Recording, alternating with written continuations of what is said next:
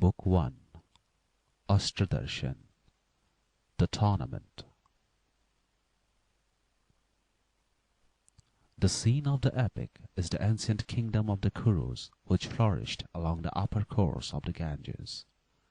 And the historical fact on which the epic is based is a great war which took place between the Kurus and the neighboring tribe, the Panchals, in the 13th or 14th century before Christ. According to the epic, Pandu and Dhritarashtra, who was born blind, were brothers. Pandu died early, and Dhritarashtra became king of the Kurus, and brought up the 5 sons of Pandu along with his 100 sons. Yudhishthira, the eldest son of Pandu, was a man of truth and piety. Bhim, the second, was a stalwart fighter, and Arjun, the third son, distinguished himself above all the other princes in arms.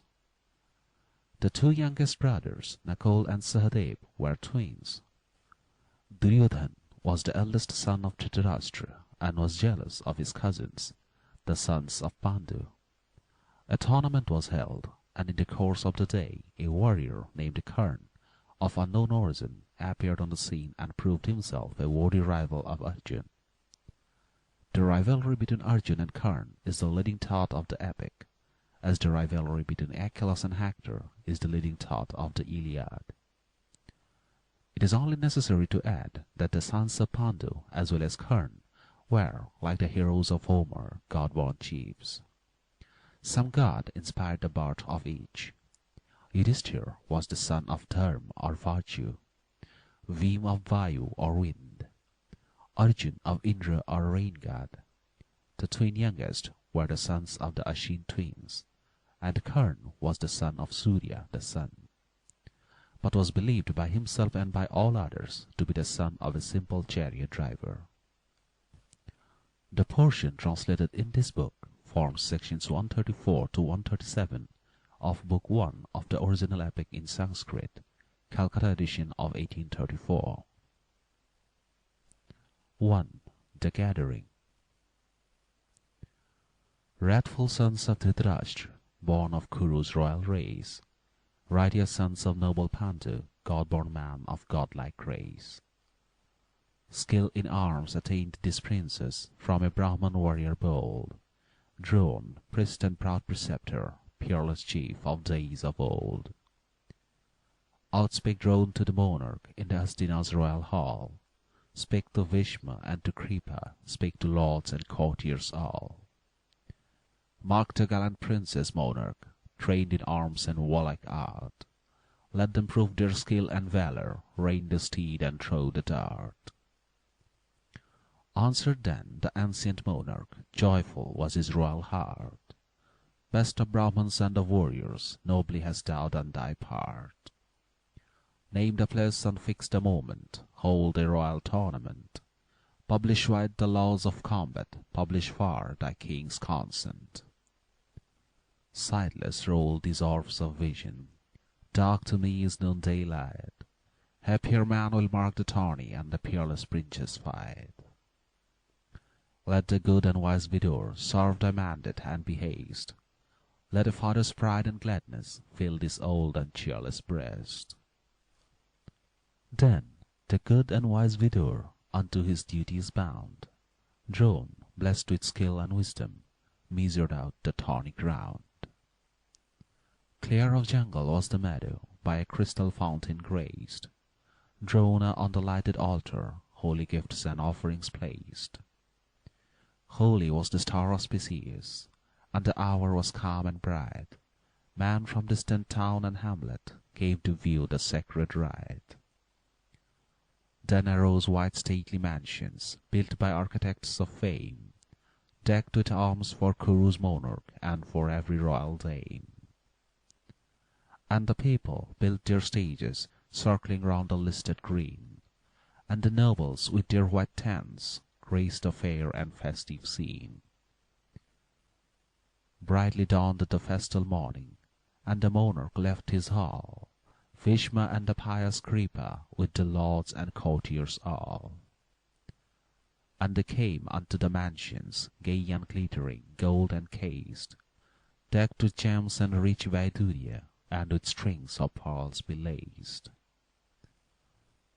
Fair Gandhari, queen of Kuru, Pritha, Pandu's widowed dame, ladies in their gorgeous garments, maids of beauty and of fame, mounted on their glittering mansions, where the tints harmonious blend, as on Meru's golden mountain, queens of heavenly gods ascend. And the people of the city, Brahmins, Vaishyas, Kshatriyas of old, man from stall and loom and anvil, gathered thick, the young and old. And arose the sound of trumpet and the surging people's cry, like the voice of angry ocean, tempest-lashed, sublime and high. Came the saintly white-robed Drona, white his sacrificial tread, white his sandal mark and garlands, white the locks that crowned his head.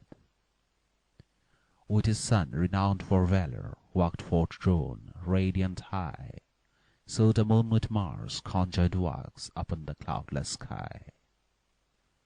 Offerings to the gods immortal, then the priestly warrior made, Brahmins with their chanted mantra, worship and obeisance paid.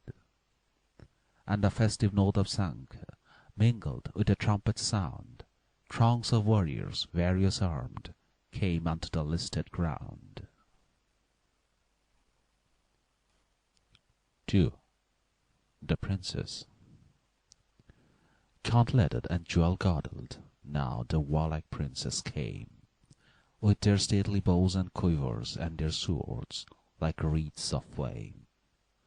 Each behind his elder stepping, good Yudhishthir first of all, each his wondrous skill displaying, held the silent crowds in thrall.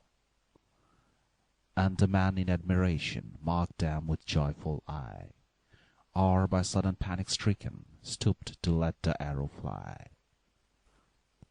Mounted on their rapid coursers, oft the princes proved their aim, racing, hit the targe with arrows lettered with their royal name. With their glinting sunlit weapons shone the youths sublime and high, more than the mortals seemed the princes, like Gandharvas of the sky.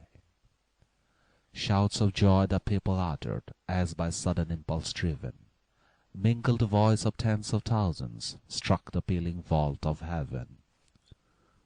Still the princes shook their weapons, drove the deep resounding car, or on steed or tusker mounted, waged the glorious mimic war. Mighty sword and ample buckler, ponderous mace the princes wield, brightly gleamed their lightning rapiers as they ranged the listed field. Brave and fearless in their action, and their movement quick and light, skilled and true the thrust and parry of their weapons flaming bright. 3. Bhim and Duryodhan. Bhim came, and proud Duryodhan, with their masses held on high, like to cliffs with lofty turrets, cleaving through the azure sky. In their warlike arms, accoutred with their guarded loins they stood, like to untamed jungle tuskers in the deep and echoing wood. And as tuskers range the forest, so they range the spacious field. Right to left and back they wander, and their ponderous masses wield. Unto Kuru's sightless monarch, wise Vidur drew the scene. Pritha, proudly of the princes, spake unto the Kuru queen. While the stalwart Bhim battled with Duryodhan brave and strong, fierce in wrath for one or other, shouted forth the maddened throng. Hail to Kuru Prince Duryodhan! Hail to Bhim, hero proud! Sounds like these from surging myriads rose in tumult deep and loud. And with troubled vision Drone marked the heaving restless plain, marked the crowd by anger shaken, like the tempest-shaken main. To his son then whispered Drone, quick the tumult to appease, part the armed and angry wrestlers, bid the deadly combat cease. With their lifted clubs the princes slow retired on signal given, like the parting of the billows, mighty heaving, tempest-driven. Came forth then the ancient Drona on the open battle-ground, Stopped the drum and lofty trumpet, spake in voice like thunder's sound. Bade him come, the gallant Arjun, pious prince and warrior skilled. Arjun, born of mighty Indra, and with Vishnu's prowess filled. 4. The Advent of Arjun. Gauntleted and jewel-girdled, with his bow of ample height, archer Arjun, pious-hearted, to the gods performed a rite. Then he stepped forth, proud and stately in his golden mail encased, like the sunlit cloud of evening with the golden rainbow graced. And the gladness stirred the people all around the listed plain.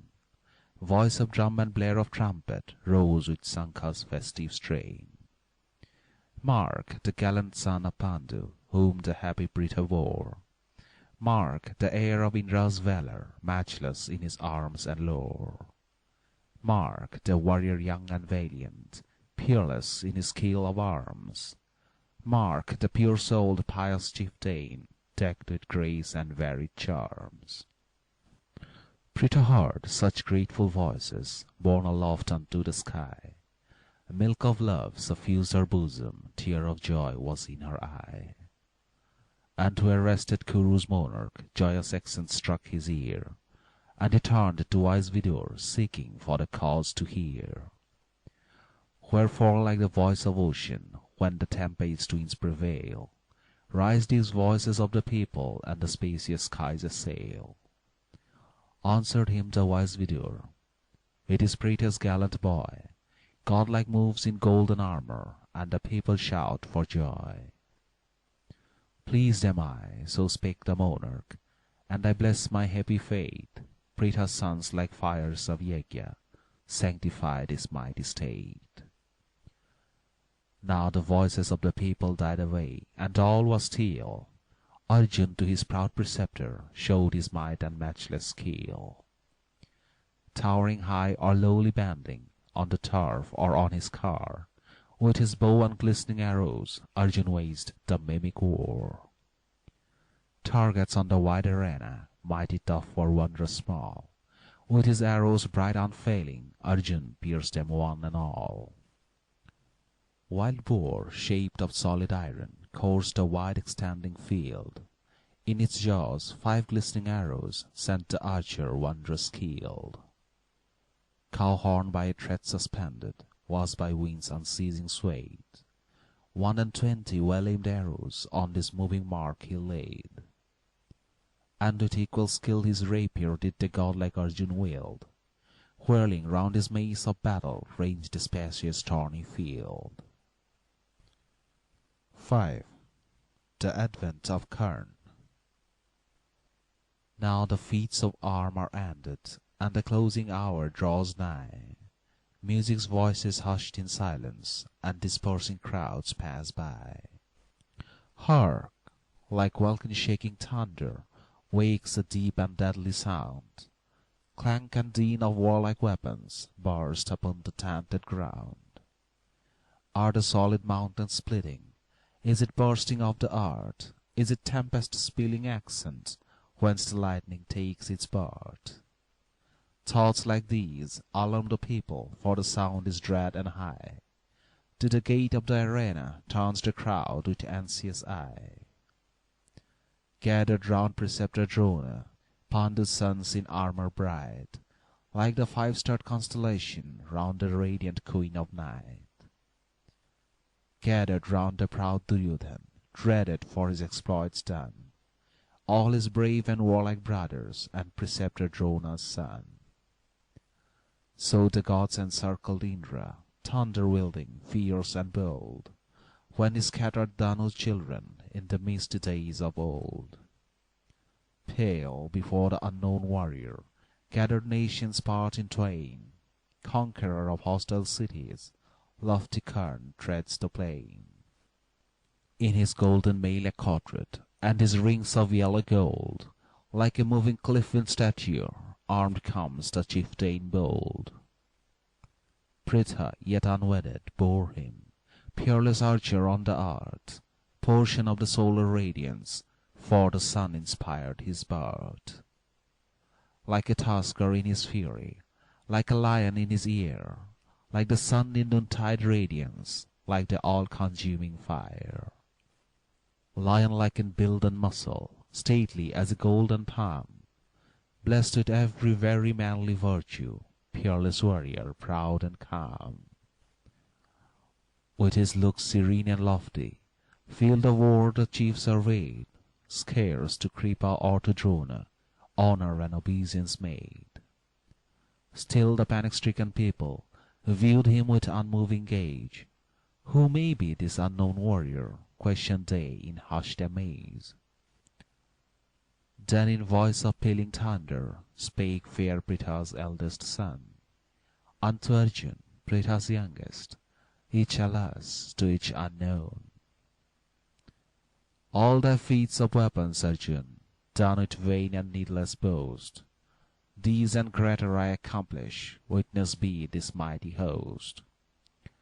Thus spake proud and peerless Karna in his accents deep and loud, and as moved by sudden impulse, leaped in joy the listening crowd. And a gleam of mighty transport glows in proud Duryodhana's heart, flames of wrath and jealous anger from the eyes of Arjun start. Drona gave the word, and Karna, Pritha's war-beloving son, with his sword and with his arrows did the feats by Arjun done. 6. The Rival Warriors. Joyful was the proud Duryodhana, gladness gleamed upon his face, and he spake to gallant Karna with a dear and fond embrace. Welcome, mighty armed chieftain, thou hast victor's honours won. Thine is all my wealth and kingdom, name thy wish and it is done. Answered Karna to Duryodhana, Prince, thy word is good as deed, but I seek to combat Arjun and to win the victor's meed. Noble is the boon thou seekest, answered Kurus, prince of fame. Be a joy unto your comrades, let the foeman dread thy name.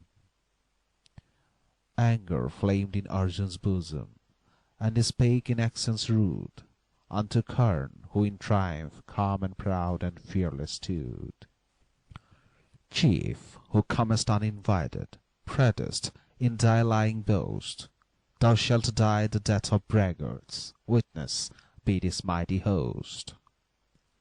Karna answered calm and proudly, free this listed field to all. Warriors enter by their prowess, wait not Arjun for thy call. Warlike chieftains take their places by their strength of arm and might, and their warrant is their falchion, valor sanctifies their right. Angry word is coward's weapon, Arjun, speak with arrows keen, till I lay thee, witness Drona, low upon the listed green. Drona gave the word impartial. Wrathful Arjun, dread of foes, parted from his loving brothers, with his glistening arms arose. Karna clasped the Kuru princes, parted from them one and all, with his bow and ample quiver, proudly stepped the warrior tall. Now the clouds with lurid flashes gathered darkling, thick and high. Lines of cranes like gleams of laughter sailed across the gloomy sky. Rain god Indra over Arjun watched with father's partial love. Sun god Surya over Karna shed his light from far above. Arjun stood in darkening shadow by the inky clouds concealed. Bold and bright in open sunshine, radiant Karna stood revealed. Proud Duryodhana and his brothers stood by Karna calm and bold. Drona stood by gallant Arjun and brave Bhishma, warrior old. Women too with partial glances viewed the one or other chief, but by equal love divided, silent Pritha swooned in grief. Wise Vidur, true to duty, with an anxious hurry came. Sandal drops and sprinkled waters roused the woe-distracted dame. And she saw her sons in combat, Words of woe she uttered none, speechless wept, for none must fathom Karna was her eldest son. 7. The Anointment of Karna. Crested Karna, helmed Arjun, proudly trod the spacious green. Kripa, skilled in herald's duties, spake upon the dreadful scene. This is helmet-wearing Arjun, sprung of Kuru's mighty race, Pandu's son and born by Pritha, prince of oath and warlike grace. Long-armed chief, declare thy lineage, and the race thou dost adorn. Name thy mother and thy father, and the house that saw thee born. By the rules of war, Prince Arjun claims his rival chief to know.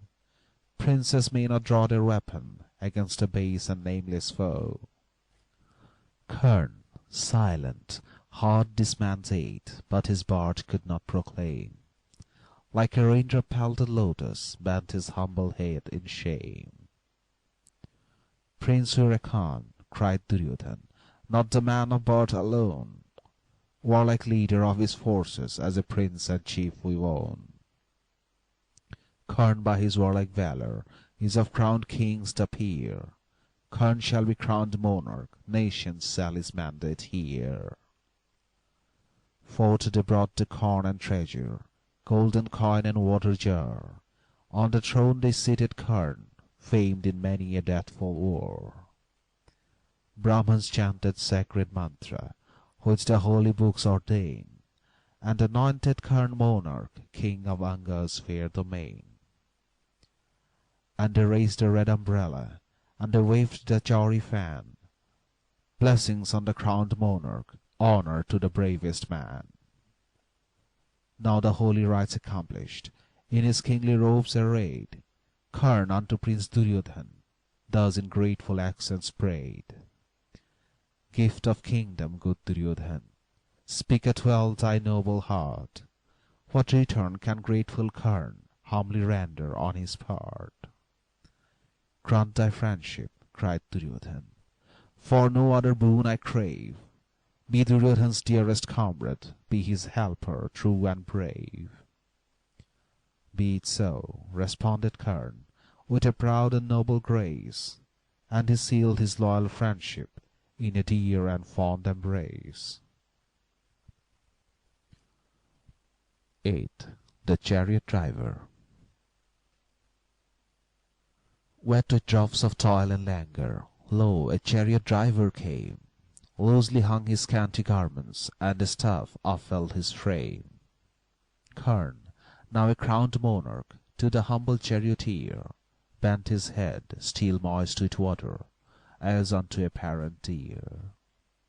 With his scanty cloth the driver sought his dusty feet to hide, and he hailed the gallant Karna as his son and as his pride. And he clasped unto his bosom crowned Karna's noble head, and on Karna's dripping forehead fresh and loving teardrops said, Is he son of chariot driver? Doubts arose in Bhim's mind, and he sought to humble Karna with reproachful words unkind. Wilt thou, high-descended hero, with a Kuru cross thy brand? But the goad of cattle drivers better suits, my friend, thy hand.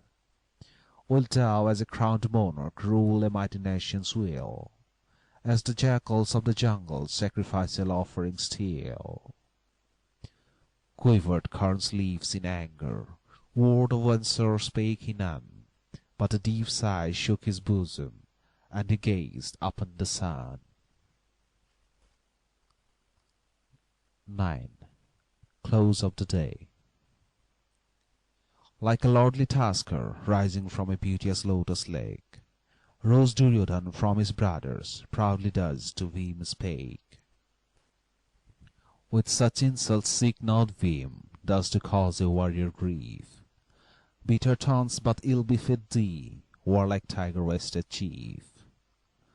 Proudest chief may fight the humblest, for like river's noble course, noble deeds proclaim the warrior, and we question not their source. Teacher drone, priest and warrior, owns a poor and humble birth. Kripa, noblest of Gotham, springeth from the lowly earth. Known to me thy lineage Veem, thine and of thy brothers four. Amorous gods your birth inspired, so they say, in days of yore. Mark the great and gallant Karn, decked in rings and weapons fair. She dear breeds not lordly tigers in her poor and lowly lair. Karn comes to rule the wide earth, not fair Anga's realms alone, by his valor and his weapons, by the homage which I own. And if prince or armed chieftain doth my word or deed gainsay, let him take his bow and quiver, meet me in a deadly fray. Loud applauses greet the challenge, and the people's joyful cry, but the thickening shades of darkness fill the earth and evening sky. And the red lamp's fitful lustre shone upon the field around. Slowly with the peerless Karn, proud Duryodhan left the ground. Pandu's sons with warlike drone marked the darksome close of the day, and with Kripa and with Bhishma homeward silent bent their way. Arjun is the gallant victor, valiant Karna has won the day. Prince Duryodhan is the winner, various does the people say. By some secret sign apprised, Britain knew her gallant boy, saw him crowned king of Anga with a mother's sacred joy. And with greater joy Duryodhan fastened Karna to his side, feared no longer Arjun's prowess, Arjun's skills of arms and pride. Even Yudhishthir reckoned Karna mightier warrior on the earth, half misdoubted Arjun's prowess, Arjun's skill and warlike worth. End of Book 1.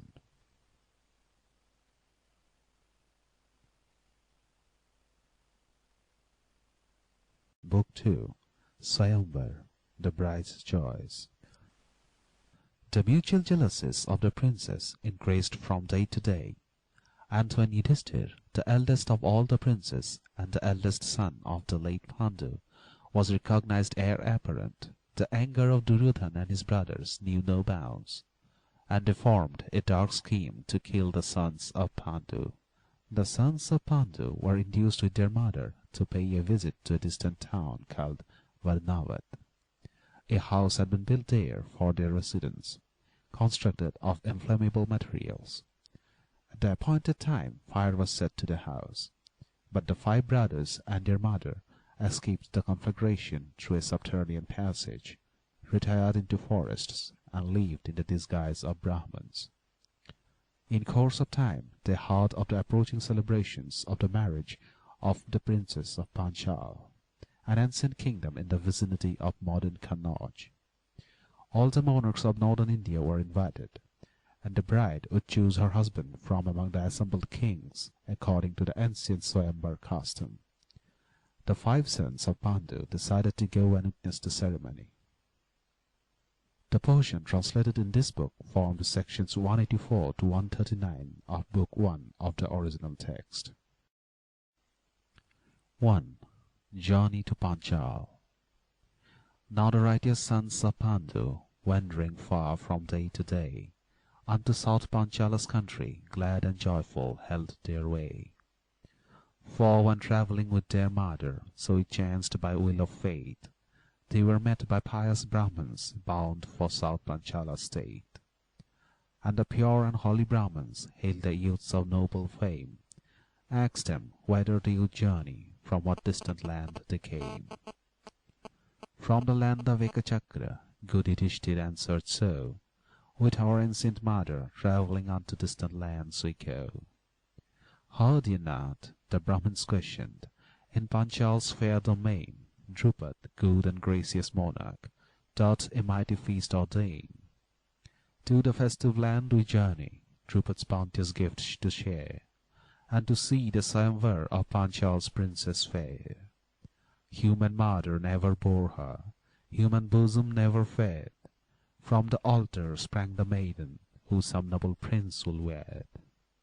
Soft her eyes like lotus petal, sweet her tender jasmine form, and the maiden's stainless honour doth her gentle soul inform. and her brother, mailed and armed with his bow and arrows dire, radiant as the blazing altar, sprang from sacrificial fire.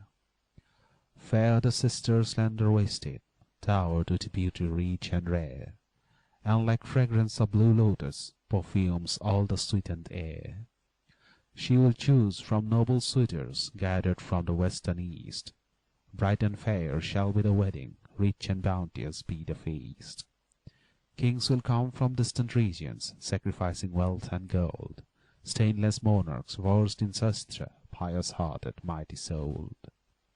Handsome youths and noble princes from each near and distant land, car-born chieftains bold and skilful, brave of heart and stout of hand. And to win the peerless princess they will scatter presents rare, food and meals kind, wealth and jewels, golden gifts and garments fair. Noble gifts we take as Brahmins, blessed aright with gladsome heart, share the feast so rich and bounteous, then with joyful minds depart. Actors, mimes, and tuneful minstrels, fair Panchal's court will throng, famed reciters of Puranas, dancers skilled and wrestlers strong. Come with us, the wedding witness, share the banquet rich and rare, pleased with gifts and noble presents, to your distant home repair. Dowered ye are with princely beauty, like the radiant gods above, even on you the partial princess may surrender heart and love. And this youth, so tall and stalwart, mighty armed, strong and bold, he may win in feats of valor, and acquire much wealth and gold. Be it so, Yudhishthir answered, to Panchal we repair, view the wedding of the princess and the royal bounty share. Thus the righteous sons of Pandu with the Brahmins took their way, where in South Panchal's kingdom mighty Draupadi held his sway. Now the sinless saintly Rishi, deathless bard of deathless lay, herald of the holy Vedas, Vyasa stood before their way. And the princess bowed unto him and received his blessings kind.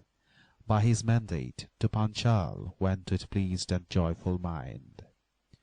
Jungle woods and silver waters round their sylvan pathway lay. Halting at each wayside station, marched the princess day by day. Stainless and intent on sastra, fair in speech and pure in heart, travelling slow they reached Panchal, saw its spacious town and mart. Saw the fort, bazaar and city, saw the spire and shining dome, in a potter's distant cottage met their humble unknown home. And disguised as pious Brahmins, sons of Pandu begged their food. People knew not Kuru's princess in that dwelling poor and rude.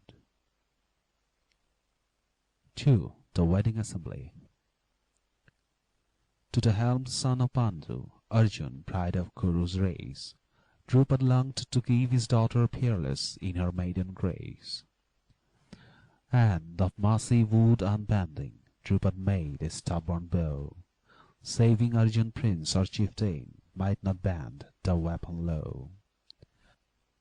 And he made a whirling discus, hung it beneath the open sky, and beyond the whirling discus placed a target far and high. Who strings this bow, said Draupadi, hits the target in his pride. Through the high and circling discus wins Panchal's princely bride. And they spake the monarch's mandate in the kingdoms near and far, and from every town and country princes came and chiefs of war. Came the pure and saintly rishis, for to bless the holy rite. Came the Kurus with brave Karna in their pride and matchless might. Brahmins came from distant regions, with their sacred learning blessed. Draupadi, with a royal welcome, greeted every honored guest. Now the festal day approached. Gathering man with ocean's voice filled the wide and circling stages to behold the maiden's joys. Royal guests and princely suitors came in pomp of wealth and pride.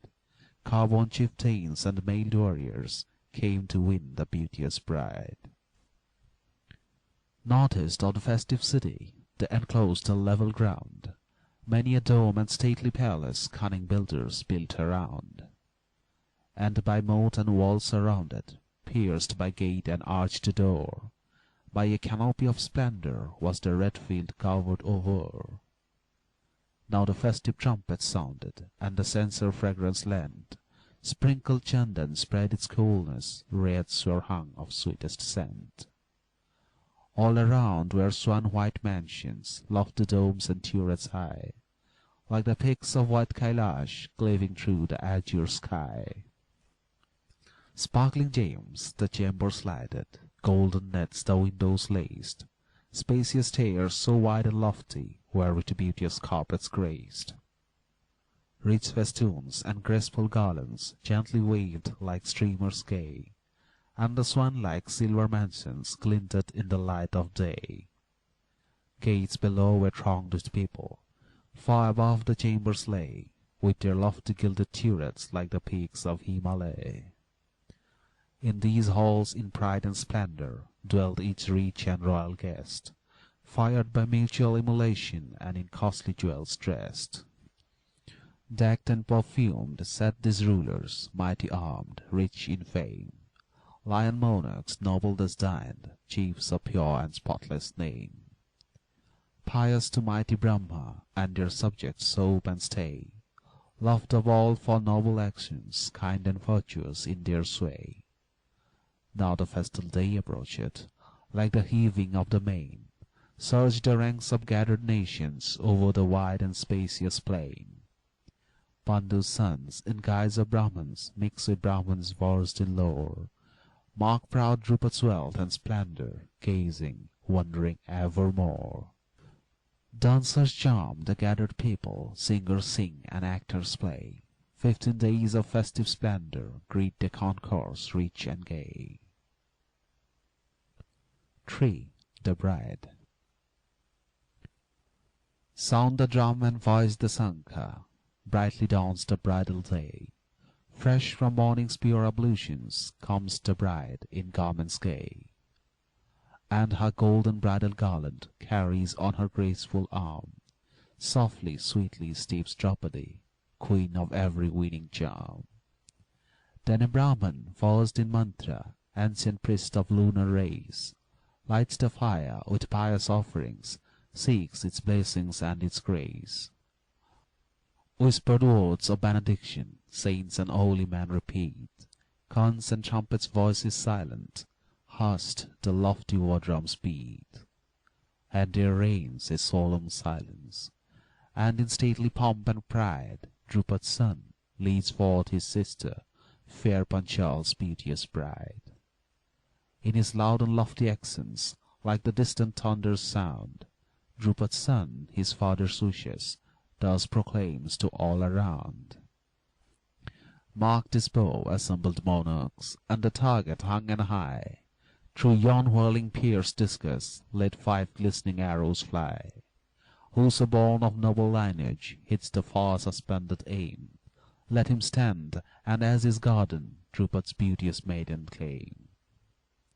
Then he turns unto Draupadi, tells his prince and suitor's name, tells his race and lofty lineage, and his warlike deeds of fame. 4. The Suitors. Brave Duryodhan and his brothers, princes of the Kuru land, Karna, proud and peerless archer, sister, seek thy noble hand. And Gandhar's warlike princess, Voja's monarch true and bold, and the son of mighty Drona, all bedecked in gems and gold.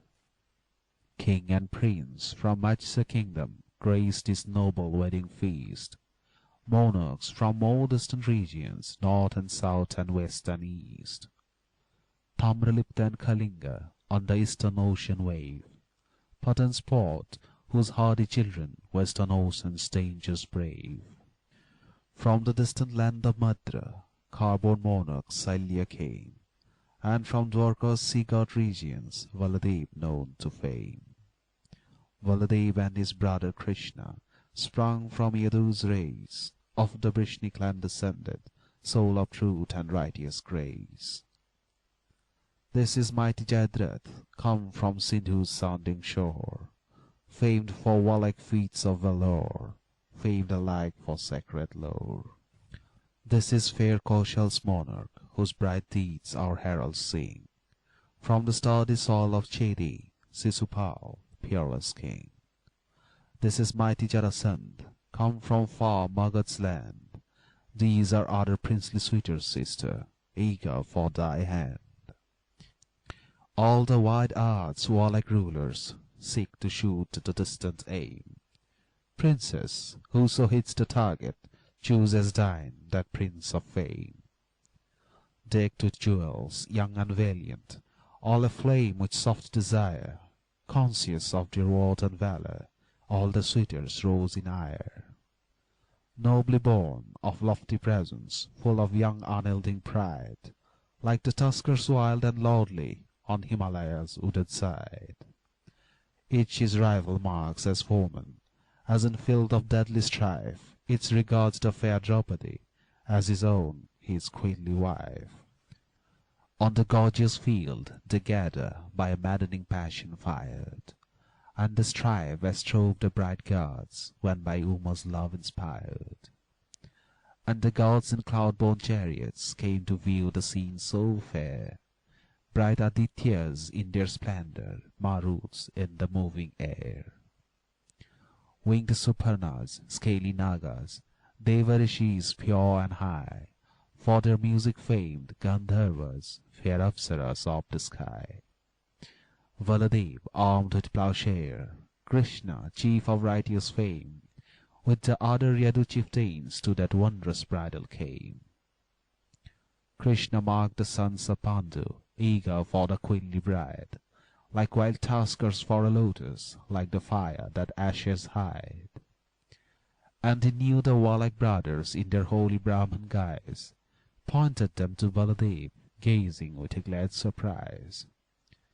But the other chiefs and monarchs, with their eyes upon the bride, marked nor knew the sons of Pandu sitting speechless by their side. And the long-armed sons of Pandu, smitten by Kandharpa's dart, looked on her with longing languor and with love-impassioned heart. Bright immortals, gaily crowding, viewed the scene surpassing fair. Heavenly blossoms, soft descending, with a perfume filled the air. Bright celestial cars in concourse sailed upon the cloudless sky. Drum and flute and harp and tabor sounded deep and sounded high. 5. Trial of skill. Uprose one by one the suitors, marking still the distant aim. Mighty monarchs, gallant princes, chiefs of proud and warlike fame. Decked in golden crown and necklace, and inflamed by pride and love, stoutly strove the eager suitors, viewing well the target above.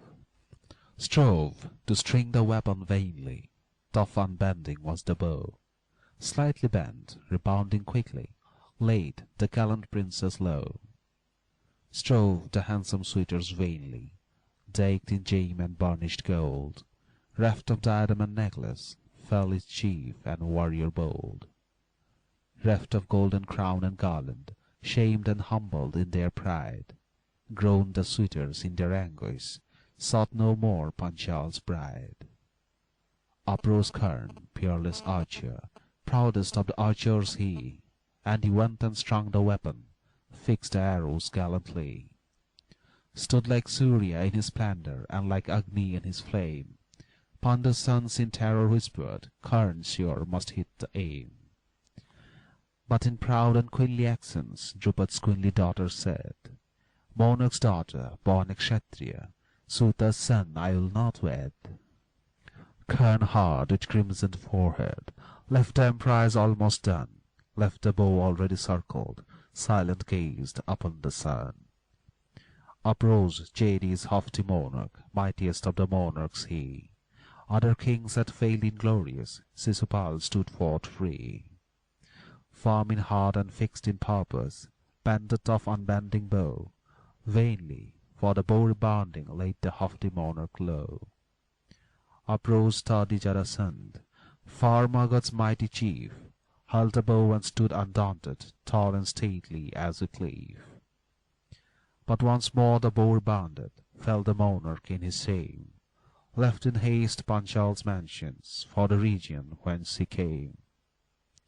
Our Kausalya, king of Madra, with his wondrous skill and might, faltering on his knees descending, fell in sad inglorious plight. Thus each monarch fell and faltered, merry whispers went around, and the sound of stifled laughter circled round the festive ground. 6. The disguised Arjun. Hushed the merry sound of laughter, hushed his suitor in his shame. Arjun, godlike son of Pritha, from the ranks of Brahmins came. Guised as priest serene and holy, fair as Indra's rainbow bright, all the Brahmins shook their deerskins, cheered him in their heart's delight.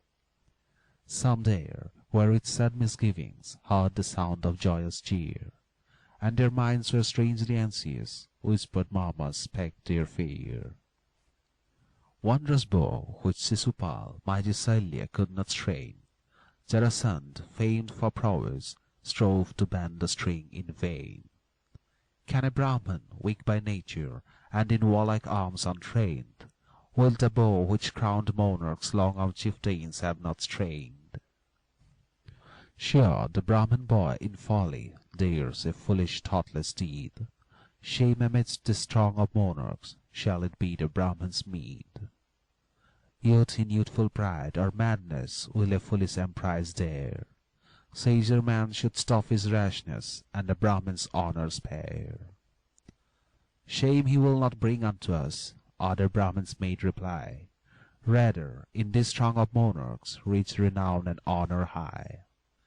Like a tusker strong and stately, like Himalaya's towering crest, stands unmoved the youthful Brahman, ample-shouldered, deep in chest.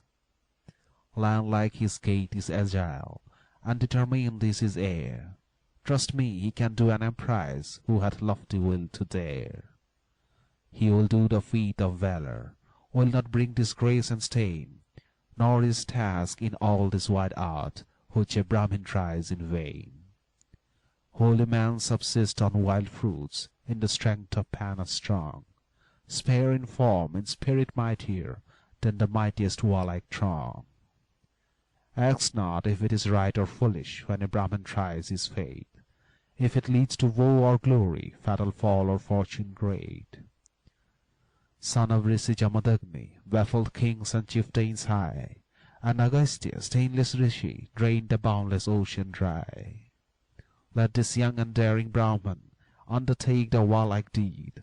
Let him try and by his prowess win the victor's noble meed. While the Brahmins deep revolving hopes and timid fears expressed, by the bow the youthful Arjun stood unmoved like mountain crest. Silent round the wondrous weapon thrice the mighty warrior went. To the Lord of gods, Isana, in a silent prayer he bent. Then the bow, which gathered warriors vainly tried to bend and strain, and the monarchs of the wide earth sought to string and wield in vain.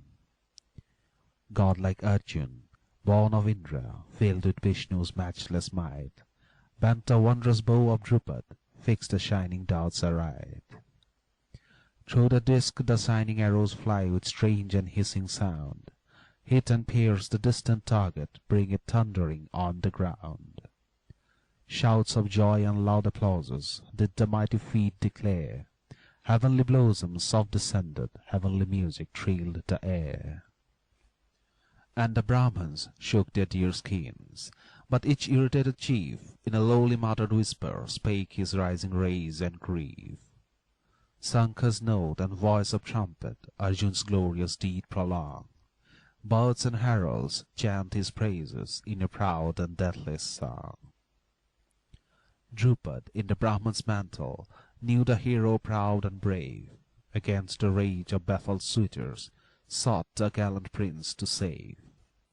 With his twin-born youngest brothers, left Yudhishthir, peaceful good, we marked the gathering tempest, and by gallant Arjun stood. Like a queen the beauteous maiden smiled upon the archer brave, flung on him the bridal garland, and the bridal robe she gave. Arjun, by his skill and prowess, won Panchal's princess bride. People's shouts and Brahmans' blessings sounded joyful far and wide. 7. The Tumult. Spake the Suitors, anger shaken, like a forest tempest torn, as Panchal's courteous monarch came to greet a Brahman born. Shall he like the grass of jungle trample us in haughty pride? To a prating priest and Brahman wed the proud and peerless bride? To our hopes, like nourished sapling, shall he now the fruit deny? Monarch proud who insults monarchs, sure a traitor's death shall die. Honor for his rank we know not, have no mercy for his age. Perish foe of crowned monarchs, victim to our righteous rage. Had he asked us to his palace, favoured us with royal grace, feasted us with princely bounty, but to compass our disgrace. In this concourse of great monarchs, glorious like a heavenly band, doth he find no likely suitor for his beauteous daughter's hand? And this rite of swayamvara, so our sacred laws ordain, is for warlike Kshatriyas only, priests that custom shall not stain. If this maiden on a Brahman casts her eye, devoid of shame, let her expiate her folly in a pyre of blazing flame. Leave the bristling in his folly, sinning through a Brahman's greed, for we wage no war with Brahmans, and forgive a foolish deed. Much we vow to holy Brahmins for our realm and wealth and life. Blood of priest or wise preceptor shall not stain our noble strife. In the blood of sinful Draupadi we the righteous laws maintain. Such disgrace in future ages monarchs shall not meet again. Spake the Suitors, tiger-hearted, iron-handed, bold and strong. Fiercely bent on blood and vengeance, blindly rose the maddened throng. On they came, the angry monarchs, armed for cruel vengeful strife. Draupadi midst the holy Brahmans trembling fled for fear of life. Like wild elephants of jungle rushed the kings upon their foes. Calm and stately, stalwart Veem and the gallant Arjun rose. With a wilder rage the monarchs viewed these brothers cross their path, rushed upon the daring warriors for to slay them in their wrath. Weaponless was noble Veem, but in strength like lightning's brand, tore a tree with peerless prowess, shook it as a mighty wand. And the foe-compelling warrior held the mace of living wood, strong as death with deadly weapon, facing all his foes he stood. Arjun too, with godlike valour, stood unmoved, his bow in hand. Side by side the dauntless brothers faced the fierce and fiery band. 8. Krishna to the rescue. Krishna knew the sons of Pandu, though in robes of Brahmans dressed.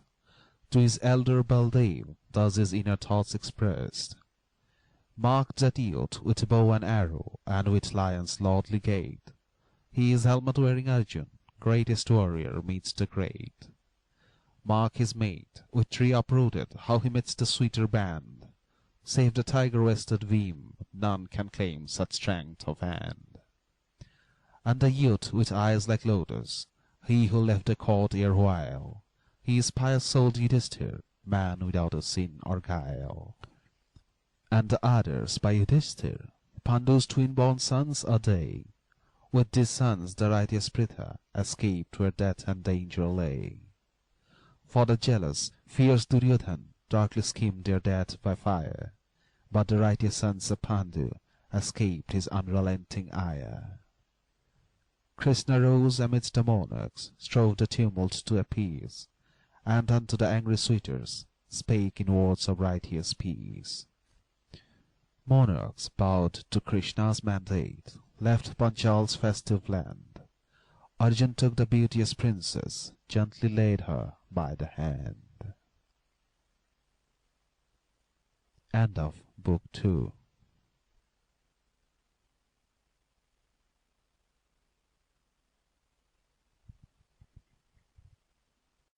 Book 3, Rajasuya. The Imperial Sacrifice. A curious incident followed the bridal of Draupadi. The 5 sons of Pandu returned with her to the potter's house, where they were living on alms according to the custom of Brahmins, and the brothers reported to their mother that they had received a great gift on that day. "Enjoy ye the gift in common," replied their mother, not knowing what it was. And as a mother's mandate cannot be disregarded, Draupadi became the common wife of the 5 brothers. The real significance of this strange legend is unknown. The custom of brothers marrying a common wife prevails to this day in Tibet and among the hill tribes of the Himalayas, but it never prevailed among the Aryan Hindus of India. It is distinctly prohibited in their laws and institutes, and finds no sanction in their literature, ancient or modern. The legend in the Mahabharata of brothers marrying a wife in common stands alone and without a parallel in Hindu traditions and literature. Judging from the main incidents of the epic, Draupadi might rather be regarded as the wife of the eldest brother Yudhishthira. Bhima had already mated himself to a female in a forest, by whom he had a son, Ghatotkacha, who distinguished himself in war later on. Arjun too married the sister of Krishna shortly after Draupadi's bridal, and had by her a son, Abhimanyu, who was one of the heroes of the war. On the other hand, Yudhishthira took to himself no wife save Draupadi, and she was crowned with Yudhishthira in the Rajasuya or imperial sacrifice. Notwithstanding the legend, therefore, Draupadi might be regarded as wedded to Yudhishthira, though won by the scale of Arjun, and this assumption would be in keeping with Hindu customs and laws, ancient and modern. The jealous Duryodhana heard that his contrivance to kill his cousins at Varnavad had failed. He also heard that they had found a powerful friend in Draupadi, and had formed an alliance with him. It was no longer possible to keep them from their rightful inheritance. The Kuru kingdom was accordingly parcelled. Duryodhana retained the eastern and richer portion with its ancient capital Hastinapur on the Ganges, and the sons of Pandu were given the western portion of the Yamuna, which was then a forest and a wilderness. The sons of Pandu cleared the forest and built a new capital, Indraprastha, the supposed ruins of which, near modern Delhi, are still pointed out to the curious traveller. Yudhishthira, the eldest of the 5 sons of Pandu, now king of Indraprastha, resolved to perform the Rajasuya sacrifice, which was a formal assumption of the imperial title over all the kings of ancient India. His brothers went out with troops in all directions to proclaim his supremacy over all surrounding kings. Jarasandha, the powerful and semi-civilized king of Magad or South Bihar, opposed and was killed. But other monarchs recognized the supremacy of Yudhishthira and came to the sacrifice with tributes. King Dhritarashtra and his sons, now reigning at Hastinapur, were politely invited to take a share in the performance of the sacrifice. The portion translated in this book forms sections 33 to 36 and section 44 of Book 2 of the original. 1. The Assemblage of Kings. Ancient halls of proud Hastina mirrored bright on Ganga's wave. Thither came the son of Pandu, young Nakul, true and brave. Came to ask Hastina's monarch, chief of Kuru's royal race, to partake Yudhishthira's banquet and his sacrifice to grace. Dhritarashtra came in gladness unto Indraprastha's town, marked its noble tower and turret on the azure Yamuna frown. With him came preceptor of Kripa, the ancient Bhishma came, elders of the race of Kuru, chiefs and Brahmins known to fame. Monarchs came from distant regions to partake the holy rite, warlike chiefs from court and castle in the arms a courted bride. Kshatriyas came with ample tribute for the holy sacrifice, precious gems and costly jewels, golden gifts of untold price. Proud Duryodhana and his brothers came in fair and friendly guise, with the ancient Kuru monarch and Vidur, good and wise. With his son came brave Subal from Gandhar's distant land, Car-borne Celia, peerless Karn, came with bow and spear and brand. Came the priest and proud preceptor Drona, skilled in arms and lore. Jadreth, famed for valor, came from Sindhu's sounding shore. Drupad came with gallant princes from Panchala's land of fame. Salva, lord of outer nations, to the mighty gathering came. Vagadatta came in chariot from the land of nations brave. Pragjyotis, where the red sun wakes on Brahmaputra's wave. With him came untutored blessers, who beside the ocean dwell, uncouth chiefs of dusky nations, from the lands where mountains swell. Came Virat, Matsya's monarch, and his warlike sons, and bold Sisupal, king of Chedi, with his son bedecked in gold. Came the warlike chiefs of Brishni, from the shores of western sea, and the lords of Madhyadesh, ever warlike, ever free. 2. Feast and Sacrifice. Yamuna's dark and limpid waters laved Yudhishthir's palace walls, and to hail him Dharmaraj, monarchs thronged his royal halls. He to honoured kings and chieftains with a royal grace assigned, palaces with sparkling waters and with trees umbrageous lined. Honoured thus, the mighty monarchs lived in mansions milky white, like the peaks of famed Kailash lifting proud their snowy height.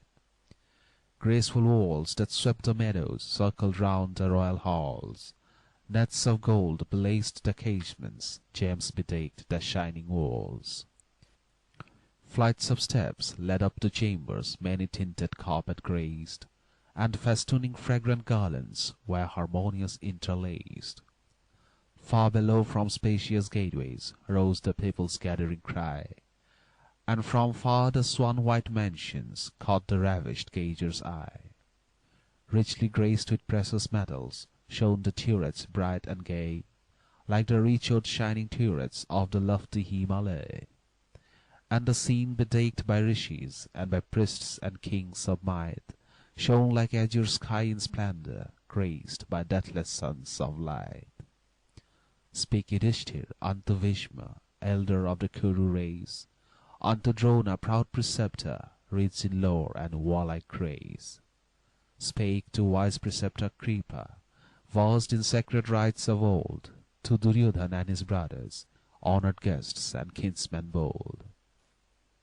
Friends and kinsmen, grant your favour, and your sweet affection lend. May your kindness ever helpful poor Yudhishthir's right attend. As your own command my treasure, costly gifts and wealth untold, to the poor and to the worthy scatter free my gems and gold. Speaking thus, he made his diksha, and to holy walk inclined. To his friends and to his kinsmen all their various tasks assigned. Proud Dusasan in his bounty spread the rich and sumptuous feast. Drona's son with due devotion greeted saint and holy priest. Sanjay with a regal honour welcomed king and chief of might. Bhishma and the pious Drona watched the sacrificial rite. Kripa guarded wealth and treasure, gold and gems of untold price, and with presents unto Brahmans sanctified the sacrifice. Dhritarashtra, old and sightless, through the scene of gladness strayed, with a careful hand Vidur all the mighty cause defrayed. Proud Duryodhan took the tribute which the chiefs and monarchs paid. Pious Krishna unto Brahmans honour and obeisance made. It was a gathering fair and wondrous on fair Yamuna's sacred shore. Tributes in 1,000 nishkas every willing monarch bore. Costly gifts proclaimed the homage of each prince of warlike might. Chieftains vied with rival chieftains to assist the holy rite. Bright immortals, robed in sunlight, sailed across the liquid sky, and their gleaming cloud-borne chariots rested on the turrets high. Hero monarchs, holy Brahmins, filled the halls bedecked in gold. White-robed priests, adept in mantra, mingled with the chieftains bold. And amidst this scene of splendour, pious-hearted, pure and good, Like the sinless god Varun, gentle-souled Yudhishthir stood. 6 bright fires Yudhishthir lighted, offerings made to gods above, gifts unto the poor and lowly, spake the monarch's boundless love.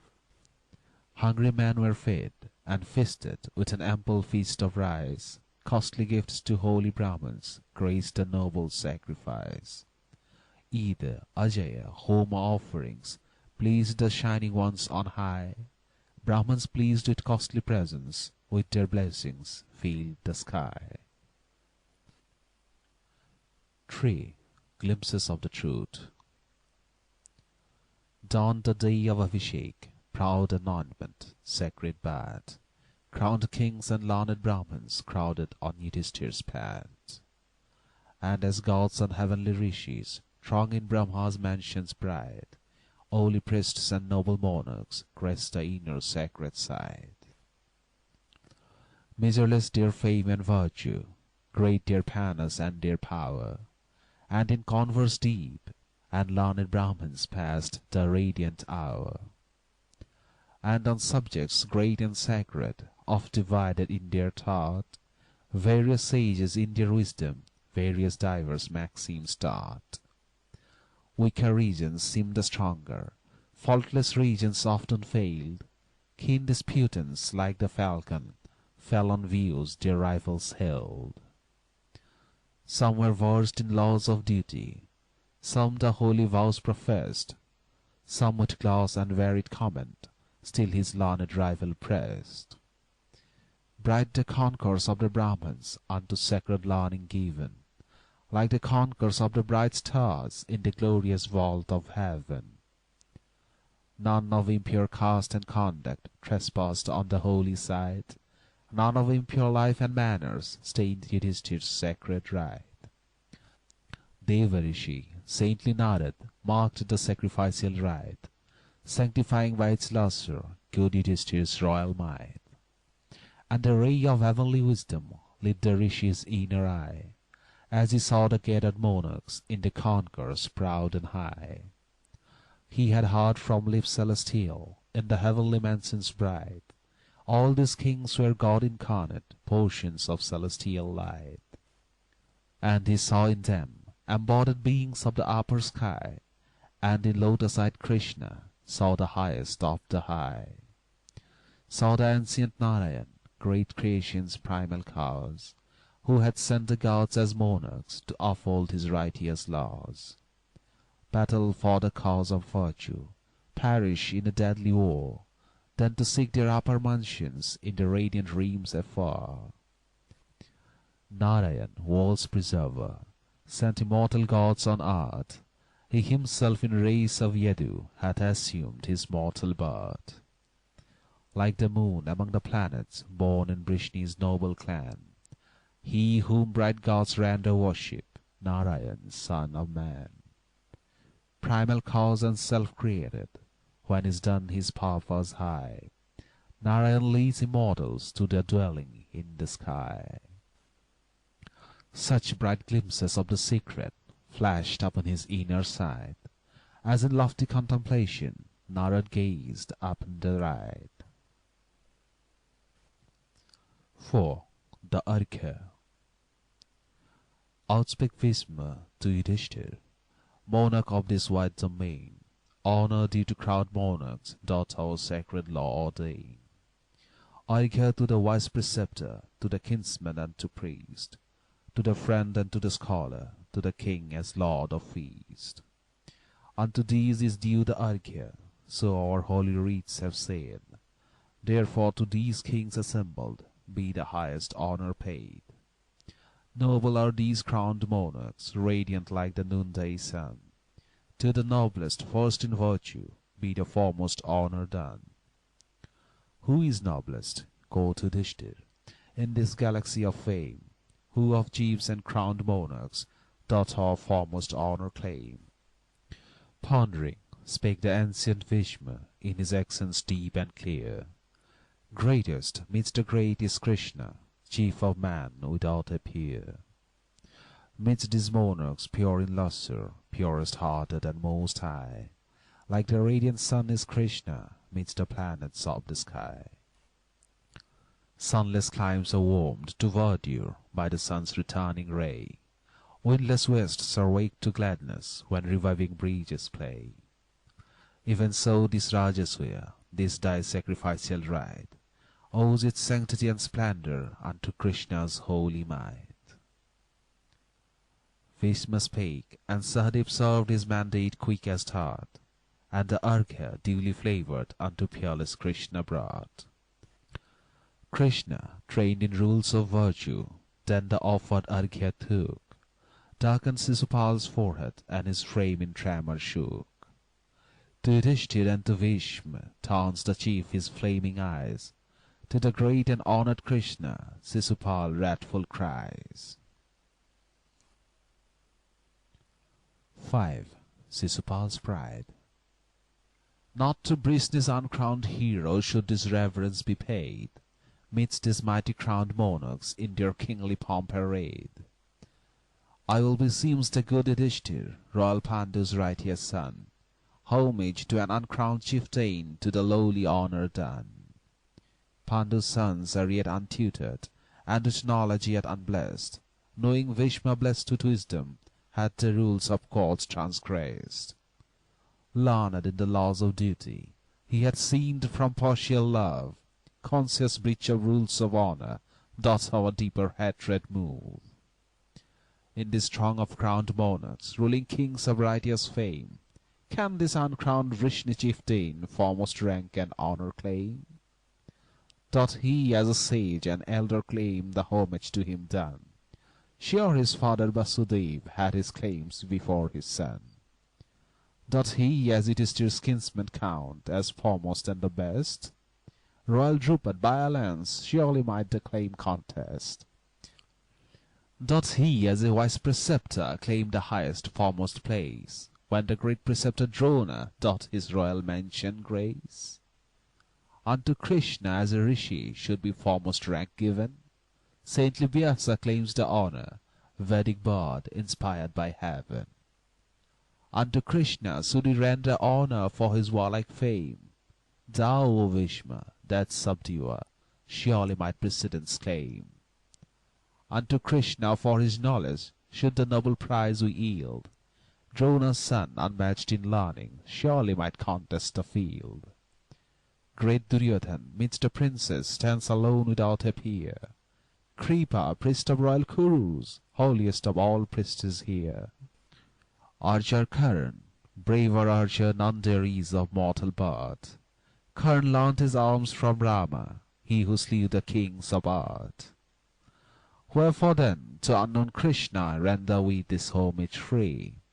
Saintly priest, nor wise preceptor, king nor foremost chief is he. 6. Sisupal's fall. Tiger-hearted Sisupal spake in anger stem and high. Calm unto him Krishna answered, but light was in his eye. Lest, O chiefs and righteous monarchs, from a daughter of our race, evil distant Sisupal doth his noble lineage trace. Spite of wrong and frequent outrage, spite of insult often flung, never in his heart had Krishna sought to do his kinsman wrong.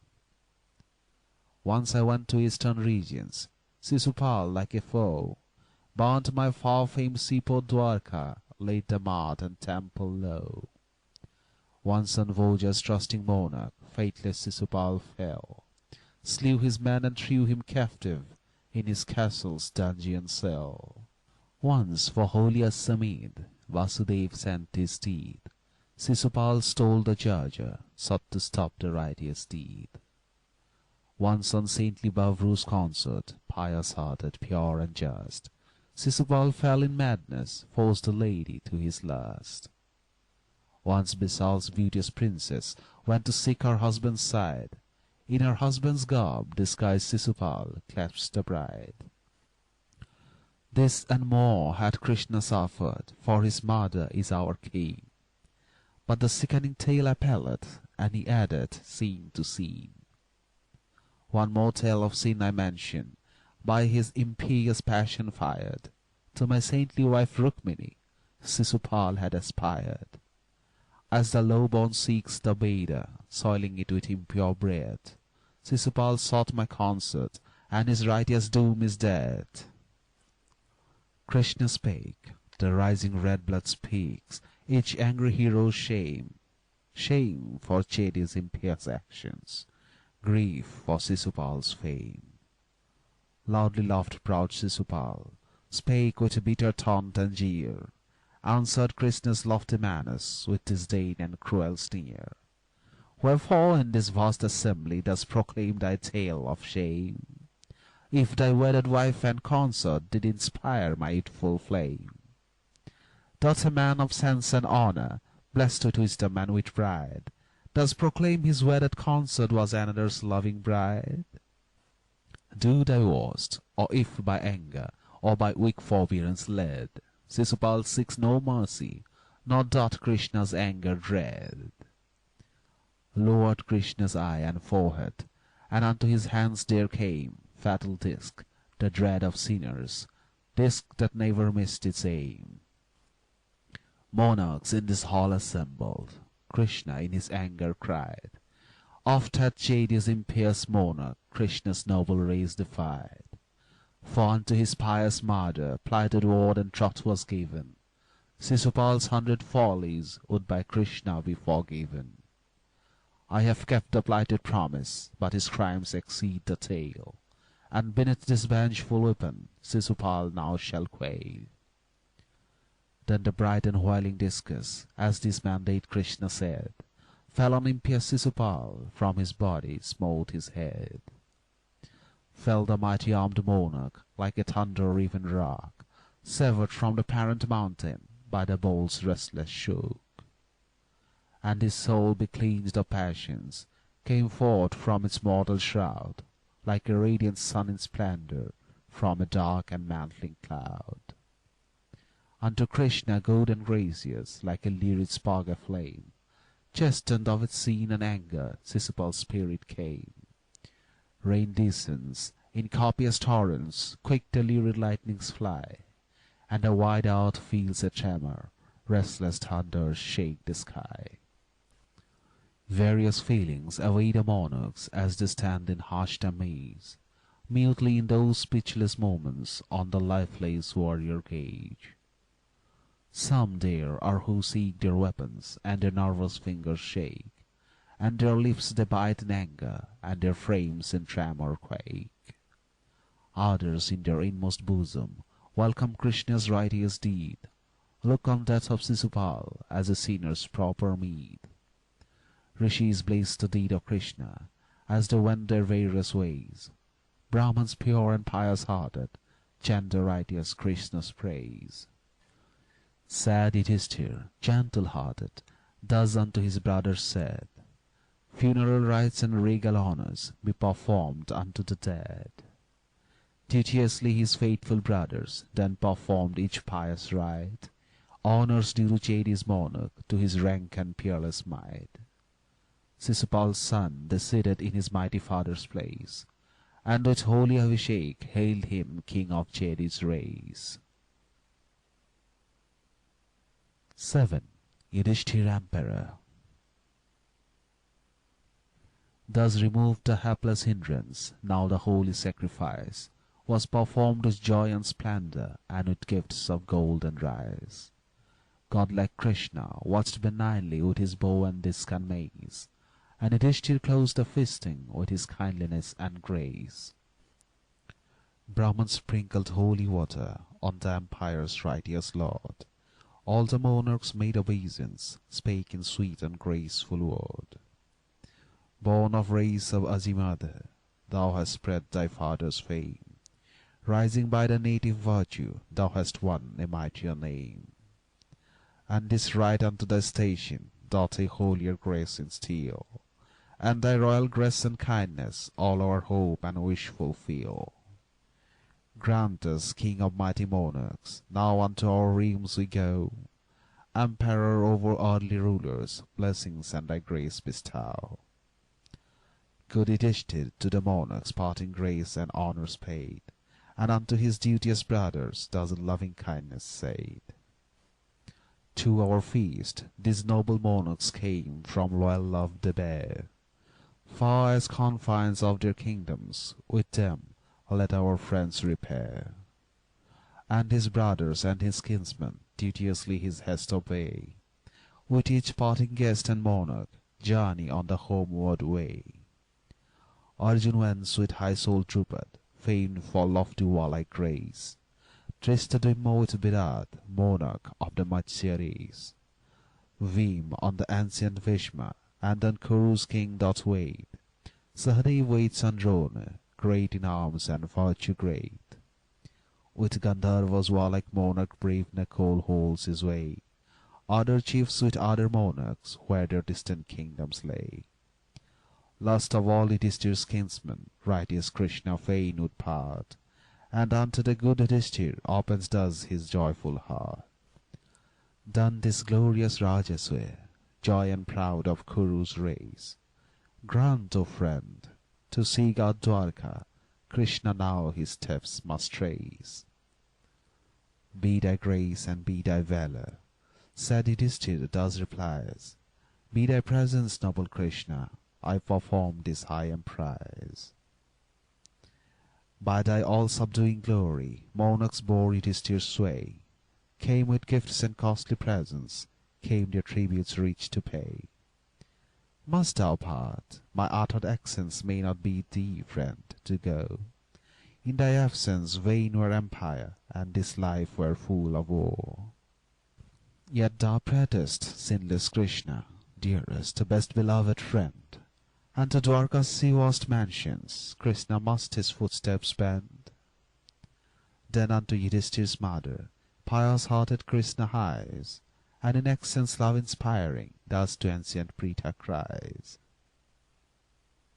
Regal fame and righteous glory crown thy sons, revered dame, joy thee in their peerless prowess, in their holy spotless fame. May thy sons' success and triumph cheer a widowed mother's heart. Grant me leave, O noble lady, for to Dwarka I depart. From Yudhishthir's queen Draupadi, purged the chief with many a tear, and from Arjun's wife Subhadra, Krishna's sister ever dear. Then with rites and due ablutions to the gods are offerings made. Priests repeat their benedictions for the righteous Krishna's aid. And his faithful chariot driver brings his falcon-bannered car, like the clouds in massive splendor, and resistless in the war. Pious Krishna mounts the chariot, fondly greets his friends once more, leaves blue Jamuna's sacred waters, for his Dwarka's dear-loved shore. Still Yudhishthir and his brothers, sad and sore and grieved at heart, followed Krishna's moving chariot, for they could not see him part. Krishna stopped once more his chariot, and his parting blessings gave. Thus the chief with eyes of lotus spake in accents calm and brave. King of man, with sleepless watching ever guard thy kingdom flare, like a father tend thy subjects with a father's love and care. Be unto them like the raindrop nourishing the thirsty ground, be unto them tree of shelter, shading them from heat around. Like the blue sky ever banding, be unto them ever kind. Free from pride and free from passion, rule them with a virtuous mind. Spake and left the saintly Krishna, pure and pious-hearted chief. Sad Yudhishthir wended homeward, and his heart was filled with grief. End of Book 3.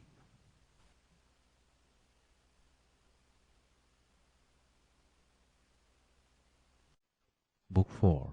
Dude, the Fatal Dice. Duryodhan came back from the imperial sacrifice, filled with jealousy against Yudhishthir, and devised plans to effect his fall. Sakuni, prince of Gandhar, shared Duryodhan's hatred towards the sons of Pandu, and helped him in his dark scheme. Yudhishthir, with all his piety and righteousness, had one weakness, the love of gambling, which was one of the besetting sins of the monarchs of the day. Sakuni was an expert at false dice, and challenged Yudhishthir, and Yudhishthir held it a point of honor not to decline such a challenge. He came from his new capital, Indraprastha, to Hastinapur, the capital of Duryodhan, with his mother and brothers and Draupadi.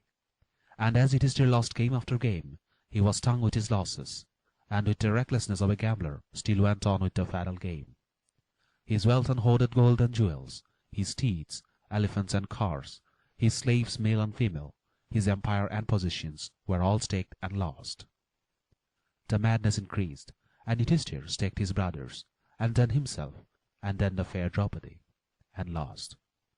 And thus the emperor of Indraprastha and his family were deprived of every possession on earth, and became the bond slaves of Duryodhan.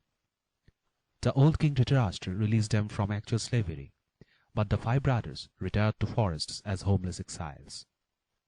Portions of section 65 and the whole of sections 69, 76 and 77 of Book 2 of the original text have been translated in this book. 1. Draupadi in the council hall. Glassed on Ganga's limpid waters, brightly shine Hastina's walls. Queen Draupadi, duly honored, lives within the palace halls.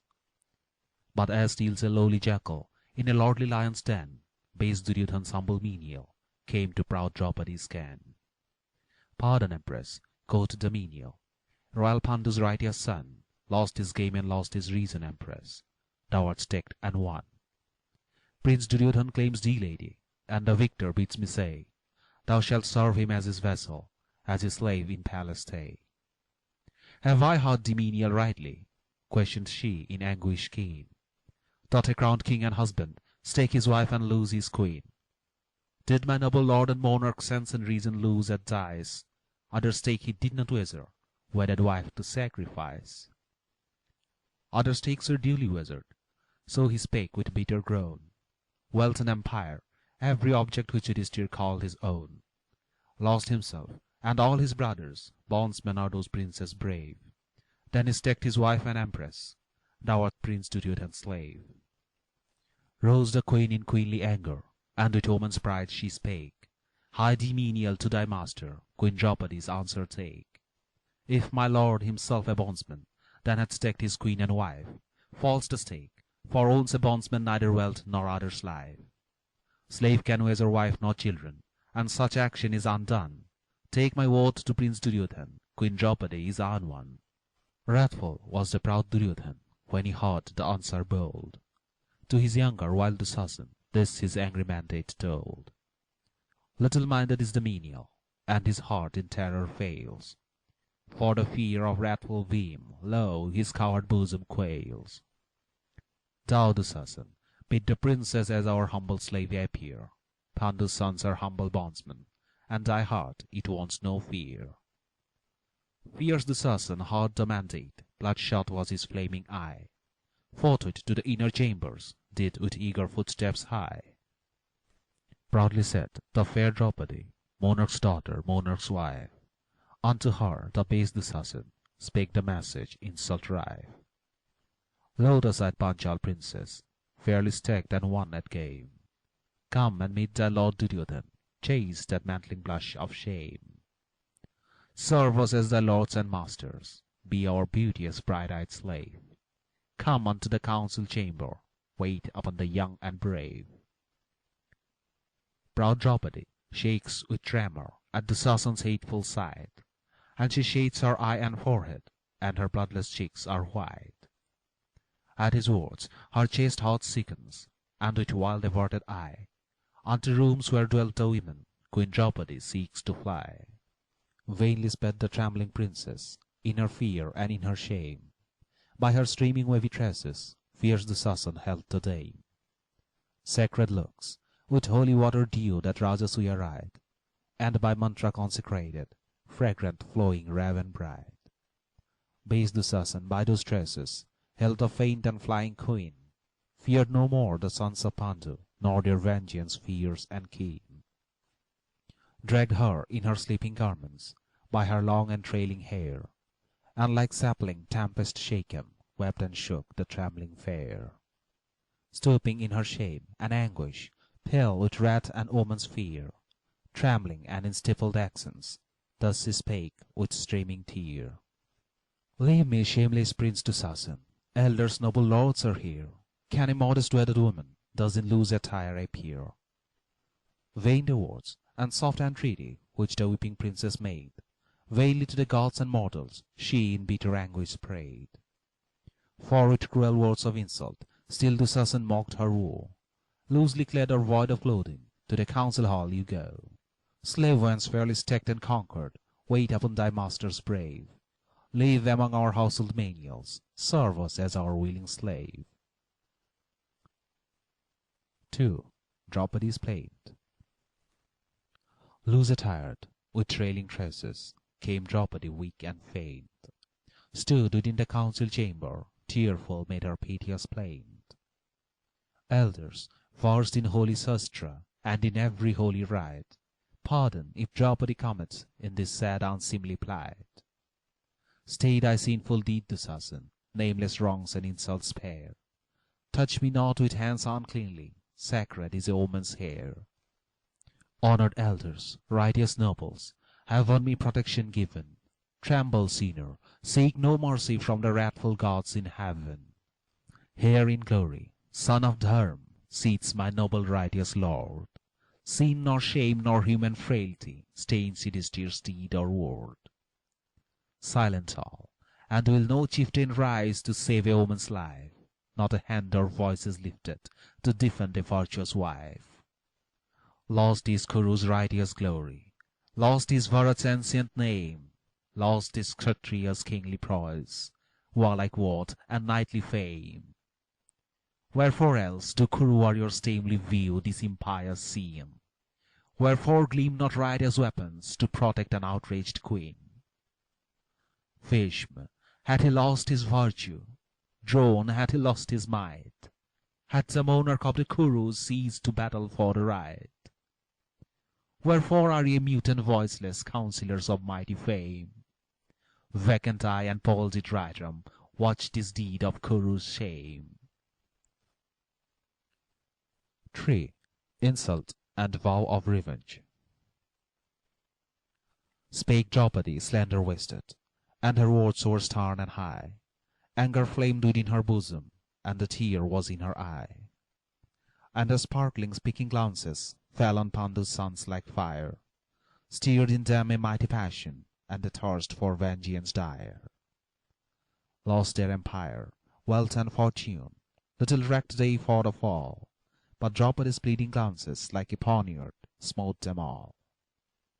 Darkly frowned the ancient Bhishma, wrathful drone bit his tongue, veil bedore marked with anger, insults on Draupadi flung.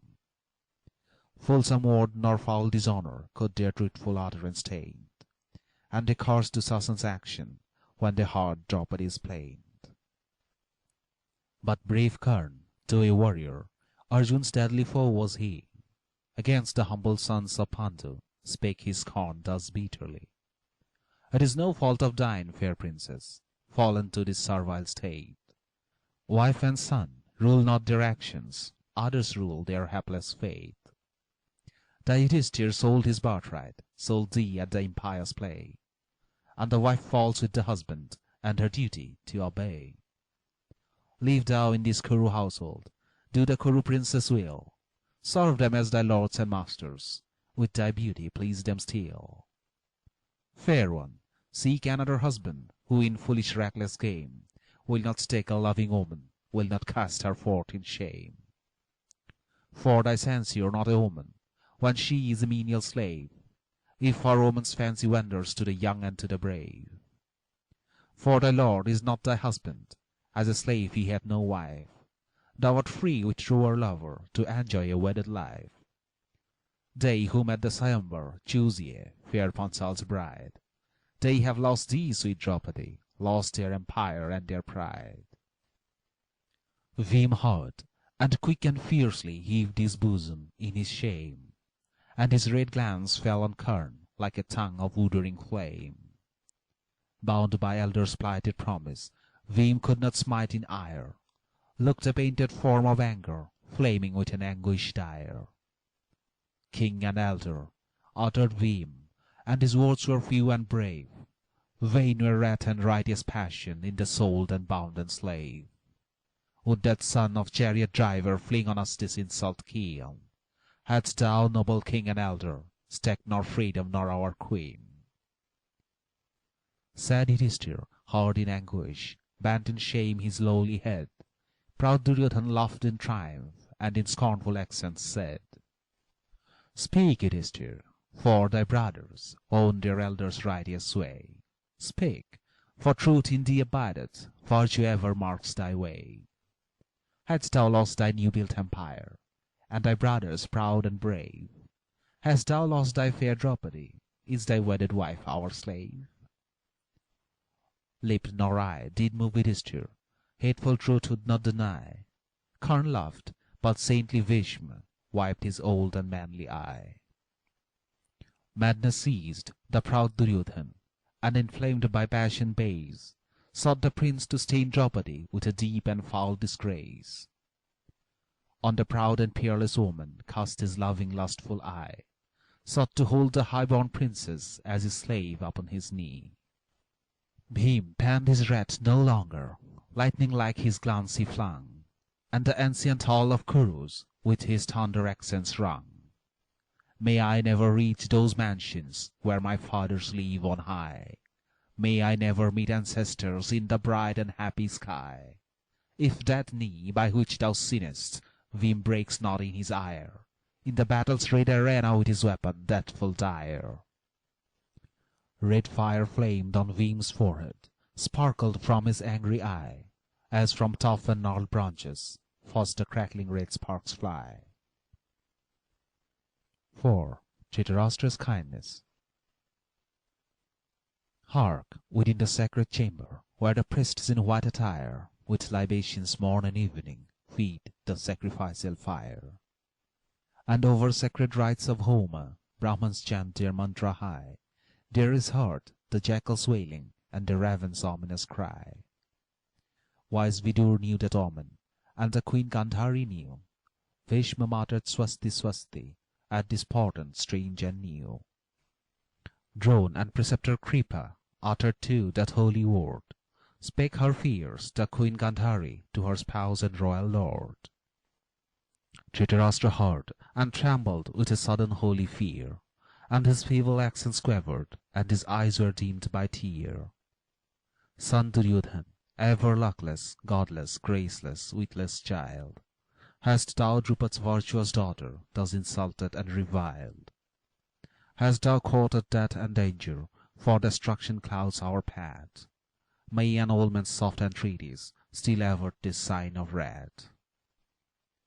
Slow and gently to Draupadi was the sightless monarch led, and in kind and gentle accents unto her the old man said, Noblest Empress, dearest daughter, good Yudhishthir's stainless wife, purest of the Kuru ladies, nearest to my heart and life.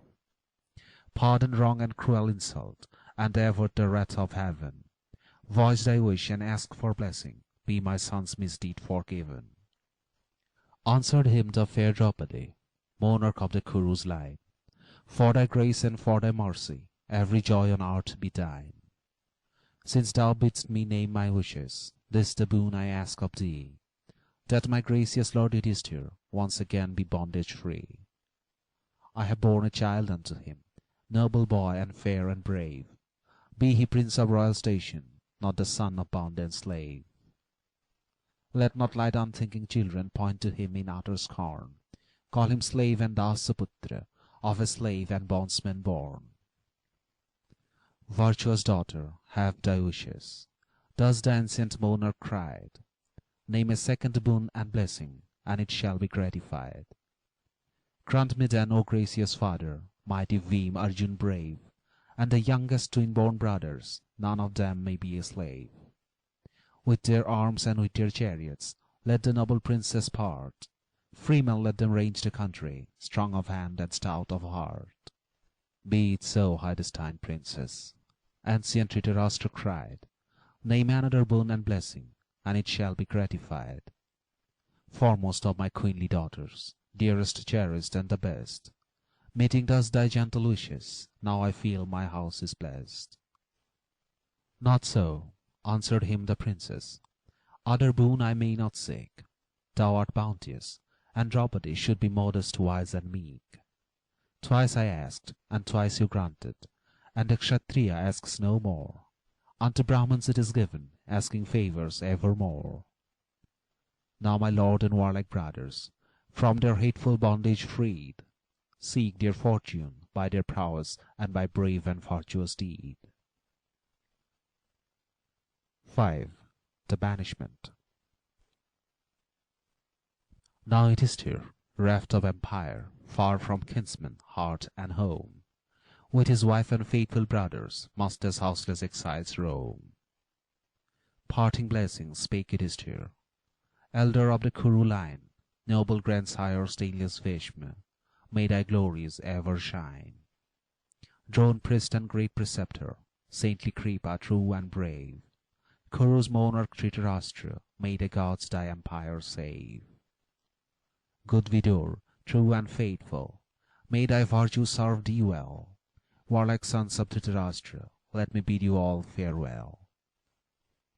So he spake unto his kinsmen, wishing good for evil done, and in silent shame they listened, parting words they uttered none.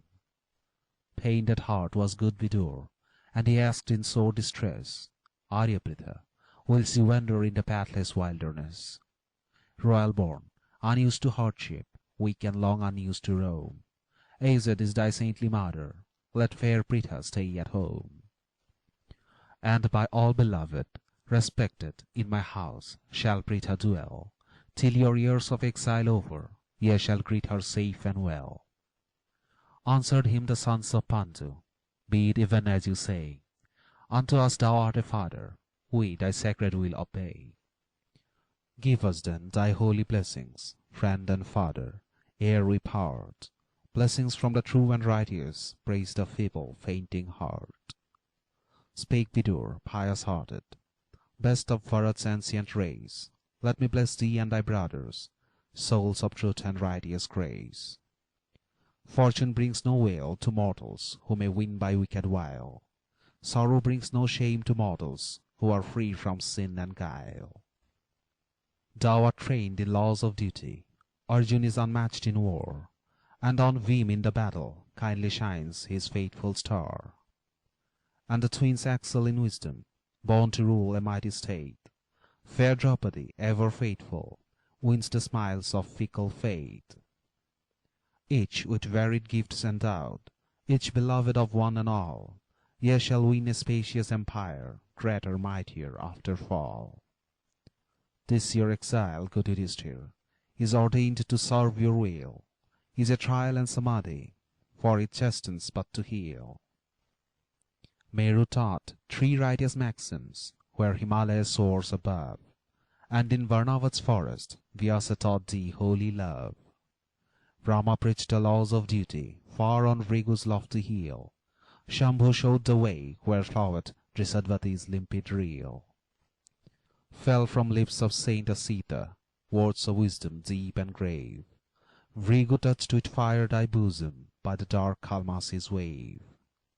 Now once more the teaching cometh, purer, brighter, oftener taught.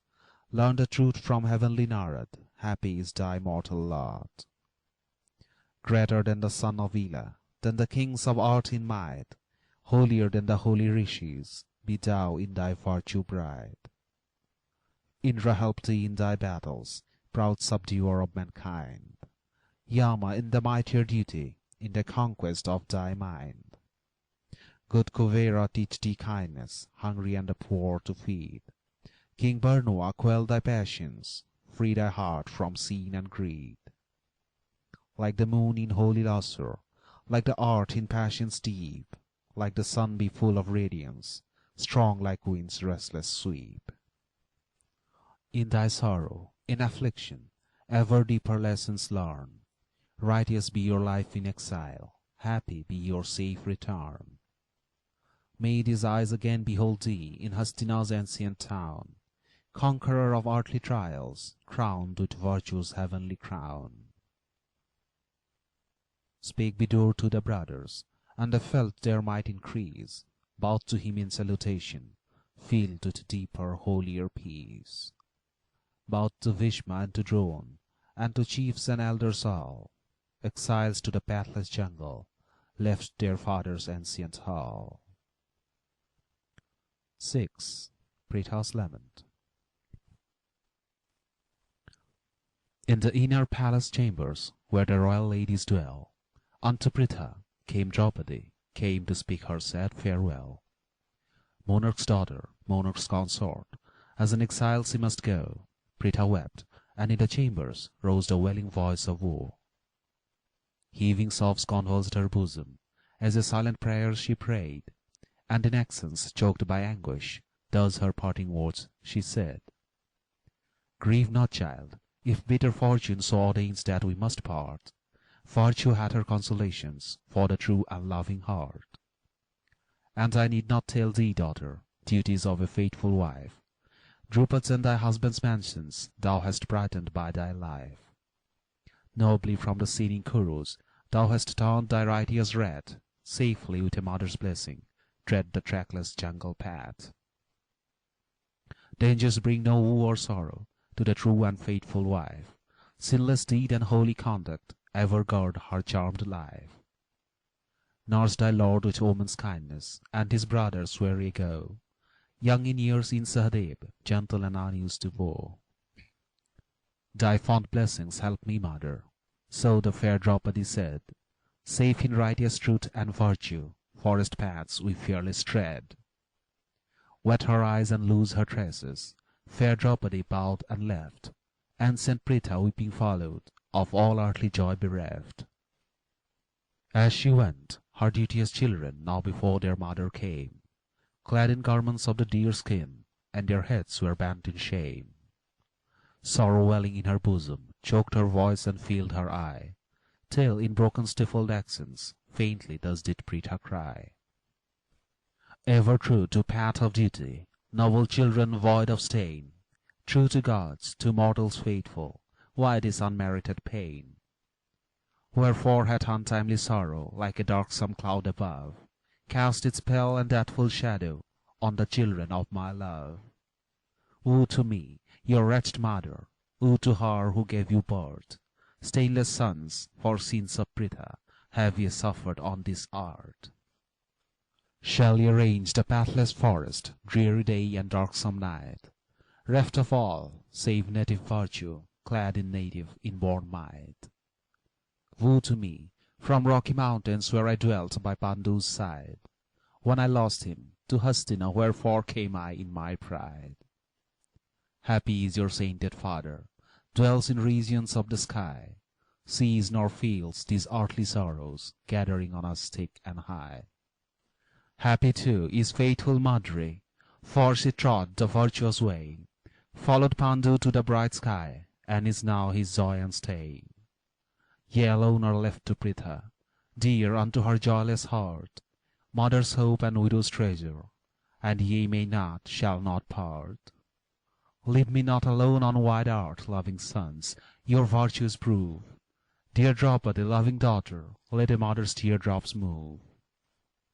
Grant me mercy, kind Creator, and my days in mercy close, and my sorrows, kind Vidhata, and my life with all my woes. Help me, pious-hearted Christian, friend of friendless, wipe my pain. All who suffer pray unto thee, and they never pray in vain. Help me, Vishnu, warlike drone, Kripa, ever good and wise. Ye are friends of truth and virtue, righteous truth, ye ever prize. Help me from thy starry mansion's husband, wherefore dost thou wait? Seest thou not thy godlike children, exiled by a bitter fate? Part not, leave me not, my children, seek ye not the trackless way. Stay but one, if one child only, as your mother's hope, and stay. Youngest, gentlest Sahadev, dearest to this widowed heart, wilt thou watch beside thy mother, while thy cruel brothers part? Whispering words of consolation, Pritha's children wiped her eye, then unto the pathless jungle turned their steps with bitter sigh. Kuru dames with fainting Pritha to Vidur's palace hie, Kuru queens for weeping Pritha raised their voice in answering cry. Kuru maids, for fair Draupadi, fortune's feetful will upbraid, and their tear-dewed lotus faces with their streaming fingers shade. Dhritarashtra, ancient monarch, is by sad misgivings pained, questions soft with anxious bosom what the cruel fates ordained. End of Book 4.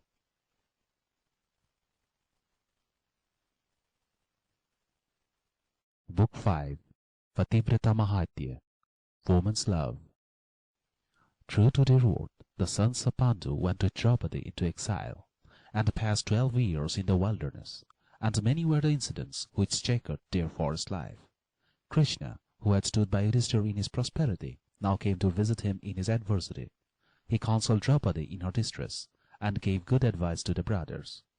Draupadi, with a woman's pride and anger, still thought of her wrongs and insults, and urged Yudhishthira to disregard the conditions of exile and recover his kingdom. Bhim too was of the same mind, but Yudhishthira would not be moved from his plighted word. The great rishi Vyasa came to visit Yudhishthira, and advised Arjun, great archer as he was, to acquire celestial arms by penance and worship. Arjun followed the advice, met the god Shiva in the guise of a hunter, pleased him by his prowess in combat, and obtained his blessings and the Pasupata weapon. Arjun then went to Indra's heaven and obtained other celestial arms.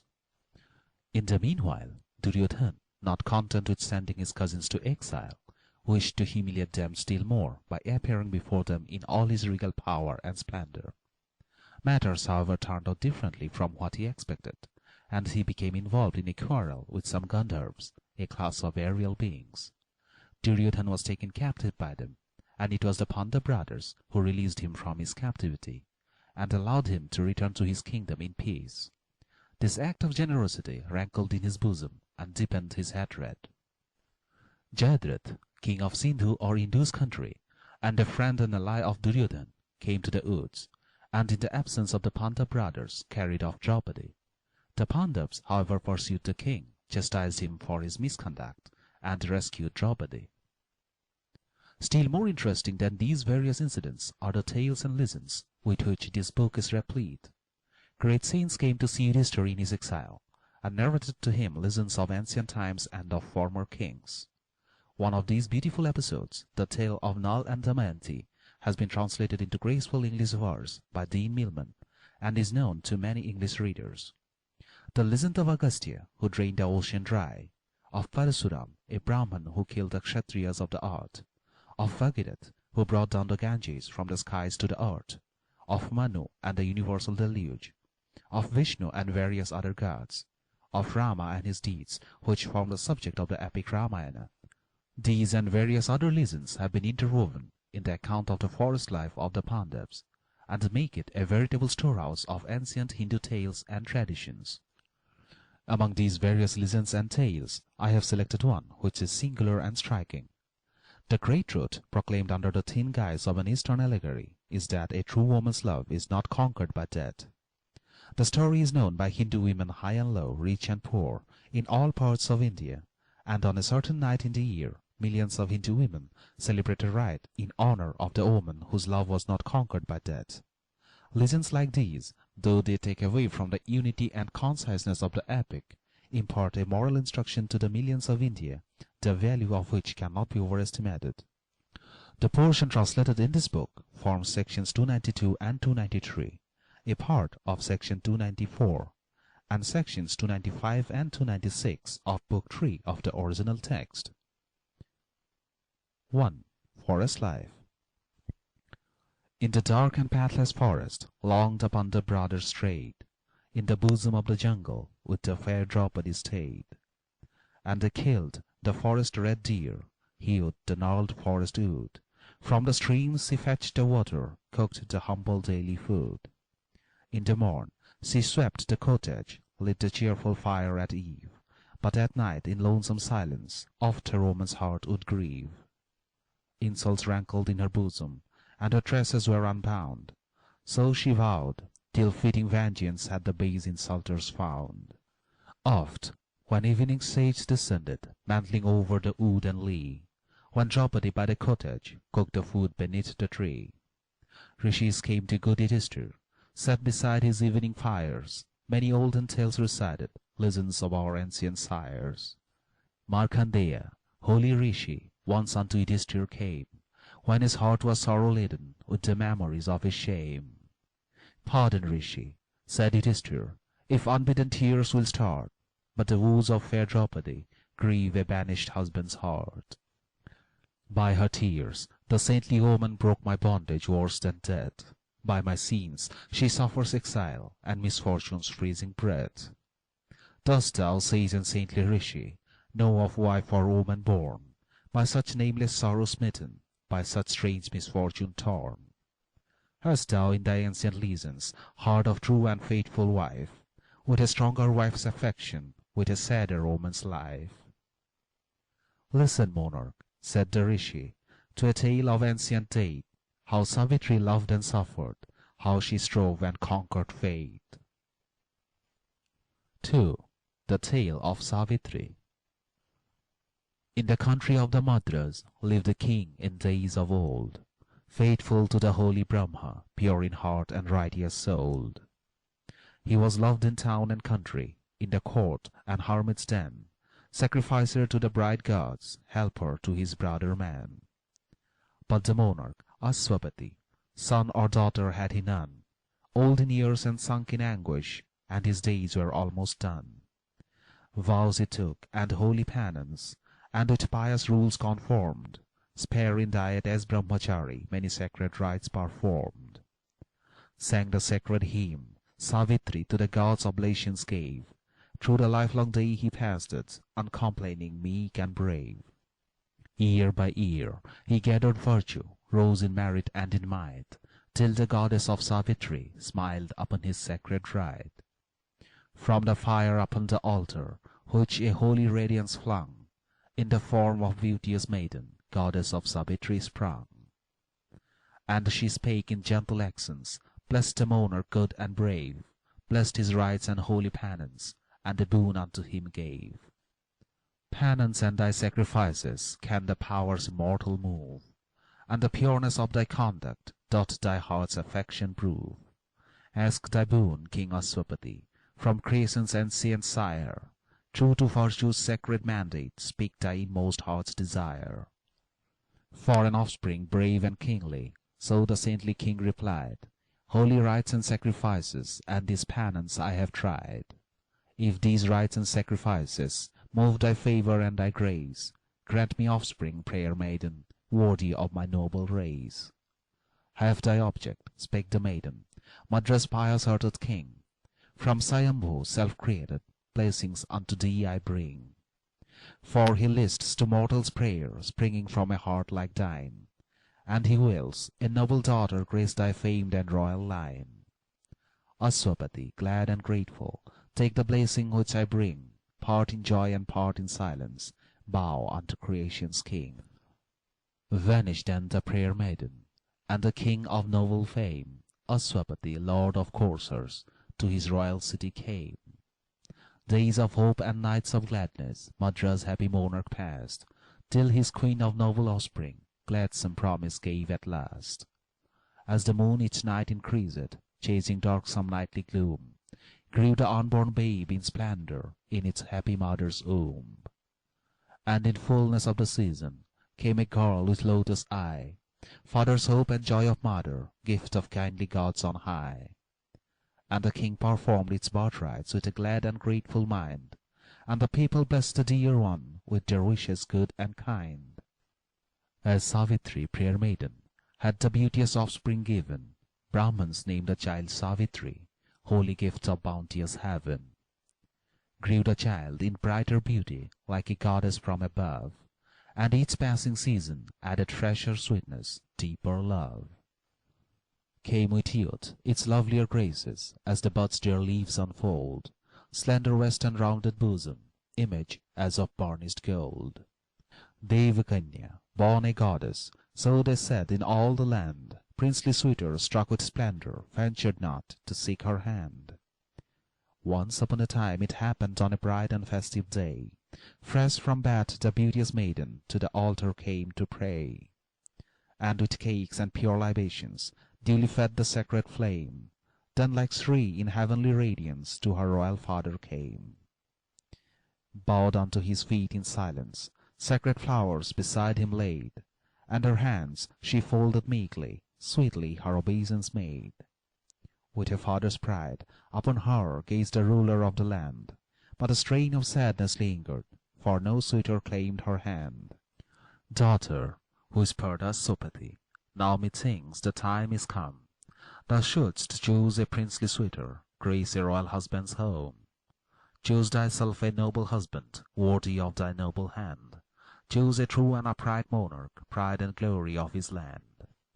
As thou choosest, gentle daughter, in thy loving heart's desire, blessing and his pre-permission will bestow thy happy sire.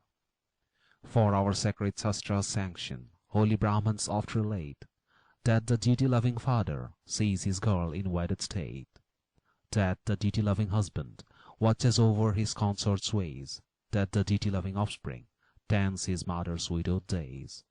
Therefore choose a loving husband, daughter of my house and love, so thy father earn no censure, or from man or gods above. Fair Savitri bowed unto him, and for parting blessings prayed. Then she left her father's palace, and in distant regions strayed. With her guard and aged courtiers, whom her watchful father sent, mounted on her golden chariot, unto sylvan woodlands went. Then in pleasant woods and jungle wandered she from day to day, unto ashrams, hermitages, pious-hearted held her way. Oft she stayed in holy tirthas, washed by sacred limpid streams. Food she gave unto the hungry, wealth beyond their fondest dreams.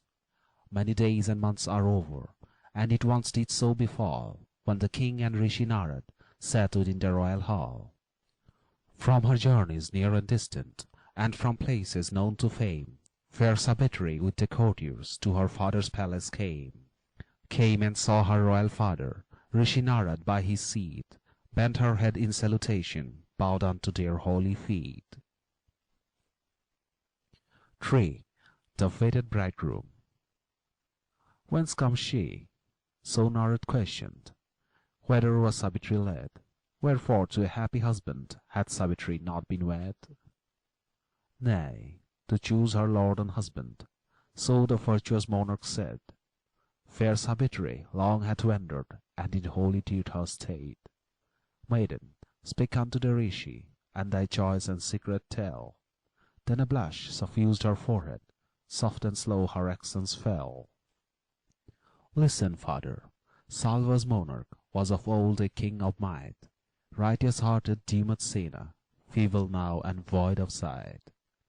Foemen robbed him of his kingdom, when in age he lost his sight, and from town and spacious empire was the monarch forced to flight. With his queen and with his infant did the feeble monarch stray, and the jungle was his palace, darksome was his very way. Holy vows assumed the monarch, and in penance passed his life. In the wild woods nursed his infant, and with wild fruits fed his wife. Years have gone in rigid penance, and that child is now a youth. Him I choose my lord and husband, Satyavan, soul of truth. Thoughtful was the Rishi Narad, doleful were the words he said.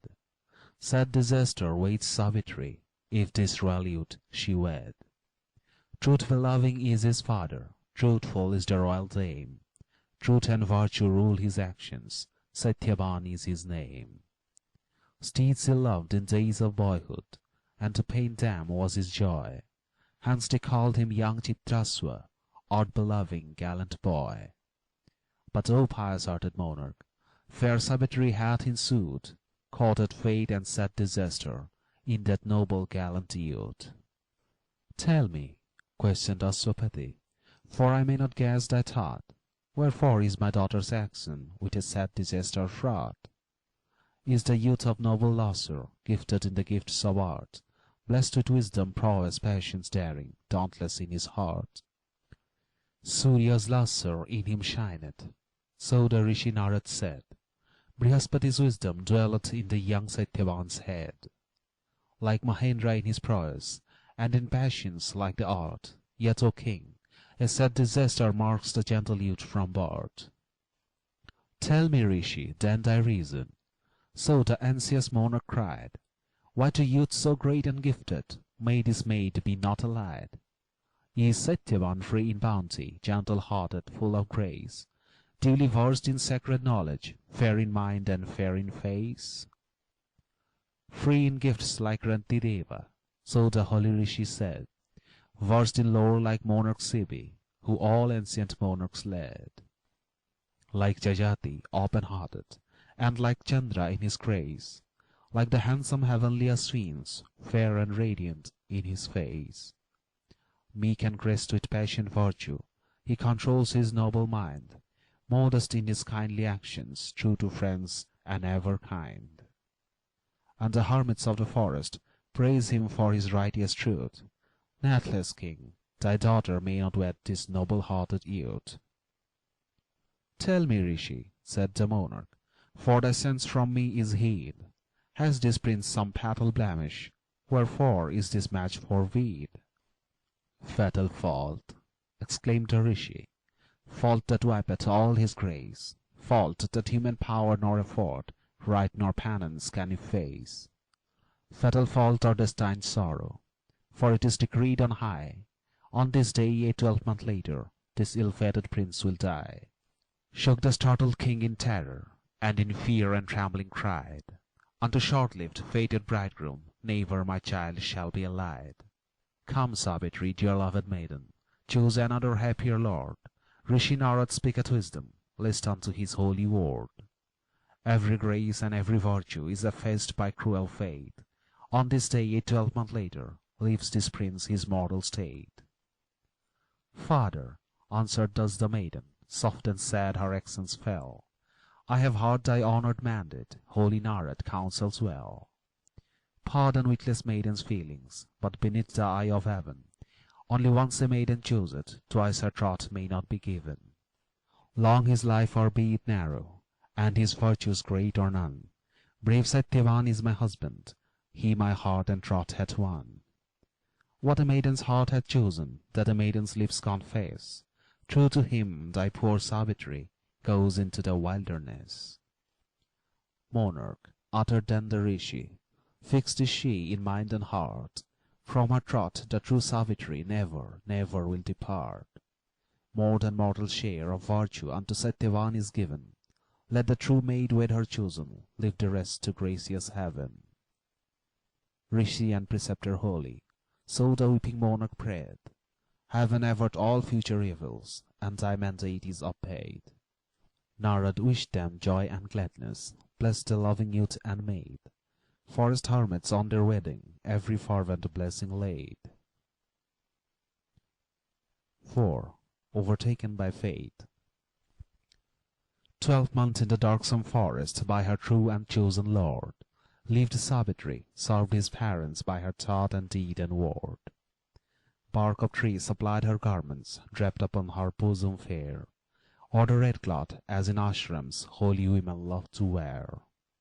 And the aged queen she tended with a fond and filial pride, served the old and sightless monarch like a daughter by his side, and with love and gentle sweetness pleased her husband and her lord, but in secret, night and morning, pondered still on Narad's word. Nearer came the fatal morning by, the holy Narad told, fair Savitri reckoned daily, and her heart was still and cold.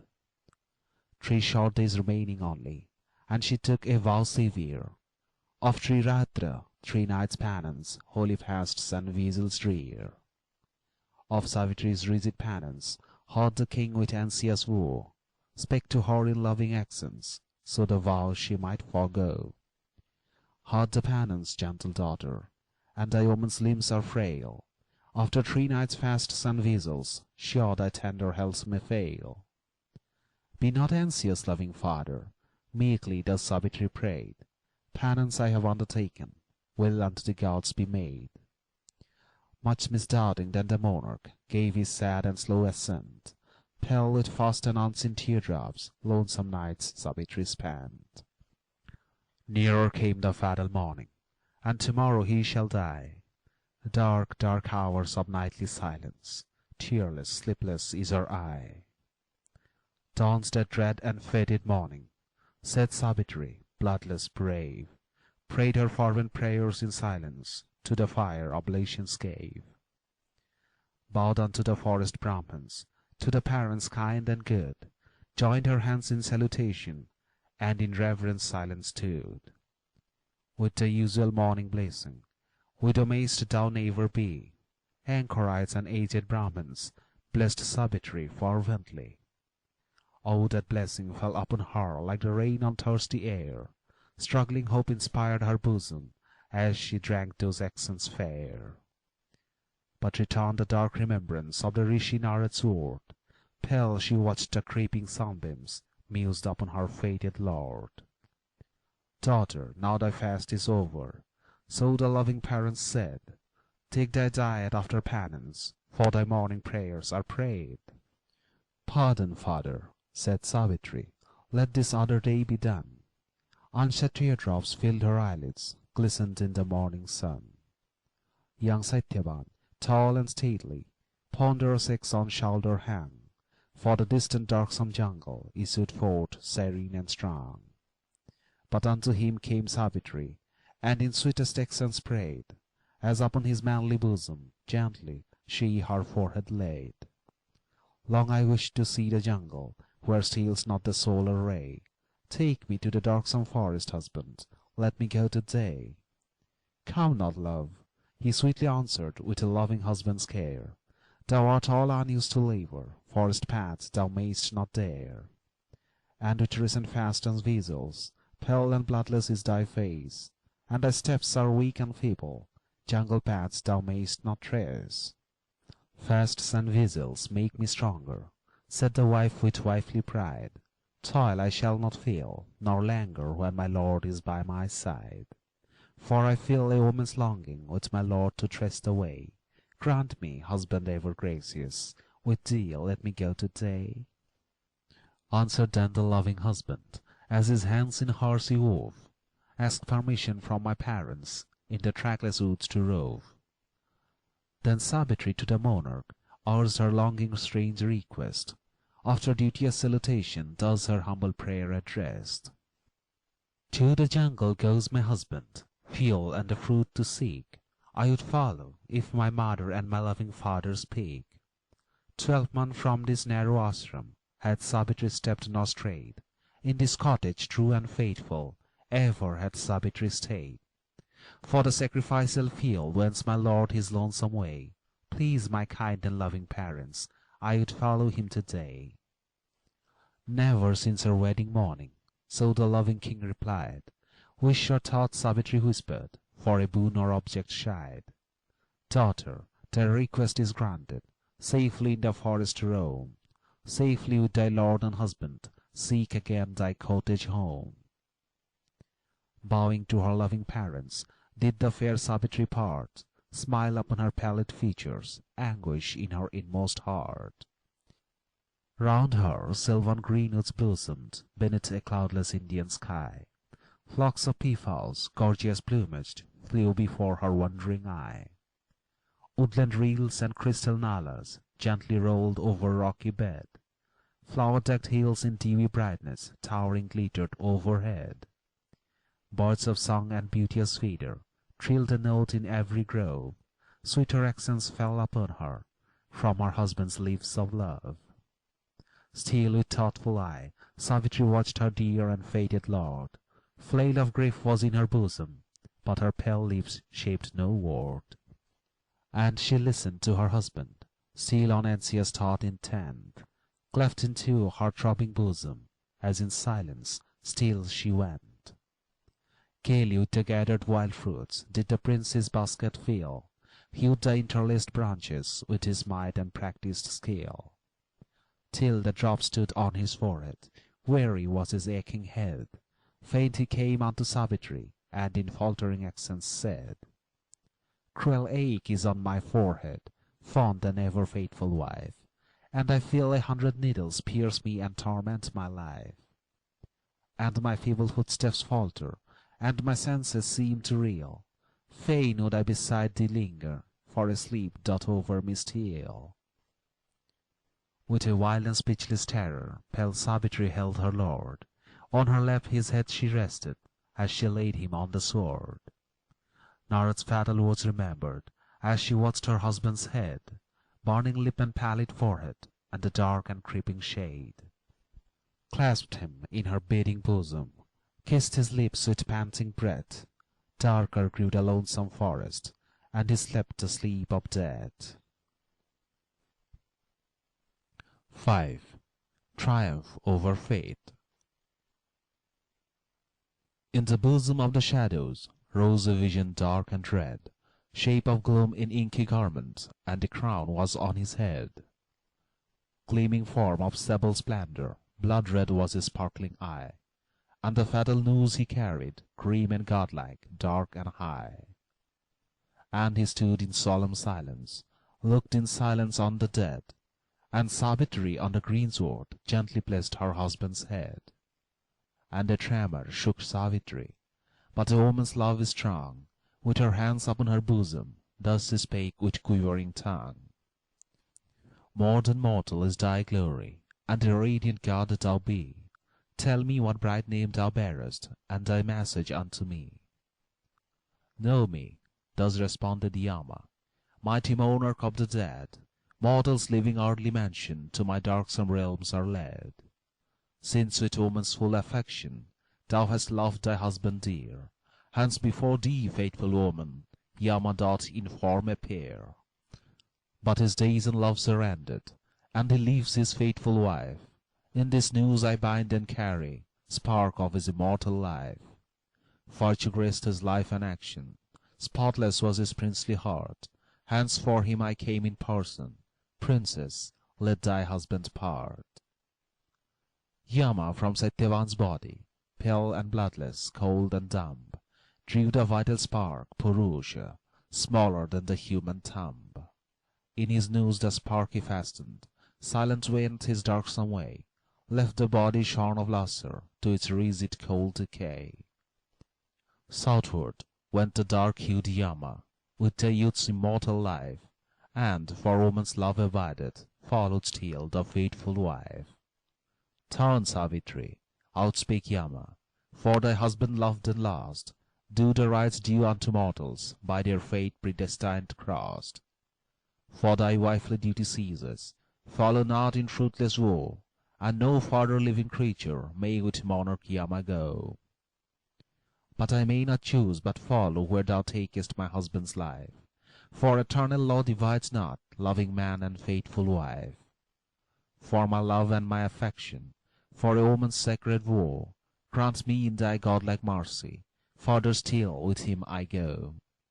Fourfold are human duties, first to study holy lore, then to live as good householders, feed the hungry at our door, then to pass our days in penance, lust to fix our thoughts above, but the final goal of virtue, it is truth and deathless love.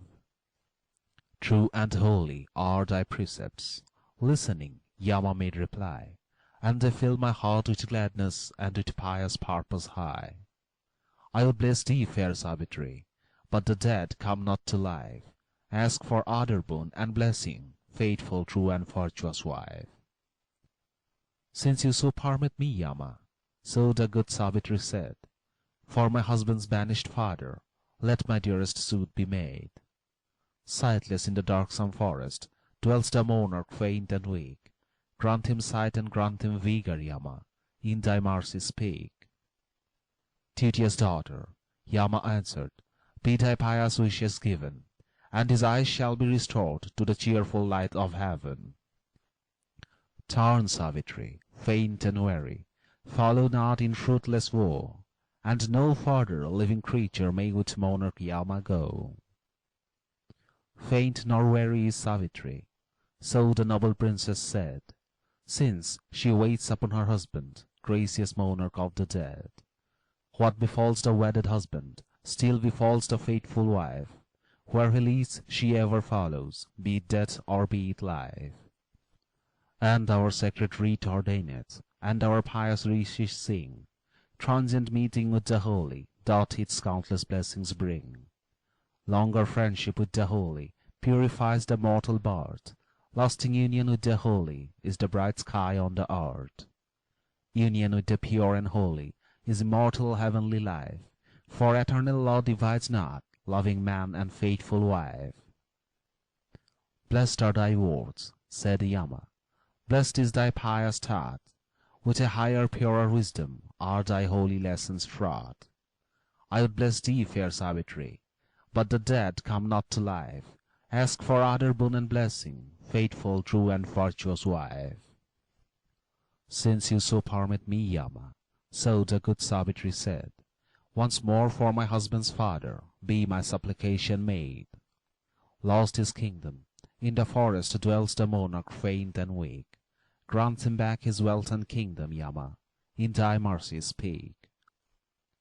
Loving daughter, Yama answered, wealth and kingdom I bestow. Turn, Savitri, living mortal may not with King Yama go. Still, Savitri, meek and faithful, followed her departed lord. Yama still, with higher wisdom, listened to her saintly word. And the sable king was vanquished, and he turned on her again, and his words fell on Savitri like the cooling summer rain. Noble woman, speak thy wishes, name thy boon and purpose high. What the pious mortal asketh, gods in heaven may not deny. Thou hast, so Savitri answered, granted father's realm and might, to his vain and sightless eyeballs hast restored their blessed sight. Grant him that the line of monarchs may not all untimely end, that his kingdom to Satyavans and Savitri's sons descend. Have thy object, answered Yama, and thy lord shall live again. He shall live to be a father, and your children too shall reign. For a woman's troth abideth longer than the fleeting breath, and a woman's love abideth higher than the doom of death. 6. Return home. Vanished then the sable monarch, and Savitri held her way, where in dense and darksome forest still her husband lifeless lay. And she sat upon the greensward by the cold unconscious dead. On her lap with deeper kindness placed her consort's lifeless head. And that touch of true affection thrilled him back to waking life, as returned from distant regions gazed the prince upon his wife. Have I lain too long and slumbered, sweet Savitri, faithful spouse? But I dreamed a sable person in a noose took forth my life. Pillowed on this lap, she answered, long upon the earth he lay, and the sable person husband he had come and passed away. Rise and leave this darksome forest, if thou feelest light and strong, for the night is on the jungle, and our way is dark and long. Rising as from happy slumber, looked the young prince on all round, saw the wide extending jungle mantling all the darksome ground. Yes, he said, I now remember, ever-loving faithful dame, we in search of fruit and fuel to this lonesome forest came. As I hewed the gnarled branches, cruel anguish filled my brain, and I laid me on the greensward with a throbbing, piercing pain. Pillowed on thy gentle bosom, solaced by thy gentle love, I was soothed, and drowsy slumber fell on me from skies above. All was dark, and then I witnessed, was it but a fleeting dream? God or vision, dark and dreadful, in the deepening shadows gleam. Was this dream, my fair Savitri? Dost thou of this vision know? Tell me, for before my eyesight still the vision seems to grow. Darkness thickens, said Savitri, and the evening waxeth late. When the morrow's light returneth, I shall all these scenes narrate. Now arise, for darkness gathers, deeper grows the gloomy night, and thy loving anxious parents, trembling, wait thy welcome sight. Hark the rangers of the forest, how their voices strike the ear, prowlers of the darksome jungle, how they fill my breast with fear. Forest fire is rising yonder, for I see a distant gleam, and the rising evening breezes help the red and radiant beam. Let me fetch a burning faggot, and prepare a friendly light. With these fallen withered branches chase the shadows of the night. And if feeble steal thy footsteps, long and weary is our way, by the fire repose, my husband, and return by light of day. For my parents, fondly anxious, Satyavan thus made reply, pains my heart and yearns my bosom, lead us to their cottage high. When I tarried in the jungle, or by day or dewy eve, searching in the hermitages, often did my parents grieve. And with father's soft reproaches, and with mother's loving fears, chid me for my tardy footsteps, dewed me with their gentle tears. Think then of my father's sorrow, of my mother's woeful plight, if afar in wood and jungle pass we now the livelong night. Wife beloved, I may not fathom what mishap or load of care, unknown dangers, unknown sorrows, even now my parents share. Gentle drops of filial sorrow trickle down his manly eye. Fond Savitri, sweetly speaking, softly wiped the teardrops dry. Trust me, husband, if Savitri hath been faithful in her love, if she hath with pious offerings served the righteous gods above, if she hath a sister's kindness unto brother man performed, if she had in speech and action unto holy truth conformed, unknown blessings, mighty gladness, trust the ever faithful wife, and not sorrows or disasters wait deceive our parents' life. Then she rose and tied her tresses, gently helped her lord to rise, walked with him the pathless jungle, looked with love into his eyes.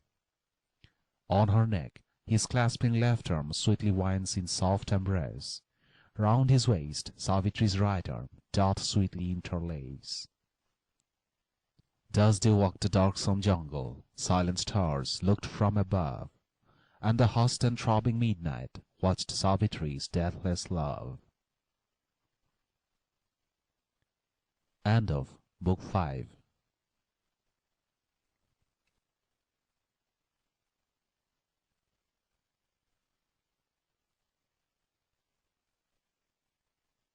Book 6. Goharan, Cattle Lifting. The conditions of the banishment of the sons of Pandu were hard.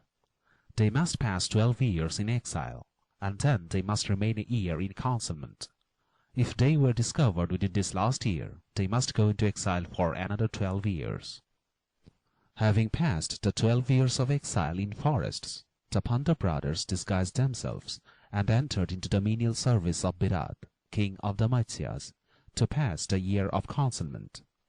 Yudhishthir presented himself as a Brahman, skilled in dice, and became a courtier of the king. Vim entered the king's service as cook. For Arjun, who was so well known, a stricter concealment was necessary. He wore corn spangles and earrings, and braided his hair like those unfortunate beings whom nature has debarred from the privileges of man and women, and he lived in the inner apartments of the king. He assumed the name of Brihannala, and taught the inmates of the royal household in music and dancing. Nakul became a keeper of the king's horses, and Sahadev took charge of the king's cows. Draupadi too disguised herself as a waiting woman, and served the princess of the Matsya house in that humble capacity. In these disguises the Pandava brothers safely passed a year in concealment, in spite of all search which Duryodhan made after them. At last an incident happened which led to their discovery when the year was out. Cattle lifting was a common practice with the kings of ancient India, as with the chiefs of ancient Greece. The king of the Trigartas and the king of the Kurus combined and fell on the king of the Maitsyas in order to drive off the numerous herd of the fine cattle for which his kingdom was famed. The Trigartas entered the Maitsya kingdom from the southeast, and while Virat went out with his troops to meet the foe, Duryodhan with his Kuru forces fell on the kingdom from the north. When news came that the Kurus had invaded the kingdom, there was no army in the capital to defend it. King Virat had gone out with most of his troops to face the Trigartas in the southeast, and the Prince Uttar had no inclination to face the Kurus in the north. The disguised Arjun now came to the rescue in the manner described in this book. The description of the bows, arrows, and swords of the Pandava brothers, which they had concealed in a tree, wrapped like human corpses, to frighten away inquisitive travellers, throws some light on the arts and manufacture of ancient times. The portions translated in this book form sections 35, 36, 40 to 43, a portion of section 44, and sections 53 and 72 of Book 4 of the original text. 1. Complaint of the Cowherd. Monarch of the mighty Matchless, brave Bharat, known to fame, marched against Trigartha chieftains, who from the southward regions came. From the north the proud Duryodhan, stealing onwards day by day, swept the Matchless fattened cattle, like the hawk upon its prey.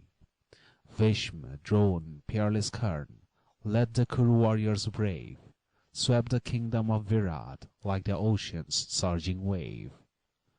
Fell upon the trembling cowherds, chased them from the pasture field. 60,000 head of cattle was the Matsya country's yield. And the wailing chief of cowherds fled forlorn, fatigued and spent, speeding on his rapid chariot to the royal city went. Came inside the city portals, came within the palace gate, struck his forehead in his anguish, and bewailed his luckless fate. Meeting there the Prince Uttar, youth of beauty and of fame, told him of the Kuru's outrage, and lamented Matsya's shame. 60,000 head of cattle, bred of Matsya's finest breed, to Hastina's distant empire do the Kuru chieftains lead. Glory of the Matsya nation, save thy father's valued kine. Quick thy footsteps, strong thy valour, vengeance deep and dire be thine. Against the fierce Trigartha chieftains, Matsya's warlike king is gone. Thee we count our lord and saviour as our monarch's gallant son. Rise, Uttar, beat the Kurus, homeward lead the stolen kine. Like an elephant of jungle, pierce the Kuru's shattered line. As the Veena speaketh music, by musicians tuned aright, let thy sounding bow and arrows speak thy deeds of matchless might. Harness quick thy milk-white coursers to thy sounding battle car. Hoist thy golden lion banner, speed thee, prince, unto the war. And as thunder-wielding Indra smote Asuras fierce and bold, smite the Kurus with thy arrows, winged with plumes of yellow gold. As the famed and warlike Arjun is the stay of Kuru's race, thou art refuge of the Matsyas, and thy kingdom's pride and grace. But the prince went not to battle from the foe to guard the state. To the cowherd answered gaily, sheltered by the palace gate. Not unknown to me the usage of the bow and winged dart, not unknown the warrior's duty or the warrior's noble art. I would win my father's cattle from the wily foeman's greed, if a skilful chariot driver could my fiery coursers lead. For my ancient chariot driver died on battle's gory plain. 28 days we wrestled, many warlike chiefs were slain. Bring me forth a skilful driver, who can urge the battle steed. I will hoist my lion banner to the dubious battle's speed. Dashing through the foeman's horses, ranks of elephant and car, I will win the stolen cattle, rescued in the field of war. And like thunder-wielding Indra, smiting Danu's sons of old, I will smite the Kuru chieftains, drive them to their distant hold. Bhishma and the proud Duryodhan, archer Karna known to fame, Drona too shall quail before me and retreat in bitter shame. Do those warriors in my absence Matsya's far-famed cattle steal, but beneath my countless arrows Matsya's vengeance they shall feel. Bring me forth a chariot driver, let me speed my battle car, and in wonder they will question, is this Arjun famed in war?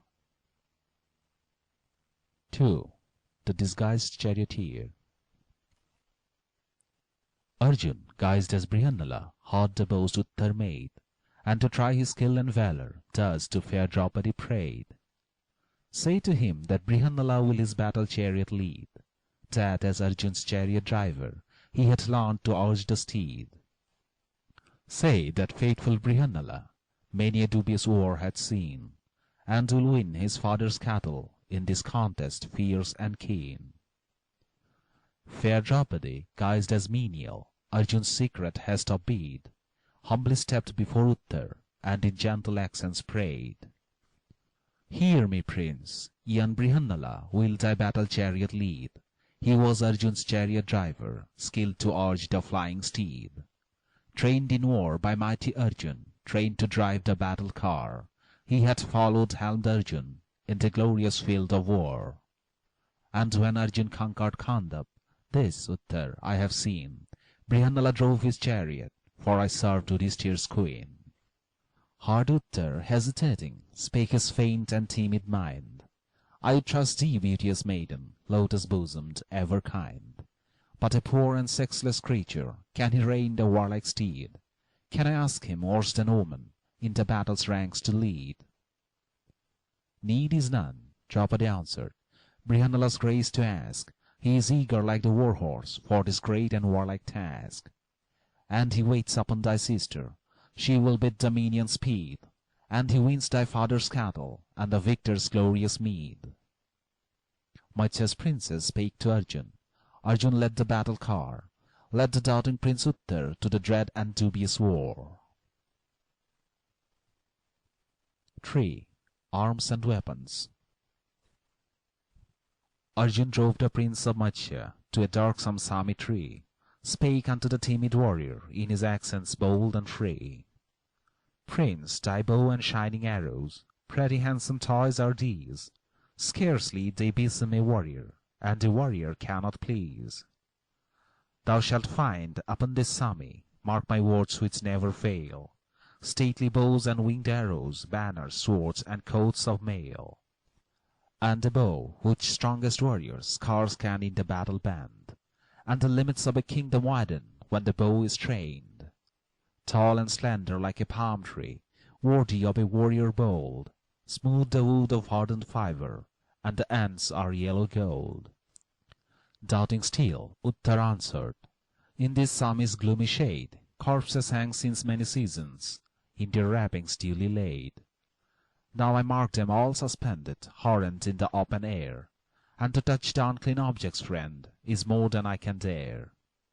Fear not, warrior, Arjun answered, for the tree conceals no dead. Warriors' weapons, cased like corpses, lurk within its gloomy shade. And I ask thee, Prince of Matsya, not to touch an unclean thing, but unto a chief and warrior weapons, and his arms to bring. Prince Uttar, gently lighted, climbed a dark and leafy tree. Arjun from the prince's chariot bade him speed the arms to free. Then the young prince cut the wrappings, and the shining bows appear, twisted, voiced like hissing serpents, like the bright stars glistening clear. Seized with wonder, Prince Uttar silently the weapons eyed, and unto his chariot driver thus in trembling accents cried, Whose this bow so tall and stately? Speak to me, my gentle friend. On the wood are golden bosses, tipped with gold at either end. Whose this second ponderous weapon, stout and massive in the hold? On the stuff are worked by artists, elephants of burnished gold. Sure some great and mighty monarch owns this other bow of might, set with golden glittering insects on its ebon back so bright. Golden suns of wondrous brightness on this fort their lustre land. Who may be the unknown archer who this stately bow can bend? And the fifth is set with jewels, gems and stones of purest ray. Golden fireflies glint and sparkle in the yellow light of day. Who doth own these shining arrows, with their heads in gold encased? 1,000 arrows bright and feathered, in the golden quivers placed. Next are these with vulture feather, golden yellow in their hue, made of iron, keen and whetted, whose may be these arrows true. Next upon this sable quiver, jungle tigers worked in gold, and these keen and boar-eared arrows speak some chieftains fierce and bold. Fourth are these 700 arrows, crescent in their shining blade, thirsting for the blood of foemen, and by cunning artists made.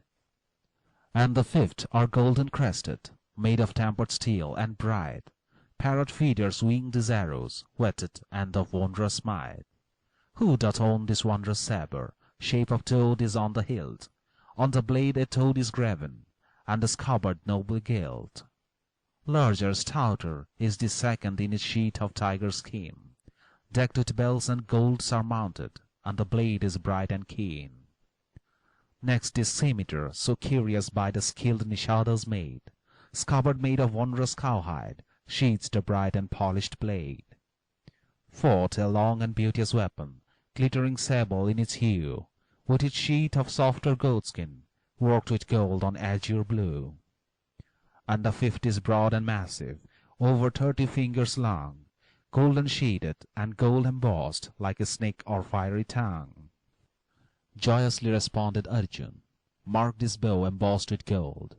It is the wondrous bow Gandhib, worthy of a warrior bold. Gift of heaven, to archer Arjun, kindly gods this weapon sent, and the confines of a kingdom widen when the bow is bent." Next, this mighty ponderous weapon, worked with elephants of gold. With this bow the stalwart Veem had the tide of conquests rolled. And the third, with golden insects, by a cunning hand inlaid. It is Yudhishthir's royal weapon, by the noble artists made. Next a bow with solar lustre, brave Nakul wields in fight. And the fifth is Sahadev's, decked with gems and jewels bright. Listen, prince, these 1,000 arrows unto Arjun they belong, and the darts whose blades are crescent unto Veem brave and strong. Warrior shafts are young Nakul's, in the tiger quiver cased. Sahadev owns the arrows, with the parrot's feeder grazed. These 3-knotted shining arrows, thick and yellow vulture plumed, they belong to King Yudhishthir, with their heads by gold illumed. Listen more, if of these sabres, Prince of Matsya, thou wouldst know, Arjun's sword is toad engraven, ever dreaded by the foe. And the sword in tiger's scabbard, massive and of mighty strength, none save tiger-waisted Veem wields that sword of wondrous length. Next the sabre golden-hilted, sable and with gold embossed, brave Yudhishthir kept that sabre when the king his kingdom lost. Yonder sword with goatskin scabbard, brave Nakul wields in war. In the cowhide Sahadev keeps his shining scimitar. Strange thy accents, spake Uttar, stranger are the weapons bright. Are they arms of sons of Pandu, famed on art for matchless might? Where are now those pious princes, by a dire misfortune crossed, who are like Arjun, good Yudhishthir, by his subjects loved and lost? Where is tiger-waisted Veem, matchless fighter in the field, and the brave and twin-born brothers, skilled the arms of war to wield? Over a game they lost their empire, and we heard of them no more, or perchance they lonesome wander on some wild and distant shore. And Draupadi, noble princess, purest best of womankind, doth she wander with Yudhishthir, changeless in her heart and mind? Proudly answered valiant Arjun, and a smile was on his face. Not in distant lands the brothers do their wandering footsteps trace. In thy father's court disguised lives Yudhishthir, just and good. Veem in thy father's palace, as a cook prepares the food. Brave Nakul guards the horses, Sahadev tends the kine. As thy sister's waiting woman doth the fair Draupadi shine. Pardon, prince, these rings and bangles, pardon strange unmanly guise. It is no poor and sexless creature, Arjun greets thy wondering eyes. 4. Rescue of the Cattle. Arjun decked his mighty stature in the gleaming arms of war, and with voice of distant thunder rolled the mighty battle car. And the Kurus marked with wonder Arjun's standard lifted proud, hard with dread the deep Gandhib, sounding oft and sounding loud. And knew the wondrous bowman, wheeling round the battle car, and with doubts and grave misgivings whispered Drona, skilled in war, "That is Arjun's monkey standard, how it greets my ancient eyes! Well the Kurus know the standard, like a comet in the skies. Hear ye not the deep Gandhib, how my ear its accents greet?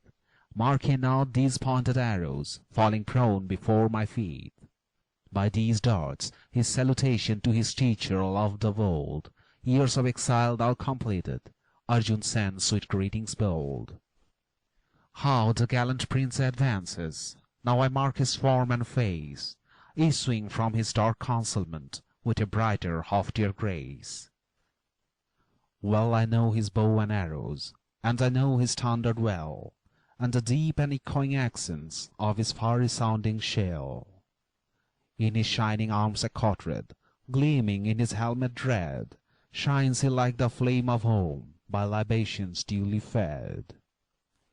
Arjun marked the Kuru warriors, arming for the impending war, whispered thus to Prince Uttar as he drove the battle car. Stop thy steeds, O Prince of Matsya, for too close we may not go. Stop thy chariot, whence my arrows reach and slay the distant foe. Seek we out the Kuru monarch, proud Duryodhan let us meet. If he falls we win the battle, other chieftains will retreat.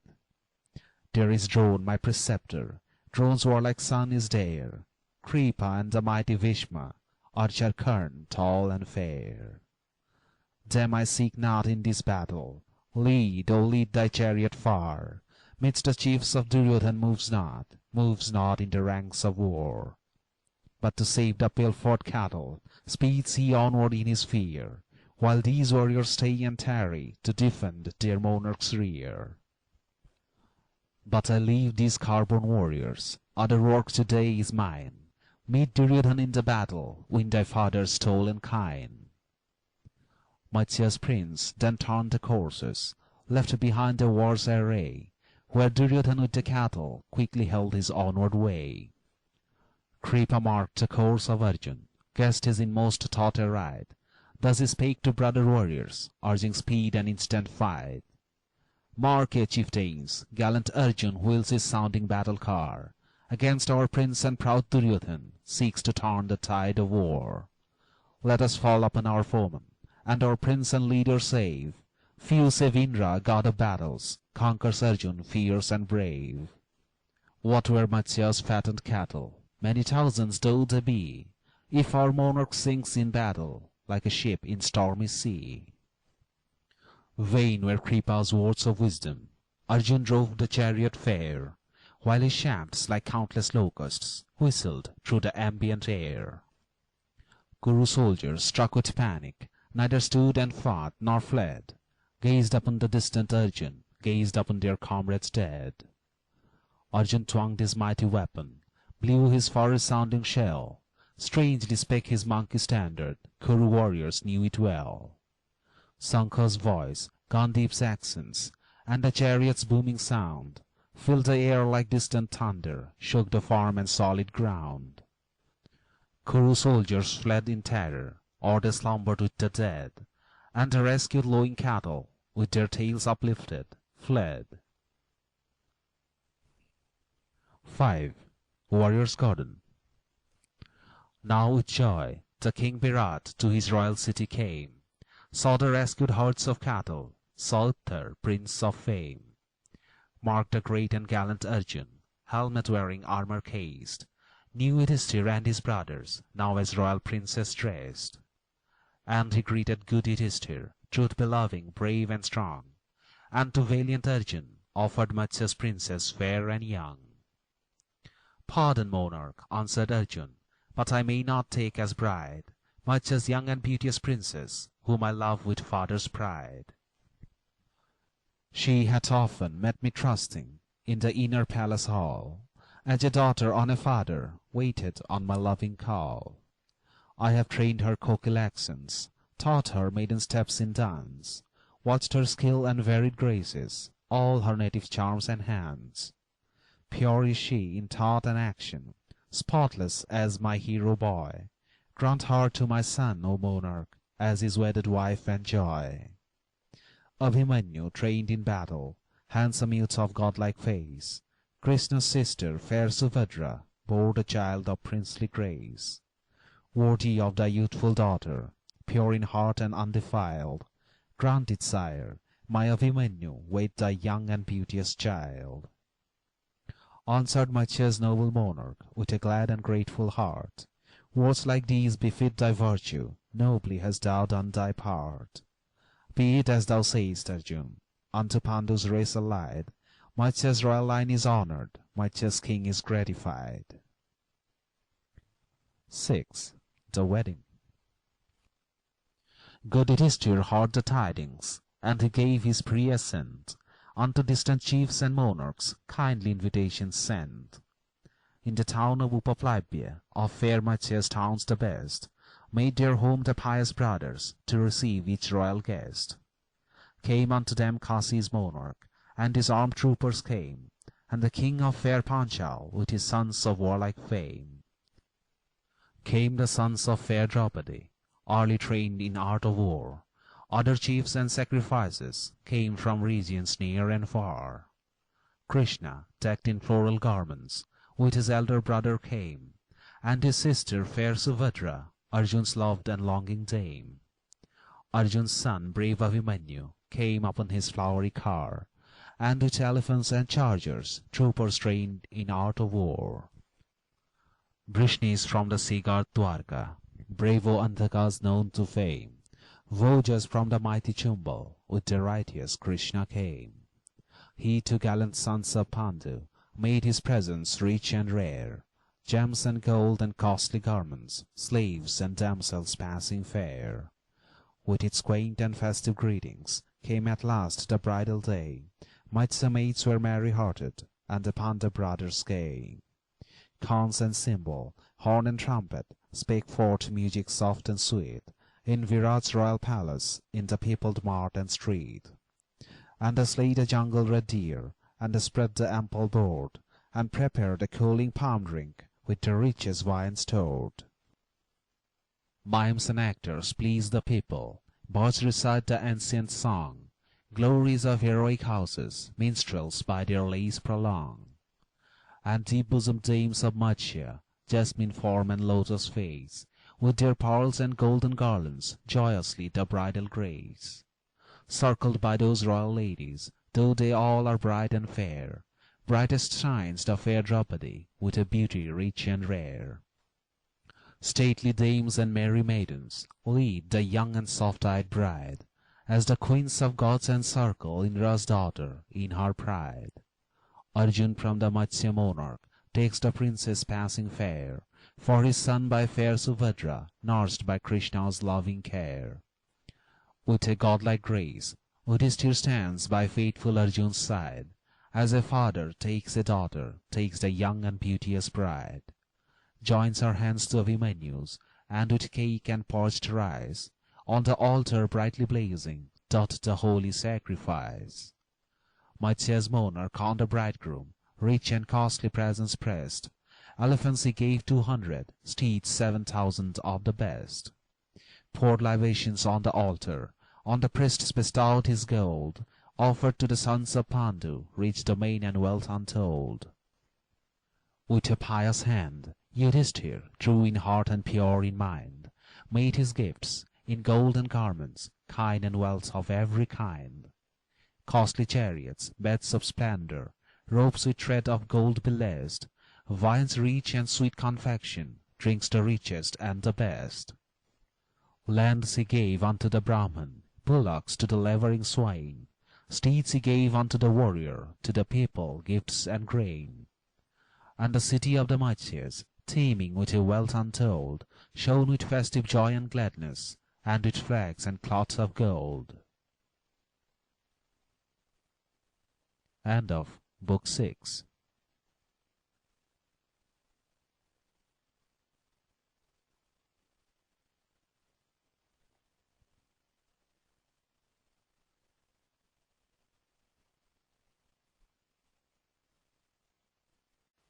Book 7. Udyog, the preparation. The term of banishment having expired, Yudhishthir demanded that the kingdom of Indraprastha should be restored to him. The old Dhritarashtra and his queen, and the aged and virtuous counsellors, advised the restoration. But the jealous Duryodhan hated his cousins with a genuine hatred, and would not cement. All negotiations were therefore futile, and preparations were made on both sides for the most sanguinary and disastrous battle that had ever been witnessed in northern India. The portions translated in this book are from sections 1, 2, 3, 94, 124 and 126 of Book 5 of the original text. 1. Krishna's speech. Mirth and song and nuptial music waked the echoes of the night. Youthful bosoms throbbed with pleasure, love-lit glances sparkled bright. But when young and white-robed Ushas oped the golden gates of day, to Bharat's council chamber chieftains thoughtful held their way. Stones inlaid in arch and pillar glinted in the glittering dawn, gay festoons and graceful garlands over the golden cushion shone. Matsya's king, Panchala's monarch, foremost seats of honor claim, Krishna too and Valdev, Dwarka's chiefs of righteous fame.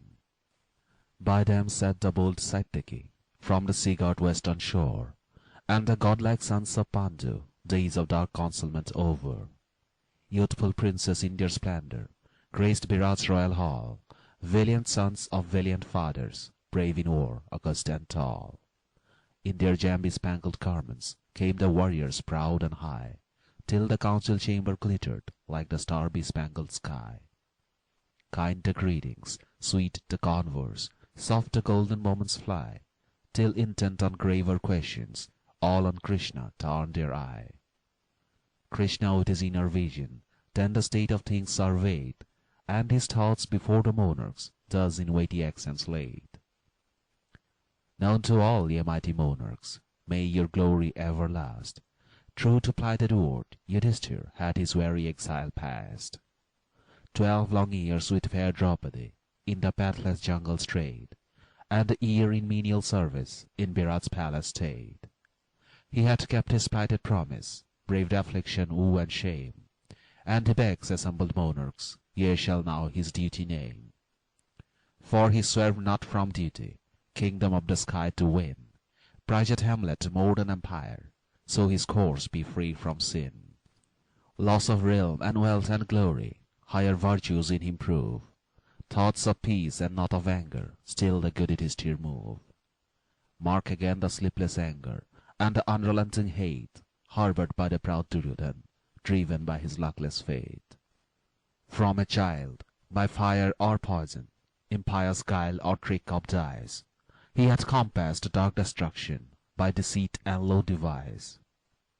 Ponder well, ye gracious monarchs, with a just and righteous mind. Help Yudhishthir with your counsel, with your grace and blessings kind. Should the noble son of Pandu seek his right by open war, seek the aid of righteous monarchs and of chieftains near and far. Should he smite his ancient foemen skilled in each deceitful art, unforgiving in their vengeance, unrelenting in their heart. Should he rather send a message to the proud unbending foe, and Duryodhan's haughty purpose seek by messenger to know. Should he send a noble envoy, trained in virtue, true and wise, with his greetings to Duryodhan in a meek and friendly guise. Ask him to restore the kingdom on the sacred Jamuna shore. Either king may rule his empire, as in happy days of yore. Krishna uttered words of wisdom, pregnant with his peaceful thought, for in peace and not by bloodshed, still Yudhishthir's right he sought. 2. Baldev's speech. Krishna's elder Baldev, stalwart chief who bore the plough, rose and spake, the blood of Brishnis mantled over his lofty brow. Ye have listened, pious monarchs, to my brother's gentle word. Love he bears to good Yudhishthir and to proud Hastina's lord. For his realm by dark blue Jamuna, good Yudhishthir held of yore. Brave Duryodhan ruled his kingdom on the ruddy Ganga's shore. And once more in love and friendship, either prince may rule his share. For the lands are broad and fertile, each realm is rich and fair. Speed the envoy to Hastina, with our love and greetings kind. Let him speak Yudhishthir's wishes, seek to know Duryodhan's mind. Make obeisance unto Bhishma, and to Drona true and bold, unto Kripa, archer Karna, and to chieftains young and old. To the sons of Dhritarashtra, rulers of the Kuru land, righteous in their kingly duties, stout of heart and strong of hand. To the princes and to burghers, gathered in the council hall, let him speak Yudhishthir's wishes, plead Yudhishthir's cause to all. Speak he not in futile anger, for Duryodhan holds the power, and Yudhishthir's wrath were folly in this sad and luckless hour. By his dearest friends dissuaded, but by rage or madness driven, he hath played and lost his empire. May his folly be forgiven. Indraprastha's spacious empire now Duryodhan deems his own. By his tears and soft entreaty, let Yudhishthir seek the throne. Open war I do not counsel, humbly seek Duryodhan's grace. War will not restore the empire, nor the gambler's loss replace. Thus, with cold and cruel candour, stalwart Baldev cried. Wrathful rose the brave Satyaki, fiercely thus to him replied. 3. Satyaki's speech. Shame unto the halting chieftain, who thus pleads Duryodhan's part. Timid counsel, Baldev speaks a woman's timid heart. Oft from warlike stock ariseth weakling chief who bends the knee, as a widowed fruitless sapling springeth from a fruitful tree. From a heart so faint and craven words must flow. Monarchs in their pride and glory, list not to such counsel low. Couldst thou, impious Baldev, midst these potentates of fame, on Yudhishthir pious-hearted, cast this undeserved blame? Challenged by his wily foemen, and by dark misfortune crossed, trusting to their faith, Yudhishthir played a righteous game and lost. Challenge from a crowned monarch, can a crowned king decline? Can a Kshatriya warrior fathom fraud in sons of royal line?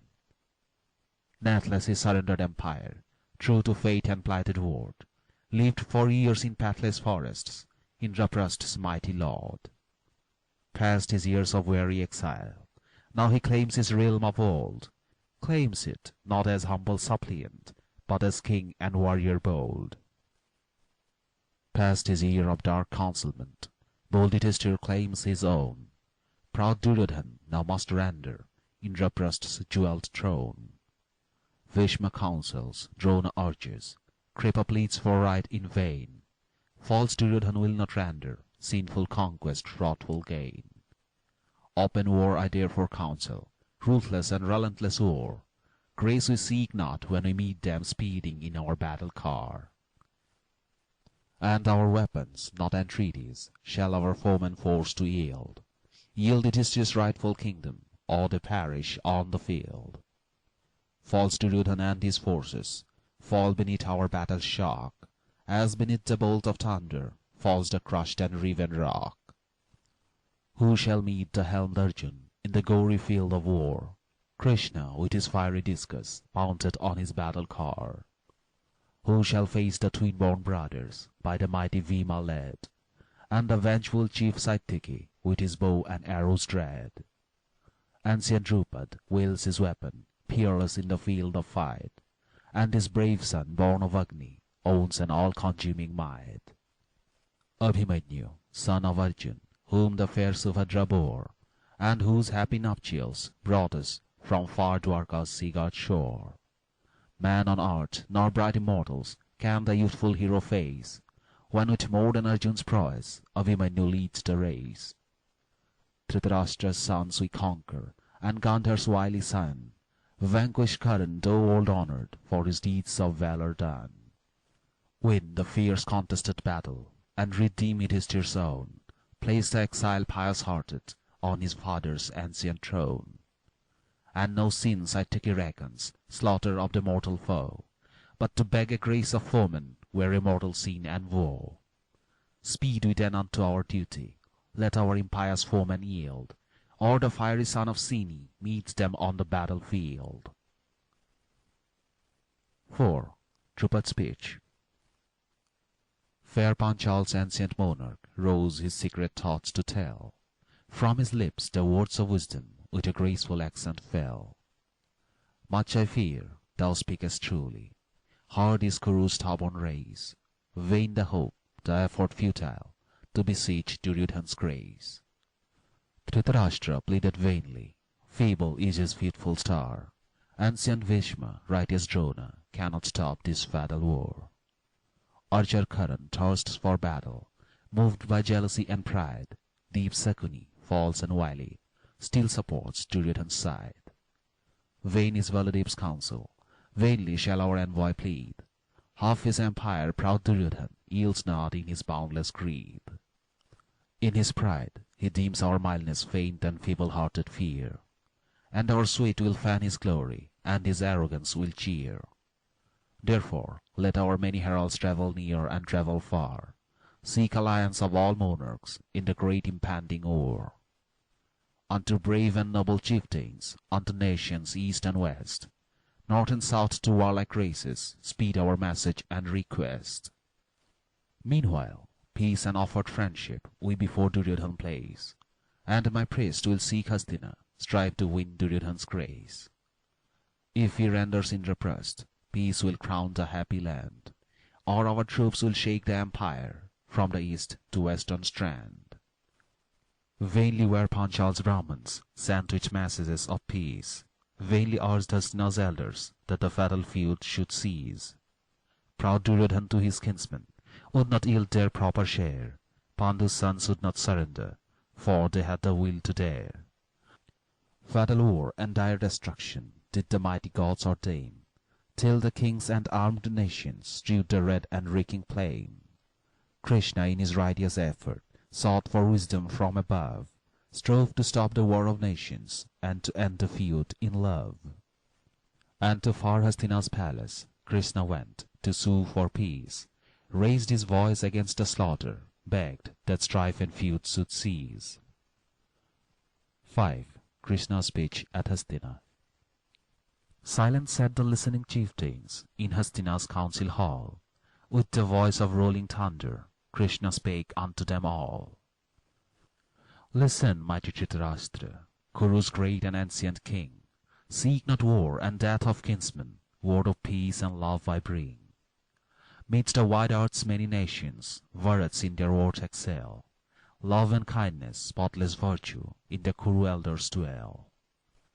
Father of the noble nation, now retired from life's turmoil, I'll beseems that sin or untruth should thy ancient bosom soil. For thy sons in impious anger seek to do their kinsmen wrong, and withhold the throne and kingdom which by right to them belong. And the danger does arise it, like the comet's baleful fire. Slaughtered kinsmen, bleeding nations, soon shall feed its fatal ire.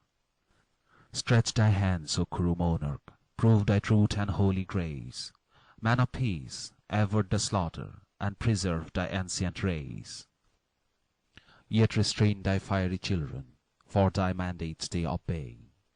I with sweet and soft persuasion Pandu's truthful sons will sway. It is thy profit, Kuru monarch, that the fatal feud should cease. Brave Duryodhan, good Yudhishthir, rule in unmolested peace. Pandu's sons are strong in valor, mighty in their armed hand.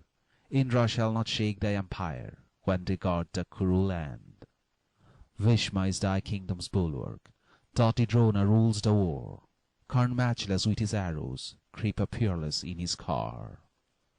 Let Yudhishthir and stout Bhima by these noble warriors stand, and let helmet-wearing Arjun guard the sacred Kuru land. Who shall then contest thy prowess from the sea to farthest sea, ruler of a world-wide empire, king of kings and nations free? Sons and grandsons, friends and kinsmen, will surround thee in a ring, and a race of loving heroes guard their ancient hero king. Dhritarashtra's lofty edicts will proclaim his boundless sway. Nations work their righteous mandates, and the kings his will obey. If this concord be rejected, and the lust of war prevail, soon within these ancient chambers will resound the sound of wail. Grant thy children be victorious, and the sons of Pandu slain. Dear to thee are Pandu's children, and their death must cause thee pain. But the Pandavas, skilled in warfare, are renowned both near and far, and thy race and children's slaughter will methinks pollute this war. Sons and grandsons, loving princes, thou shalt never see again. Kinsmen brave and car-born chieftains will bedeck the gory plain.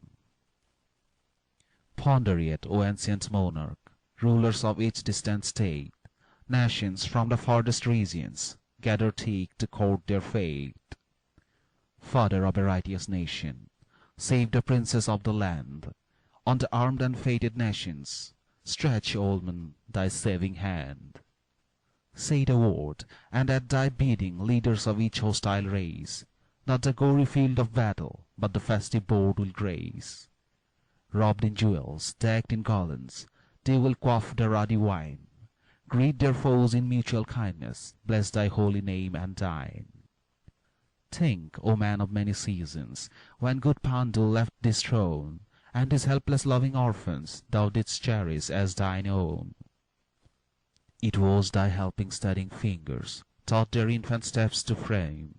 It was thy loving gentle accents taught their lips to lisp each name. As thine own they grew and blossomed, dear to thee they yet remain. Take them back unto thy bosom, be a father once again. Unto thee, O Dhritarashtra, Pandu's sons in homage band, and a loving peaceful message through my willing lips descend. Tell our monarch more than father, by his sacred stern command, we have lived in pathless jungle, wandered far from land to land. True unto our plighted promise, for we ever felt and knew, to his promise Dhritarashtra cannot, will not be untrue. Years of anxious toil are over, and of woe and bitterness, years of waiting and of watching, years of danger and distress. Like a dark unbending midnight hung on us this age forlorn, streaks of hope and dawning brightness usher now the radiant morn. Be unto us as a father, loving, not inspired by wrath, be unto us as preceptor, pointing us the righteous path. If perchance astray we wander, thy strong arm shall lead aright. If our feeble bosom fainteth, help us with a father's might. This, O King, the soft entreaty Pandu's sons to thee have made. These are words the sons of Pandu unto Kuru's king have said. Take their love, O gracious monarch, let thy closing days be fair. Let Duryodhan keep his kingdom, let the Pandavas have their share. Call to mind their noble suffering, for the tale is dark and long, of the outrage they have suffered, of the insult and the wrong. Exiled into Varnavat, destined unto death by flame, for the gods assist the righteous, they with added prowess came. Exiled into Indraprasth, by their toil and by their might, cleared a forest, built a city, did the Rajasuya ride. Cheated of their realm and empire, and of all they called their own, in the jungle they have wandered, and in Matsya lived unknown. Once more quelling every evil, they are stout of heart and hand. Now redeem thy plighted promise, and restore their throne and land. Trust me, mighty Dhritarashtra, trust me, lords who grace this hall. Krishna pleads for peace and virtue, blessings unto you and all. Slaughter not the armed nations, slaughter not thy kids and kin. Mark not, king, thy closing winters with the bloody stain of sin. Let thy sons and Pandu's children stand beside thy ancient throne. Cherish peace and cherish virtue, for thy days are almost done. 6. Bhishma's speech. From the monarch's ancient bosom, sighs and sobs convulsive broke. Bhishma wiped his manly eyelids, and to proud Duryodhan spoke. Listen, prince, for righteous Krishna counsels love and holy peace. Listen, youth, and may thy fortune with thy passing years increase. Yield to Krishna's words of wisdom, for thy will he nobly strives. Yield and save thy friends and kinsmen, save thy cherished subjects' lives. Foremost race in all this wide earth is Hastina's royal line. Bring not on them dire destruction by a sinful act of thine. Sons and fathers, friends and brothers, shall in mutual conflict die.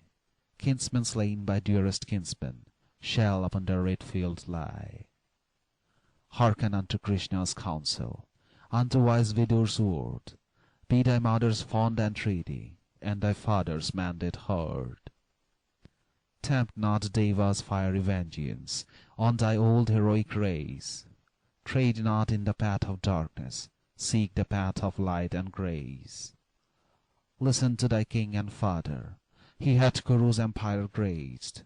Listen to thy queen and mother, she hath nursed thee on her breast. 7. Drona's speech.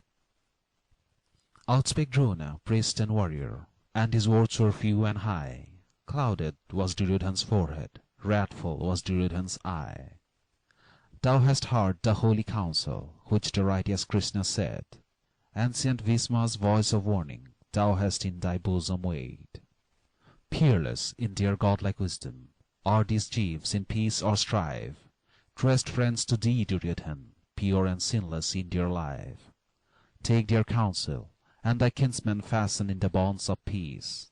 May the empire of the Kurus and their warlike fame increase. List unto thy old preceptor, faithless is thy fitful star. False they feed with hopes thy bosom, those who urge and counsel war. Crowned kings and armed nations, they will strive for thee in vain. Vainly brothers, sons, and kinsmen will for thee their lifeblood drain. For the victor's crown and glory never, never can be thine. Krishna conquers, and brave Arjun, mark these deathless words of mine. I have trained the youthful Arjun, seen him bend the warlike bow, marked him charge the hostile forces, marked him smite the scattered foe. Fiery son of Jamadagni, owned no greater, loftier might, breathes on earth no mortal warrior, conquers Arjun in the fight. Krishna too, in war resistless, comes from Dwarka's distant shore, and the bright gods quake before him, whom the fair Devaki bore. These are foes thou mayst not conquer, take an ancient warrior's word, act thou as thy heart decided, thou art Kuru's king and lord. 8. Vidur's speech. Then in gentler voice Vidur sought his pensive mind to tell. From his lips serene and softly words of woe and anguish fell. Not for thee I grieve, Duryodhan, slain by vengeance fierce and keen. For thy father weeps my bosom and the aged Kuru queen. Sons and grandsons, friends and kinsmen, slaughtered in this fatal war, homeless, cheerless, on this wide earth, they shall wander long and far. Friendless, kinless, on this wide earth whither shall they turn and fly? Like some bird bereft of plumage, they shall pine a while and die. Of their race and sad survivors, they shall wander over the earth. Curse the fatal day, Duryodhan, saw thy sad and woeful birth. 9. Dhritarashtra's speech. Teardrops filled his sightless eyeballs, anguish shook his aged frame, as the monarch soothed Duryodhan by each fond enduring name. Listen, dearest son Duryodhan, shun this dark and fatal strife, cast not grief and death's black shadows on thy parents' closing life. Krishna's heart is pure and spotless, true and wise the words he said. We may win a worldwide empire with the noble Krishna's aid. Seek the friendship of Yudhishthir, loved of righteous gods above, and unite the scattered Kurus by the lusting tie of love. Now at full is tide of fortune, never may it come again. Strive and win, or ever after all repentance may be vain. Peace is righteous Krishna's counsel, and he offers loving peace. Take the offered boon, Duryodhan, let all strife and hatred cease. 10. Duryodhan's speech. Silent sat the proud Duryodhan, wrathful in the council hall, spake to mighty armed Krishna, and to Kuru warriors all. I'll becomes thee, Dwarka's chieftain, in the paths of sin to move. Bear for me a secret hatred, for the Pandav's secret love. And my father, wise Vidur, ancient Bhishma, Drona bold, join thee in this bitter hatred, turn on me their glances cold. What great crime or darkening sorrow shadows over my bitter fate, that ye chiefs and Kurus monarch mark Duryodhan for your hate? Speak, what nameless guilt or folly, secret sin to me unknown, turns from me your sweet affection, father's love that was my own? If Yudhishthir, fond of gambling, played a heedless, reckless game, lost his empire and his freedom, was it then Duryodhan's blame? And if freed from shame and bondage, in his folly played again, lost again and went to exile, wherefore doth he now complain? Weak are they in friends and forces, feeble is their faithful star, wherefore then in pride and folly seek with us unequal war? Shall we, who to mighty Indra scarce will do the homage due, bow to homeless sons of Pandu and their comrades faint and few? Bow to them while warlike Drona leads us as in days of old, Bhishma greater than the bright gods, archer Karan true and bold? If in dubious game of battle we should forfeit fame and life, heaven will ope its golden portals for the Kshatriya slain in strife. If unbending to our foemen we should press the gory plain, stingless is the bait of arrows, death for us will have no pain. For the Kshatriya knows no terror of his foeman in the field, breaks like hardened forest timber, bounds not, knows not how to yield. So the ancient sage Matanga of the warlike Kshatriya said, save to priest and sage preceptor, unto none he bends his head. Indraprasth, which my father weakly to Yudhishthir gave, never more shall go unto him, while I live and brothers brave. Kuru's undivided kingdom Dhritarashtra rules alone. Let us seat our swords in friendship and a monarch's empire own.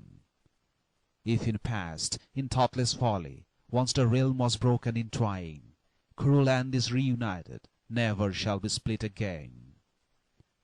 Take my message to my kinsmen, for Duryodhan's words are plain. Portion of the Kuru empire, sons of Pandu seek in vain. Town nor village, mart nor hamlet, help us righteous gods in heaven. Spot that needle's point can cover, not unto them be given. End of Book 7.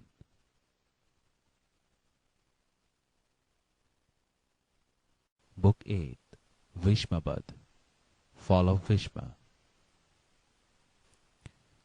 All negotiations for a peaceful partition of the Kuru kingdom having failed, both parties now prepared for a battle, perhaps the most sanguinary that was fought on the plains of India in the ancient times.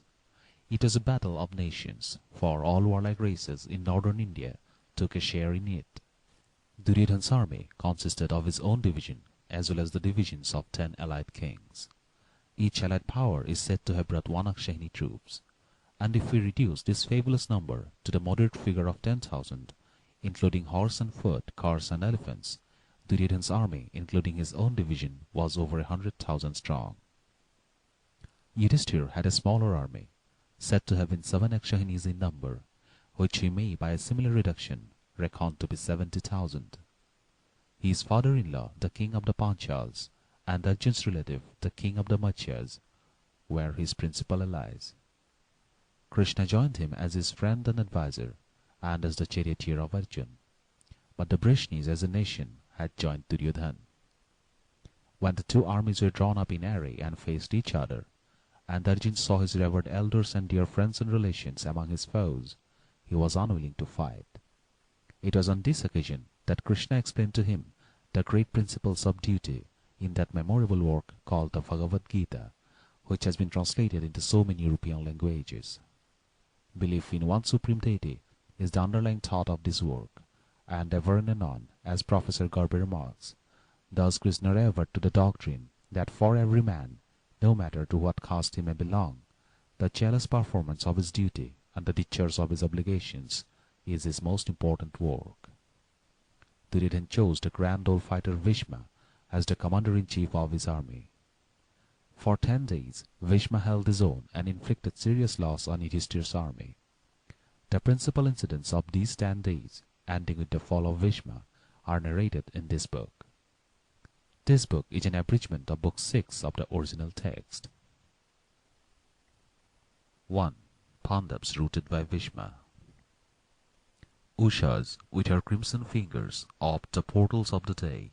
Nations armed for mortal combat in the field of battle lay.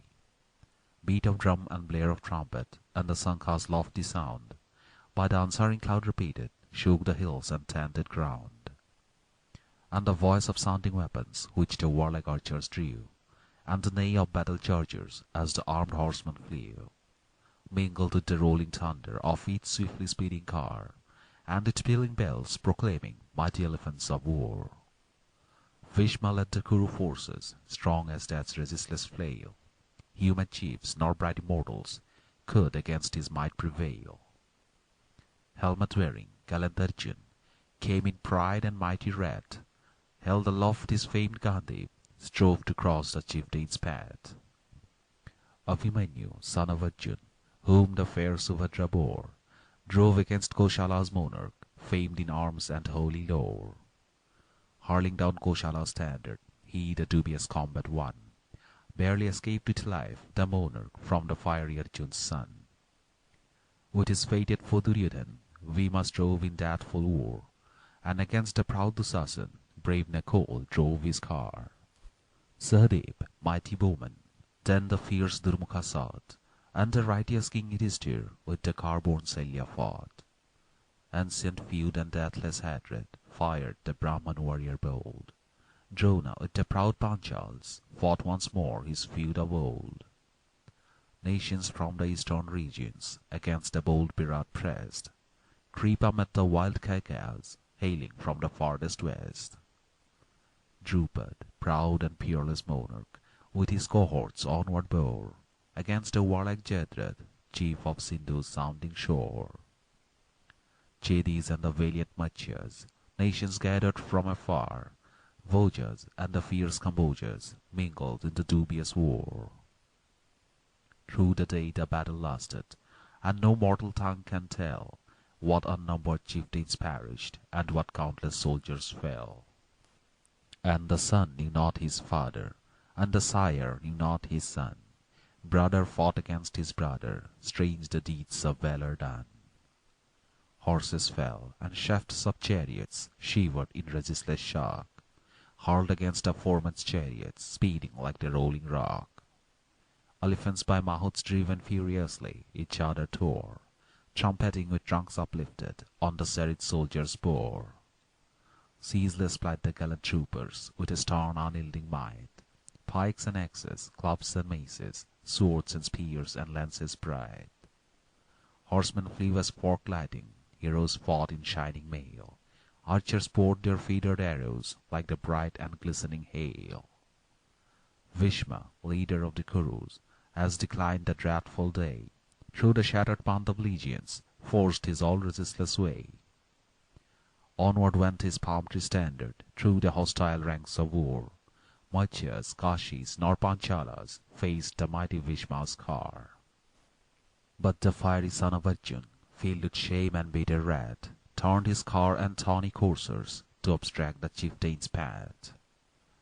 Vainly fought the youthful warrior, though his darts were pointed well, and dissevered from his chariot, Bhishma's palm-tree standard fell. Anger stirred the ancient Bhishma, and he rose in all his might. Abhimanyu, pierced with arrows, fell and fainted in the fight. Then to save the son of Arjun, Matchyas' gallant princes came, brave Uttar, noble Sweta, youthful warriors known to fame. Ah, too early fell the warriors in that sad and fatal strife. Matchyas' dames and dark-eyed maidens wept the prince's shortened life. Slain by cruel fate, untimely, fell two brothers young and good. Dauntless still the youngest brother, proud and gallant, Sankha stood. But the helmet-wearing Arjun came to stop the victor's path, and to save the fearless Sankha from the ancient Bhishma's wrath. Drupad too, Panchal's monarch, swiftly rushed into the fray, strove to shield the broken Pandavas and to stop the victor's way. But as fire consumes the forest, wrathful Bhishma slew the foe. None could face his sounding chariot and his ever-circled bow. And the fainting Pandava brothers marked the foe resistless bold, shook like unprotected cattle, teetered in the blighting cold. Onward came the mighty Bhishma, and the slaughter fiercer grew. From his bow, like hissing serpents, still the glistening arrows flew. Onward came the ancient warrior, and his path was strewn with dead, and the broken Pandava forces, crushed and driven, scattered fled. Friendly night and gathering darkness closed the slaughter of the day. To their tents the sons of Pandu held their sad and weary way. 2. Kurus rooted by Arjun.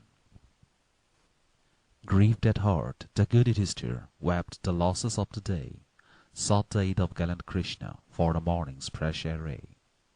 And when from the eastern mountains Surya drove his fiery car, Bhishma and the helmed Arjun strove to turn the tide of war. Bhishma's glorious palm-tree standard over the field of battle rose. Arjun's monkey standard glittered, cleaving through the serried foes. Devas from their cloud-borne chariots and Gandharvs from the sky gazed in mute and speechless wonder on the human chiefs from high. While with dauntless valor Arjun still the mighty Bhishma sought, warlike prince of fair Panchala with the doughty Drona fought.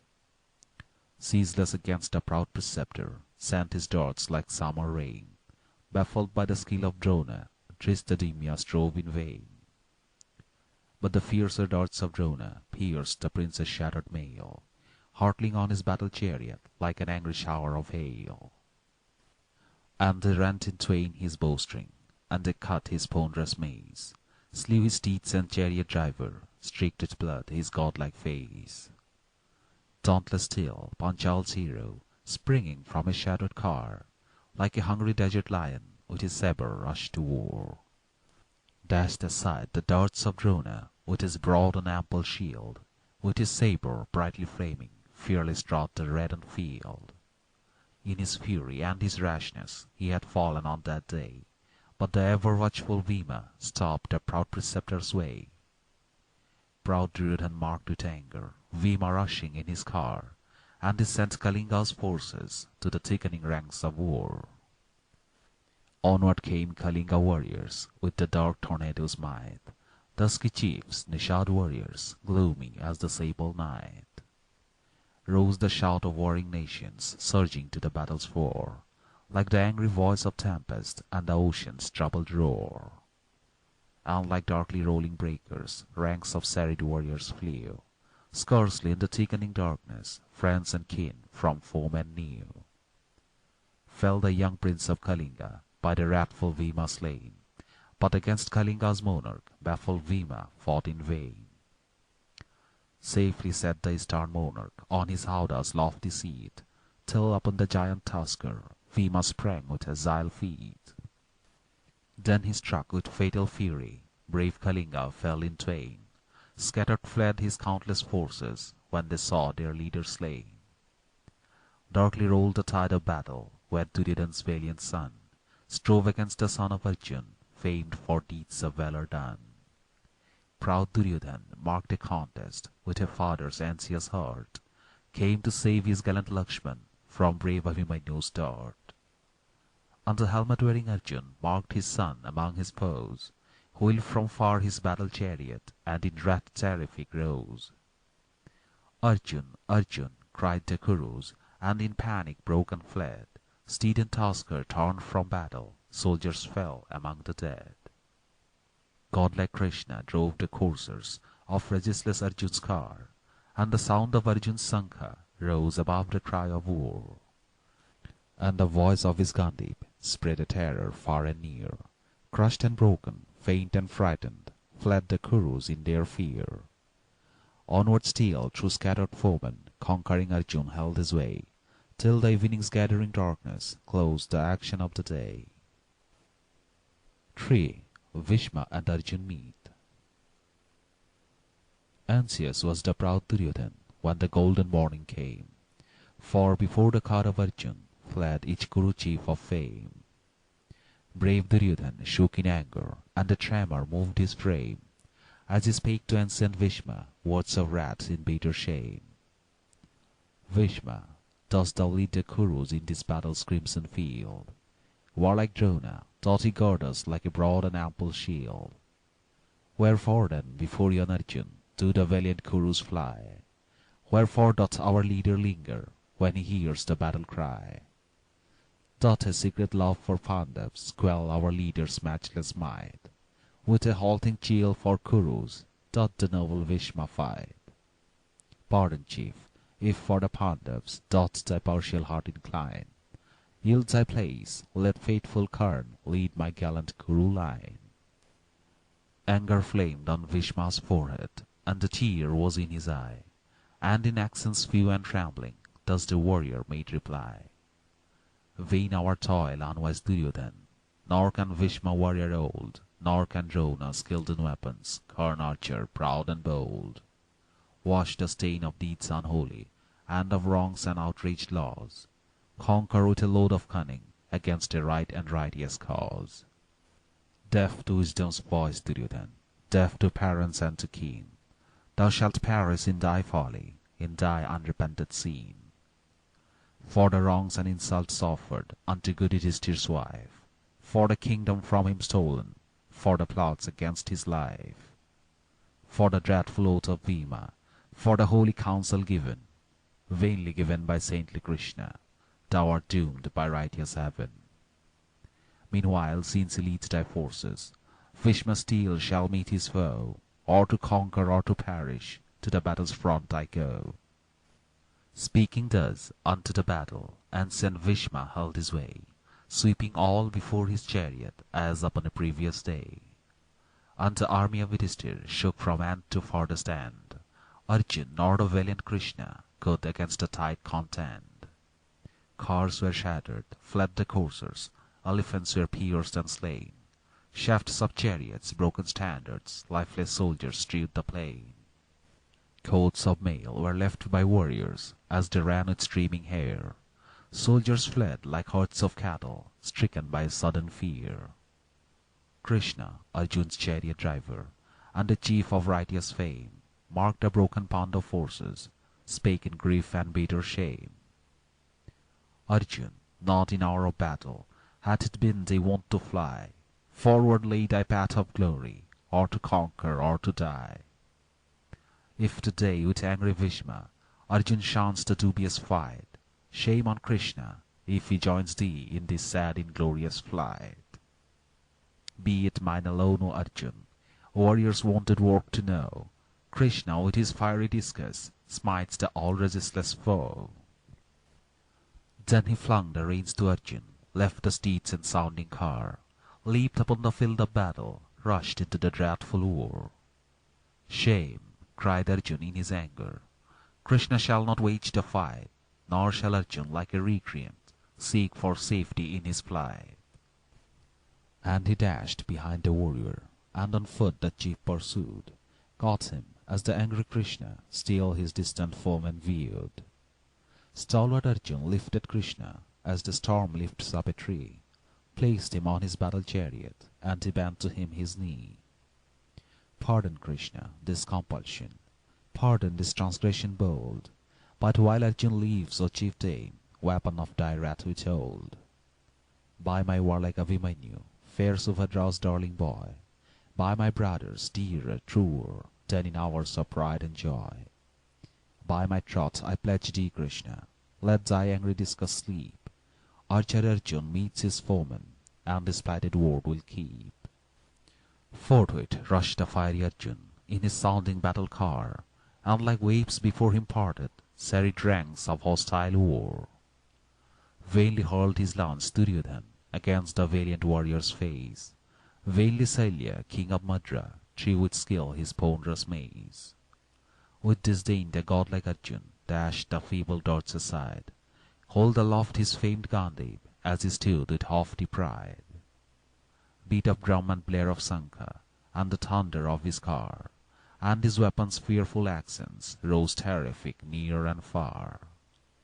Came resistless Pandav forces, sweeping onward wave on wave, Chedis, Matchyas, and Panchalas, chieftains true and warriors brave.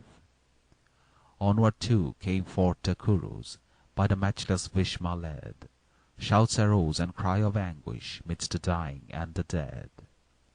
But the evening closed in darkness, and the night fires fitful flared. Fainting troops and bleeding chieftains to their various tents repaired. 4. Duryodhana's brothers slain. Dawned another day of battle. Kurus knew that day too well. Widowed queens of fair Hastina wept before the evening fell. For as whirlwind of destruction, Bhima swept in mighty wrath, broke the serried line of taskers, vainly sent to cross his path. Smote Duryodhana with his arrows, 3 terrific darts and 5. Smote proud Shalya from the battle, scarce they bore the chiefs alive. Then Duryodhana's 14 brothers rushed into the dreadful fray. Fatal was the luckless moment, inauspicious was the day. Licked his mouth the vengeful Bhima, and he shook his bow and lance, as the lion lolls his red tongue when he see his prey advance. Short and fierce the furious combat, 6 pale princes turned and fled. 8 of proud Duryodhana's brothers fell, and slumbered with the dead. 5. Saityaki's son slain. Morning, with her fiery radiance, oped the portals of the day, shone once more on Kuru warriors, Pandav chiefs in dread array. Bhima and the gallant Arjun led once more the van of war, but the proud preceptor Drona faced them in his sounding car. Still with gallant son of Arjun, Lakshman strove with bow and shield. Vainly strove, his faithful henchmen bore him bleeding from the field. Lakshman, son of proud Duryodhana, Abhimanyu Arjun's son, doomed to die in youth and glory beneath the same revolving sun. Sad the day for Vrishni warriors, brave Saityaki's sons of might, against the cruel Vurisravas strove in unrelenting fight. 10 brave brothers, pride of Vrishni, fell upon that fatal day, slain by mighty Vurisravas, and upon the red field lay. 6. Bhima's danger and rescue. Dawned another day of slaughter, heedless Bhima forced his way through Duryodhana's serried legions, where dark death and danger lay. And the 100 foemen gathered, and unequal was the strife. Bhima strove with furious valor, for his forfeit was his life. Fair Panchal's watchful monarch saw the danger from afar, forced his way where bleeding Bhima fought beside his shattered car. And he helped the fainting warrior, placed him on his chariot seat, but the Kurus darkly gathered, surging round as waters meet. Arjun's son and 12 brave chieftains dashed into the dubious fray, rescued Bhima and proud Draupadi from the Kurus' grim array. Surging still the Kuru forces onward came with ceaseless might. Drona smote the scattered Pandavas till the darksome hours of night. 7. Pandavas routed by Bhishma. Morning came, and the angry Arjun rushed into the dreadful war. Krishna drove his milk-white coursers, onward flew his sounding car. And before his monkey banner quailed the faint and frightened foes, till like star on billowy ocean Bhishma's palm tree banner rose.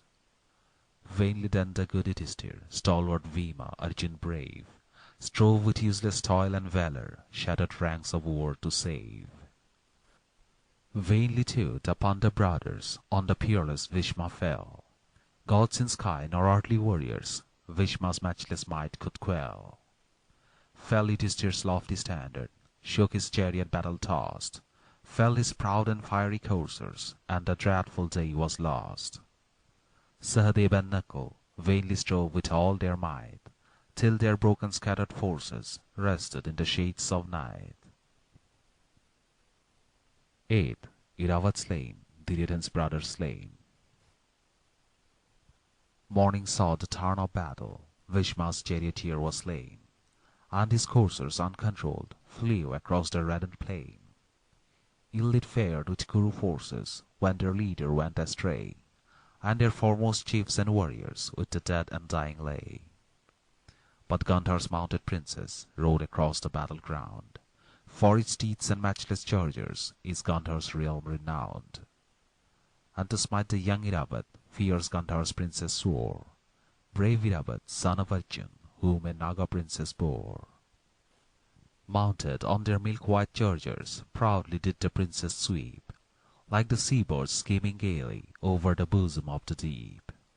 5 of stout Gandhar's princes in that fatal combat fell, and the 6th in fear and faintness fled the awful tale to tell. Short, alas, Iravat's triumph, transient was the victor's joy. Alumbasha, dark and dreadful, came against a gallant boy. Fierce and fateful was the combat, mournful is the tale to tell. Like a lotus rudely severed, gallant son of Arjun fell. Arjun heard the tale of sorrow, and his heart was filled with grief. Thus he spake a father's anguish, faint his accents, few and brief. Wherefore, Krishna, for a kingdom mingled in this fatal fray, kinsmen killed and comrades slaughtered, dear, alas, the price we pay. Woe unto Hastina's empire, built upon our children's grave. Dearer than the throne of monarchs was Iravat, young and brave.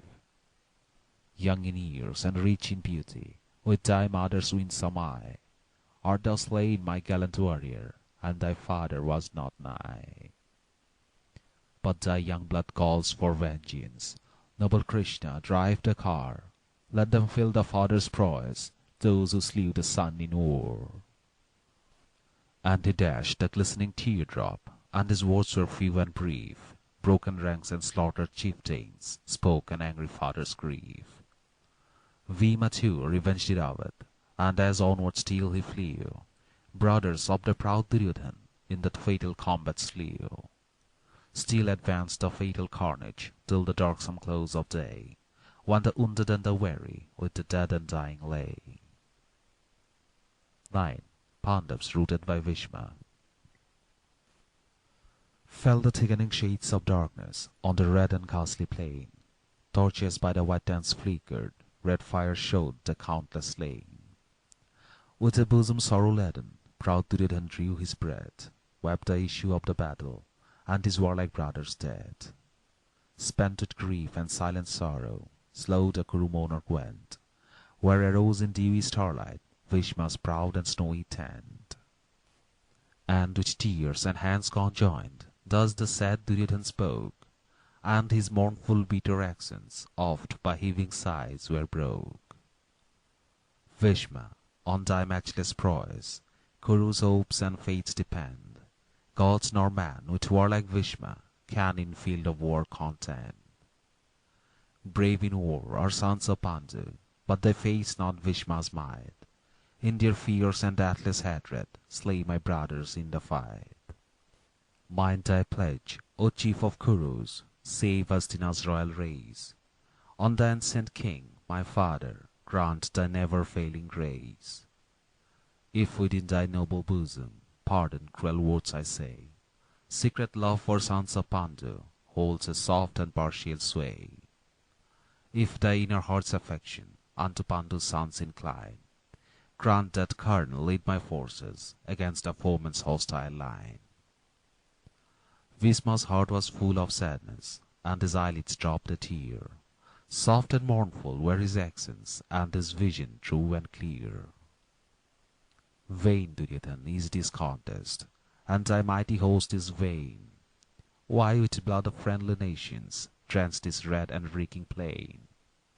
They must win, who, strong in virtue, fight for virtue's stainless laws, doubly armed a stalwart warrior, who is armed in righteous cause.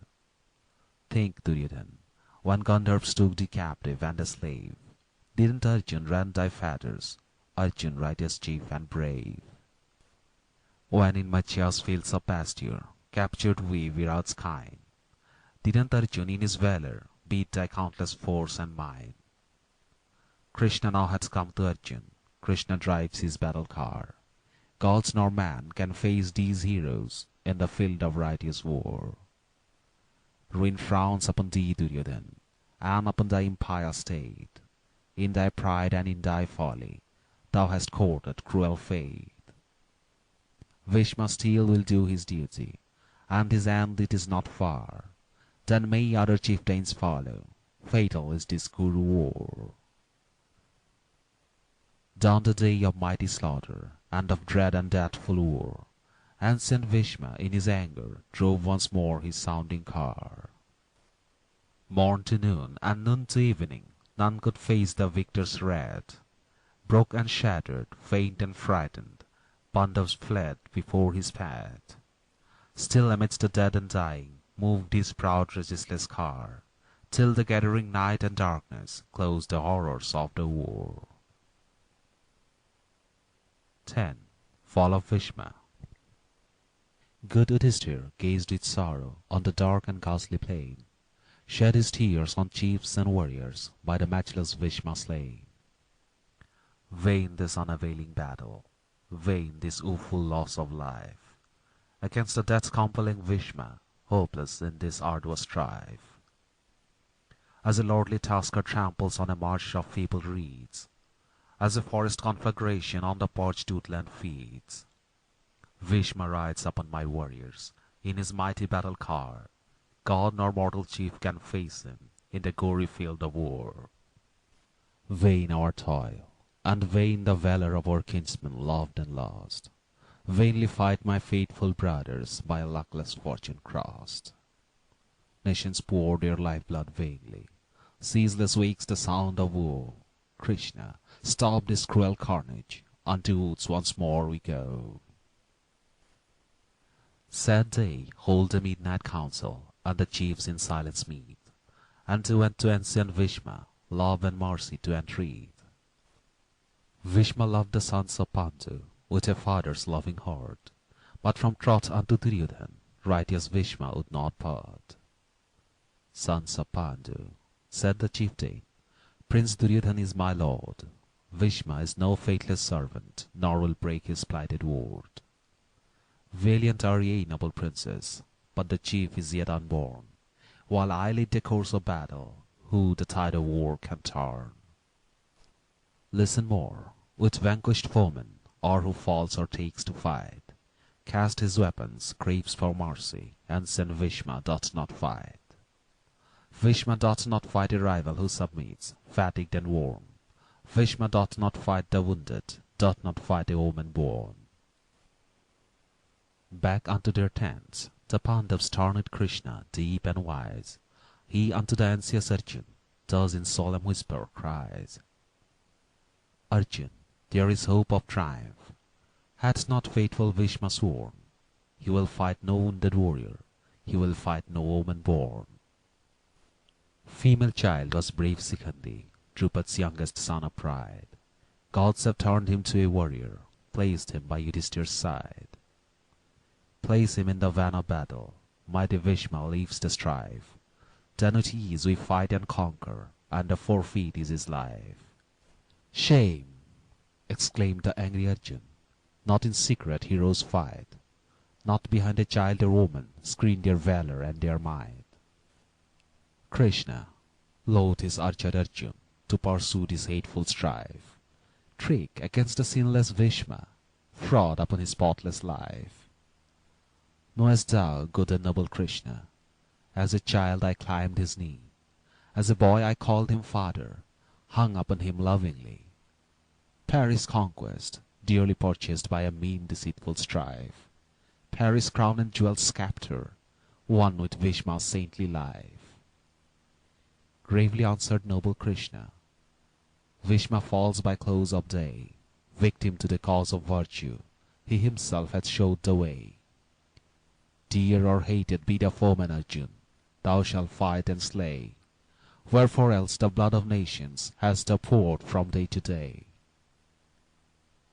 Morning dawned, and mighty Arjun, Abhimanyu young and bold, Draupadi, monarch of Panchala, and Virat stern and old, brave Yudhishthir and his brothers, clad in arms and shining mail, rushed to war where Bhishma's standard gleamed and glittered in the gale. Proud Duryodhan marked their onset, and its fatal purpose knew, and his bravest men and chieftains against the fiery Pandavas trio. With Kamboja's stalwart monarch, and with Drona's mighty son, with the valiant bowman Kripa, stemmed the battle still unwon. And his younger, fierce Dusasan, thirsting for the deathful war, against the helmet-wearing Arjun drew his mighty battle car. As the high and rugged mountain meets the angry ocean's sway, proud Dusasan warred with Arjun in his wild and onward way. And as myriad white-winged sea-birds swoop upon the darksome wave, clouds of darts and glistening lances drank the red blood of the brave. Other warlike Kuru chieftains came, the bravest and the best, Drona's self and Vagadatta, monarch of the farthest east. Karbon Salya, mighty warrior, king of Madras' distant land, princes from Avanti's regions, chiefs from Malab's rocky strand. Jayadratha, matchless fighter, king of Sindhu's sounding shore, Chitrasena and Bikar, countless chiefs and warriors more. And faced the fiery Pandavas, peerless in their warlike might. Long and dreadful raged the combat, darkly closed the dubious fight. Dust arose like clouds of summer, glistening darts like lightning played. Darksome grew the sky with arrows, thicker grew the gloomy shade. Cars went down, and mailed horsemen, soldiers fell in dread array. Elephants with white tusks broken, and with mangled bodies lay. Arjun and the stalwart Bhima, piercing through their countless foes, side by side impelled their chariots, where the palm tree standard rose. Where the peerless ancient Bhishma, on that dark and fatal day, warring with the banded nations, still resistless held his way. On he came, his palm tree standard still the front of battle knew, and like sun from dark clouds parting, Bhishma burst on Arjun's view. And his eyes brave Arjun shaded at the awe-inspiring sight, half he wished to turn for shelter from the chief of godlike might. But bold Krishna drove his chariot, whispered unto him his plan. Arjun placed the young Sikhandi in the deathful battle's van. Bhishma viewed the Pandav forces with a calm unmoving face, saw not Arjun's fair Gandhi, saw not Bhima's mighty mace. Smiled to see the young Sikhandi rushing to the battle's fore, like the foam upon the billow when the mighty storm winds roar. Bhishma thought of word he plighted, and of oath that he had sworn, dropped his arms before the warrior, who was but a female born.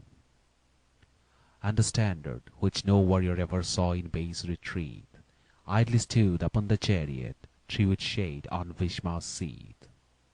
And the flagstaff fell dissevered on the crushed and broken car, as from azure sky of midnight falls the meteor's flaming star. Not by young Sikhandi's arrows Bhishma's palm tree standard fell, not Sikhandi's feeble lances did the peerless Bhishma quail. True to oath, the bleeding chieftain turned his darkening face away, turned and fell, the sun declining marked the closing of the day. And thus the fatal battle, truce came with the close of day.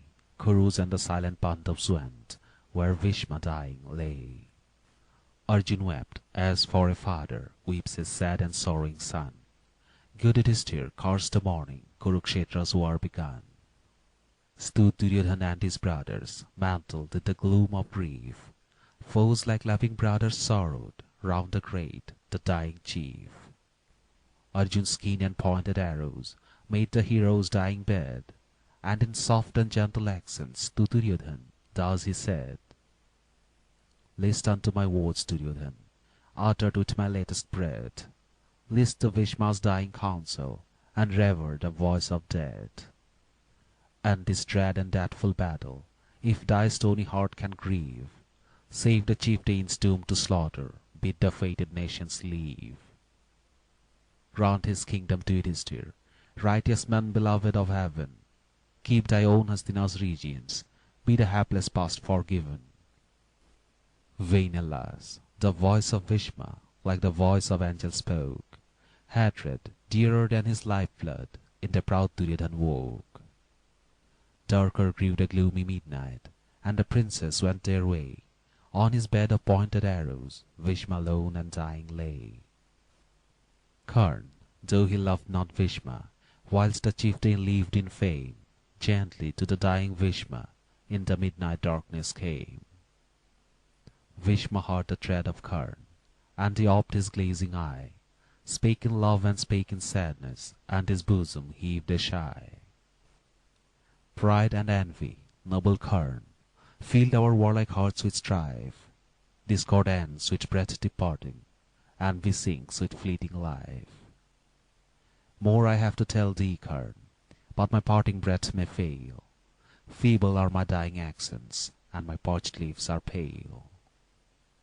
Arjun beats not noble Karna in the deeds of valor done, nor excels in birth and lineage, Karna, thou art Pritha's son. Pritha bore thee, still unwedded, and the sun inspired thy birth. God-born man, no mightier archer treads this broad and spacious earth. Pritha cast thee in her sorrow, hid thee with a maiden's shame, and the driver, not thy father, nursed thee, chief of warlike fame. Arjun is thy brother, Karna, and this sad fraternal war. Seek not lifeblood of thy brother, nor against him drive thy car. Vain, alas, the voice of Bhishma, like a heavenly warning spoke. Hatred dearer than his lifeblood in the vengeful Karna woke. End of Book 8.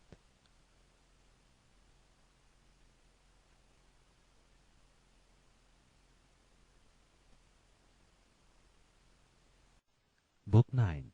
Dronabad. Fall of Drona. On the fall of Bhishma, the Brahman chief Drona, preceptor of the Kuru and Pandava princes, was appointed the leader of the Kuru forces.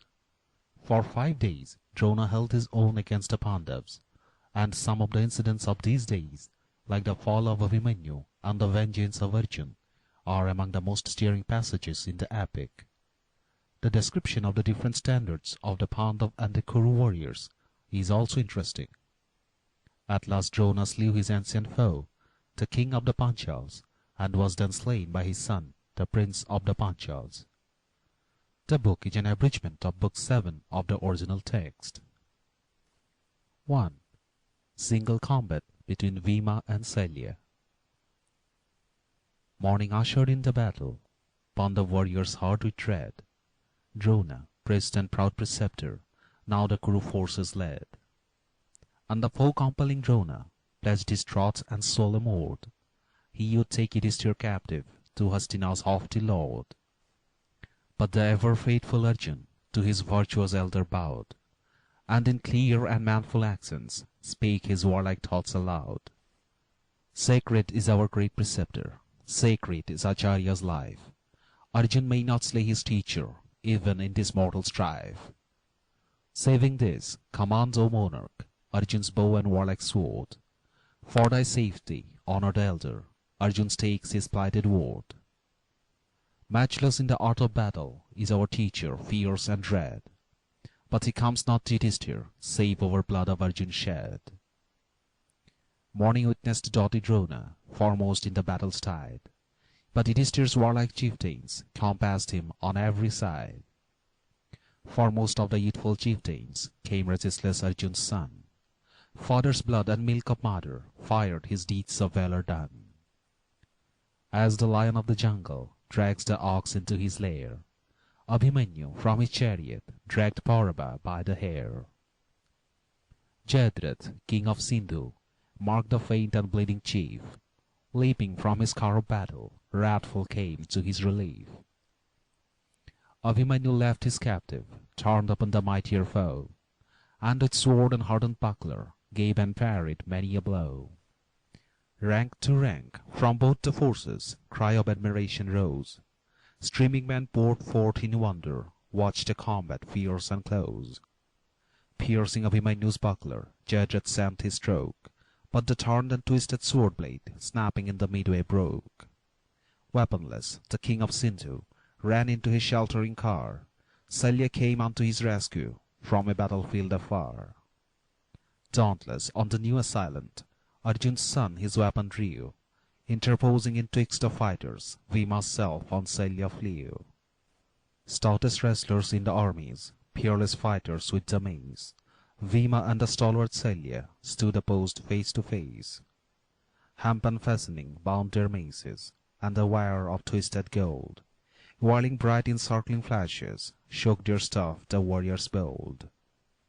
Off they struck, and sparks of red fire issued from the seasoned wood. Unlike horned bulls, infuriate Madras king and Bhima stood. Closer still they came like tigers, closing with their reddened paws, or like tuskers with their red tusks, eagles with their rending claws. Loud as Indra's peals of thunder, still their blows were echoed round. Rank to rank the startled soldiers heard the oft-repeated sound. But as strikes in vain the lightning on the solid mountain rock, Bhima, nor the fearless Shalya, fell or moved beneath the shock. Closer drew the watchful heroes, and their clubs were wielded well, till by many blows belaboured both the fainting fighters fell. Like a drunkard, dazed and reeling, Bhima rose his staff to wield. Senseless Shalya, heavy breathing, henchmen carried from the field. Writhing like a wounded serpent, lifted from the field of war, he was carried by his soldiers to the shelter of his car. Drona still with matchless prowess would redeem his plighted word, sought to take Yudhishthir captive to Duryodhan, Kuru's lord. Vainly then the twin-born brothers came to cross the conqueror's path. Much as Lord Panchal's monarch vainly faced him in his wrath. Rank to rank the cry resounded, circling over the battlefield. Drona takes Yudhishthir captive with his weapons, sword and shield. Arjun heard the dreadful message, and in haste and fury came, strove to save his king and elder, and redeem his loyal fame. Speeding with his milk-white coursers, dashed into the thick of war, blew his shrill and dreaded Sankha, drove his sounding battle car. Fiercer, darker grew the battle, when above the reddened plain, evening drew her peaceful mantle over the living and the slain. 2. Standards of the Pandavas. Morning came. Still round Yudhishthir, Drona led the gathering war. Arjun fought the Samasaptaks in the battlefield afar. But the prince of fair Panchal marked his father's ancient foe, and against the doughty Drona Tristadimya bent his bow. But as darksome cloudy masses angry gusts of storm divide, through the scattered fainting foemen Drona drove his car in pride. Steeds went down, and riven chariots, young Panchal turned and fled. Onward drove resistless Drona over the dying and the dead. One more prince of fair Panchal against the mighty Drona came. Ancient feud ran in the red blood of Panchal's chiefs of fame. Fated youth, with reckless valor, still he fought his father's foe. Fought and fell, relentless Drona laid the brave Satyajit low. Surging still like ocean's billows, other Pandav warriors came, to protect their virtuous monarch and redeem their ancient fame. Came in various battle chariots, drawn by steeds of every hue. Various were the chieftains' standards, which the warring nations knew. Bhima drove his stalwart horses, tinted like the dappled deer. Grey and pigeon-coloured coursers bore Panchal's prince and peer. Horses bred in famed Cambodge, fiery parrot green in hue. Brave Nakul's sumptuous chariot in the deathful battle drew. Piebald horses, trained to battle, did young Sahadev reign. Ivory white Yudhishthir's coursers, with their flowing ebon mane. And by him, with gold umbrella, valiant monarch Draupadi came. Horses of a bright bay colour carried Matsya's king of fame. Varied as their various coursers, gallantly their standards rose, with their wondrous strange devices, terror of their armed foes. Water-jar on tawny deerskin, such was Drona's sign of war. Drona as a tender infant rested in a water-jar. Golden moon with stars surrounding was Yudhishthir's sign of yore. Silver lion was the standard, tiger-waisted Bhima bore.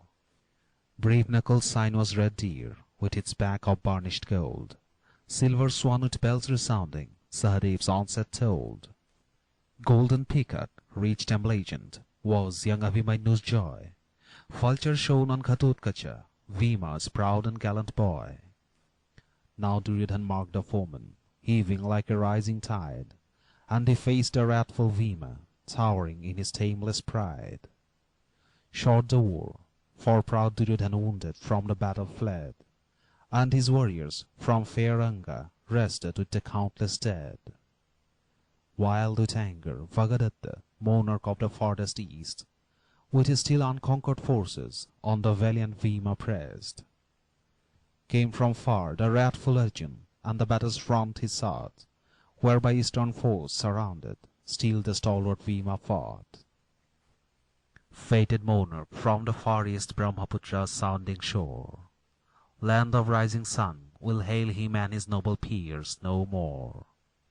For his tusker, pierced by arrows, trumpeted his dying wail. Like a red and flaming meteor, gallant Vagadatta fell. Then with rising wrath and anguish, Karna's noble bosom bled. Karna, who had stayed from battle, while his rival Bhishma led. Ancient hate and jealous anger clouded Karna's warlike heart, and while Bhishma led, all idly slumbered Karna's bow and dart. Now he marked with warrior's anguish all his comrades fled afar, and his foeman Arjun sweeping over the red field of war. Hatred like a tongue of red fire shot from Karna's flaming eye, and he sprang to meet his foeman, or to conquer or to die. Fierce and dubious was the battle, answering clouds gave back the din. Karna met his dearest foeman, and alas, his nearest kin. Bhima and Panchala's warriors unto Arjun's rescue came. Proud Duryodhan came to Karna, and fair Sindhu's king of fame. Fiercely raged the gory combat, when the night its shadows threw.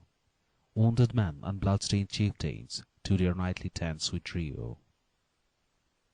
3. Abhimanyu's death. Fatal was the blood-red morning, purpling over the angry east. Fatal day for Abhimanyu, bravest warrior and the best. Countless were the gallant chieftains, like the sands beside the sea. None with braver bosom battled, none with hands more stout and free. Brief, alas, thy radiant summers, fair Subhadra's gallant boy, loved of Matsya's soft-eyed princess, and her young heart's pride and joy. Brief, alas, thy sunlight winters, light of war too warly quenched, peerless son of peerless Arjun, in the blood of foemen drenched.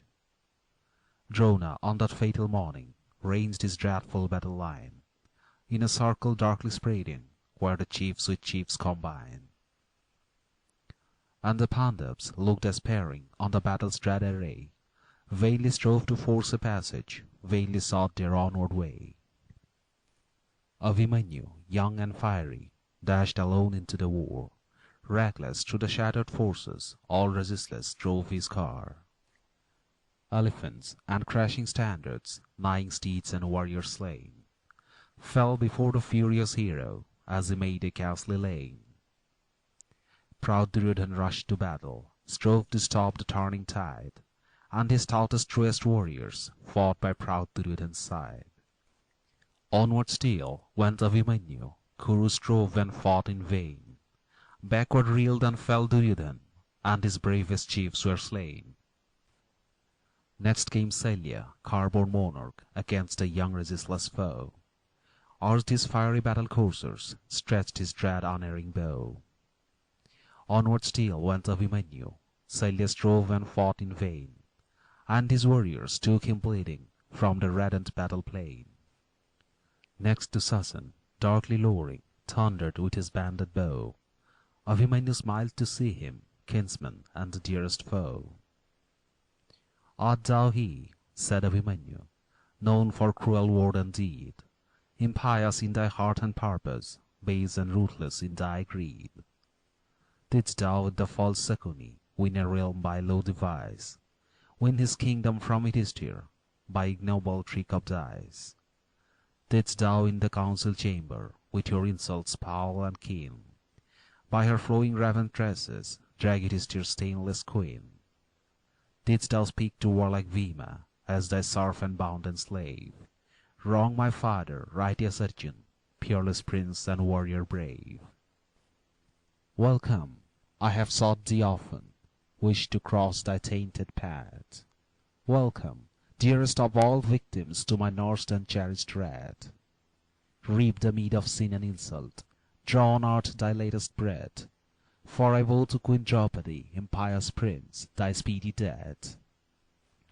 Like a snake upon an anthill, on Dushasan's wicked heart, fell with hissing wrath and fury Abhimanyu's fiery dart. From the loss of blood, Dushasan fainted on his battle car. Kuru chieftains bore him senseless from the blood-stained scene of war. Next, in gleaming arms accoutred, came Duryodhan's gallant son, proud and warlike as his father, famed for deeds of valor done. Young in years and rich in valor, for alas, he fought too well, and before his weeping father, proud and gallant Lakshman fell. Onward still went Abhimanyu midst the dying and the dead, shook from rank to rank the Kurus, and their shattered army fled. Then the impious Jayadratha, king of Sindhu's sounding shore, came forth in unrighteous concert with 6 scar-born warriors more. Darkly closed the fatal circle with the gulfing surges moan. Dauntless with the 7 brave chieftains, Abhimanyu fought alone. Fell, alas, his peacock standard, and his car was broke in twain. Bow and sabre rammed and shattered, and his faithful driver slain. Heedless yet of death and danger, misty with the loss of blood, Abhimanyu wiped his forehead, gazed where dark his foeman stood. Then with wild despairing valor, flickering flame and closing life, mace in hand, the heedless warrior rushed to end the mortal strife. Rushed upon his startled foeman, Abhimanyu fought and fell, and his deeds to distant ages birds and wondering minstrels tell. Like a tusker of the forest, by surrounding hunters slain, like a wood-consuming wildfire quenched upon the distant plain, like a mountain-shaking tempest spent in force and hushed and still, like the red resplendent day-god setting on the western hill, like the moon serene and beauteous quenched in eclipse dark and pale, lifeless slumbered Abhimanyu when the softened starlight fell. Done the day of death and slaughter, darkening shadows close around, wearied warriors seek for shelter on the vast and tented ground. Soldiers' campfires brightly blazing, tent lights shining from afar, cast their fitful gleam and radiance on the carnage of the war. Arjun from a field at distance, where upon that day he fought, with the ever-faithful Krishna, now his nightly shelter sought. Wherefore, Krishna, uttered Arjun, evil omens strike my eye, thoughts of sadness fill my bosom, wake the long-forgotten sigh. Wherefore voice of evening bugle speaks not on the battlefield, merry corns nor sounding trumpet music to the warriors yield. Harp is hushed within the dark tents, and the voice of warlike song, birds beside the evening campfire tales of war do not prolong. Yudhishthir's tent is voiceless, and my brothers look so pale. Abhimanyu comes not joyous, Krishna and his sire to hail. Abhimanyu's love and greeting, blessed like blessings from above, fair Subhadra's joy and treasure, Arjun's pride and hope and love. Softly, and with many teardrops, did the sad Yudhishthir tell, how in dreadful field of battle gallant Abhimanyu fell. How the impious Jayadratha fell on Arjun's youthful son, he with 6 proud Kuru chieftains, Abhimanyu all alone. How the young prince, reft of weapon and deprived of steed and car, fell as falls a Kshatriya warrior fighting on the field of war. Arjun heard, the father's bosom felt a cruel cureless wound. Brave and gallant boy, said Arjun, and he sank upon the ground. Moments passed of voiceless sorrow and of speechless bitter tear, sobs within his mailed bosom smote the weeping listener's ear. Moments passed with rising anger quivered Arjun's iron frame. Abhimanyu's cruel murder smote the father's heart to flame. Didst thou say that Sindhu's monarch on my Abhimanyu bore? He alone, and Jadreth leagued with 6 marauders more. Didst thou say the impious Kurus stooped unto this deed of shame? Outrage on the laws of honor, stain upon a warrior's fame.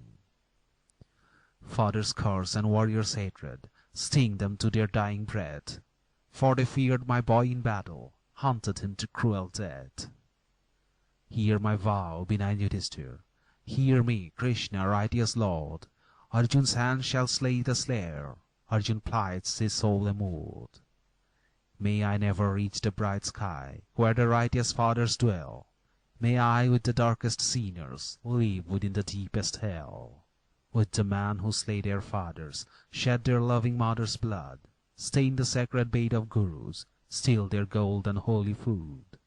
Cherish envy, cheat their kinsmen, speak the low and dastard lie.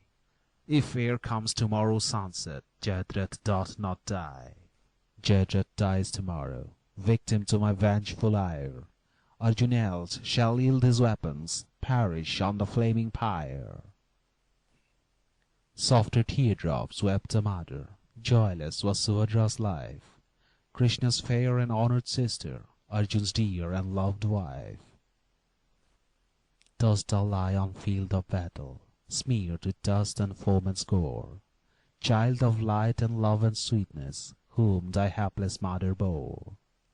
Soft thine eye as budding lotus, sweet and gentle was thy face. Are those soft eyes closed in slumber, faded in that peerless grace? And thy limbs, so young and tender, on the bare earth do they lie, where the hungry jackal prowleth and the vulture flutters nigh. Gold and jewels grace thy bosom, gems bedecked thy lofty crest, doth the crimson mark of sabre decorate that manly breast. Rend Subhadra's stony bosom with a mother's cureless grief, let her follow Abhimanyu, and in death obtain relief. Art to me is void and cheerless, joyless in my heart and home. Dreary without Abhimanyu is this weary world to roam. And oh, cheerless is that young heart, Abhimanyu's princess wife. What can sad Subhadra offer to her joyless, sunless life? Close our life in equal darkness, for our day on earth is done, for our love and light and treasure Abhimanyu, dead and gone. Long bewailed the anguished mother, fair Draupadi tore her hair. My chaste princess, early widowed, shed her young heart's blood in tear. 4. Standards of the Kurus, Arjun's revenge. Morning from the face of battle, night's depending curtain drew. Long and shrill his sounding Sankha, then the wrathful Arjun blew. Kurus knew the vow of Arjun, heard the Sankha's deathful blare. As it rose above the red field, thrilled the startled morning air. Speed, my Krishna, outspake Arjun, as he held aloft his bow. For today my task is dreadful, cruel is my mighty vow. Fiery coursers urged by Krishna flew with lightning's rapid course, dashing through the hostile warriors and the serried Kuru force. Brave Durmarsan faced the hero, but he strove and fought in vain. Onward thundered Arjun's chariot over the dying and the slain. Fierce Dusasan with his tuskers rushed into the fine of war, but the tuskers broke in panic. Onward still went Arjun's car. Drona then, the proud preceptor, Arjun's furious progress stayed. Teardrops filled the eye of Arjun as these gentle words he said. Pardon, father, if thy pupil shuns today thy offered war. Against his Abhimanyu slayer, Arjun speeds his battle car. Not against my great Acharya is my wrathful bowstring drawn. Not against a loved father fights a loving duteous son. Heavy on this bleeding bosom sits the darkening load of woe, and an injured father's vengeance seeks the slaughtered hero's foe. Pardon then, if sorrowing Arjun seeks a far and distant way. Mighty is the vow of Arjun, cruel is his task today. Passing by the doughty Drona, onward sped the fiery car, through the broken line of warriors, through the shattered ranks of war. Angas and the brave Kalingas vainly crossed his wrathful way, proud Avantis from the regions where fair Chambal's waters stray. Famed Avanti's fated princes vainly led their highland foes, fell beneath the wrath of Arjun, stayed nor stopped his onward course. Onward still with speed of lightning thundered Arjun's battle car, to the spot where Jayadratha stood behind the ranks of war. Now the sun from highest zenith red and fiery radiance lent. Long and weary was the passage, Arjun's foaming steeds were spent. Arjun, said the fateful Krishna, arduous is thy cruel quest, but thy foaming coursers falter, and need a moment's rest. Be it so, brave Arjun answered, from our chariot we alight. Rest a while the weary horses, Krishna, I will watch the fight. Speaking thus, the armed Arjun lightly leaped upon the lea, stood on guard with bow and arrow by the green and shady tree. Krishna groomed the jaded horses, faint and feeble, red with gore. With a healing hand he tended wounds the bleeding coursers bore. Watered them beside a river, by the Zephyr's soft cares, gave unto them welcome fodder, gave unto them needful rest.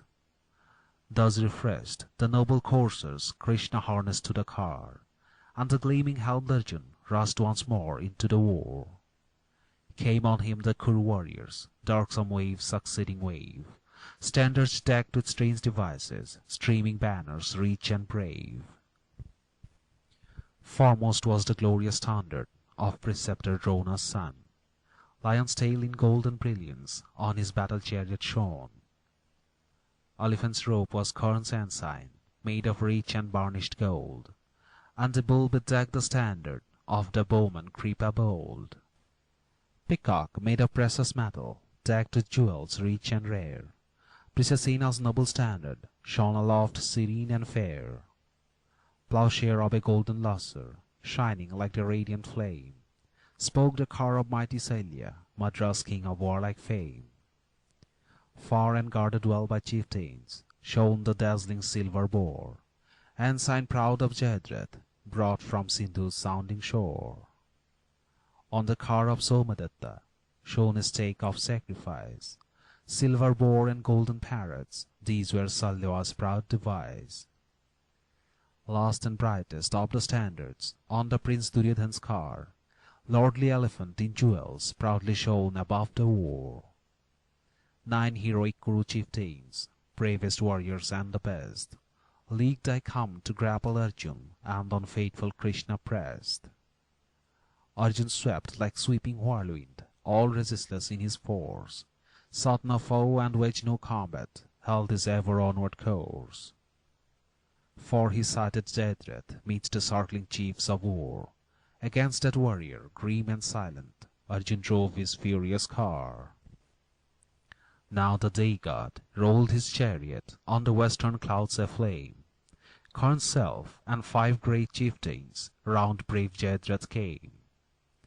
Vainly strove the valiant Arjun, struggling against the Kuru line, charged upon the peerless Karna as he marked the day's decline. Krishna then a prayer whispered, came a friendly sable cloud, veiled the red sun's dazzling brilliance in a dark and inky shroud. Karna deemed the evening darkness now proclaimed the close of strife. Failing in his plighted promise, Arjun must surrender life. And his comrade chiefs rejoicing slackened in their furious fight. Jayadratha hailed with gladness thickening shades of welcome night. In that sad and fatal error did the Kuru chiefs combine. Arjun, quick as bolt of lightning, broke their all unguarded line. Like an onward sweeping wildfire, shooting forth its lolling tongue, on the startled Jayadratha Arjun in his fury flung. Short the strife, as angry falcon swoops upon its helpless prey. Arjun sped his vengeful arrow, and his foeman lifeless lay. Friendly winds removed the dark cloud from the reddening western hill, and the sun in crimson lustre cast its fiery radiance still. Ere the evening's mantling darkness fell over distant hill and plain, proud Duryodhan's many brothers were by vengeful Bhima slain. And Duryodhan, stung by sorrow, waged a still unceasing fight. In the thick and gathering darkness, torches lit the gloom of night. Karna, furious in his anger, for his Jayadratha slain, and for brothers of Duryodhan sleeping lifeless on the plain, against the gallant son of Bhima drove his deep resounding car, and in gloom and midnight darkness waked the echoes of the war. Bhima's son, brave Ghatotkacha, twice proud Karna's horses slew, twice the humble steedless Karna from the dubious battle flew. Came again the fiery Karna, vengeance flamed within his heart, like the midnight's lurid lightning sped his fell and fatal dart. Woeful was the hour of darkness, luckless was the starry sway. Bhima's son in youth and valour, lifeless on the red-field lay. Then was closed the midnight battle, silent shone the starry light. Bhima knew nor rest nor slumber through the long and woeful night. 5. Fall of Drona. Ere the crimson morning glittered, proud Duryodhan sad at heart, to the leader of the Kurus did his sorrows thus impart. Sadly speeds the contest Drona on the battle's gory plain. Kuru chiefs are thinned and fallen, and my brothers mostly slain. Can it be, O beta Brahmanas, peerless in the art of war? Can it be that we shall falter while thou speedest the battle car? Pandu's sons are but thy pupils.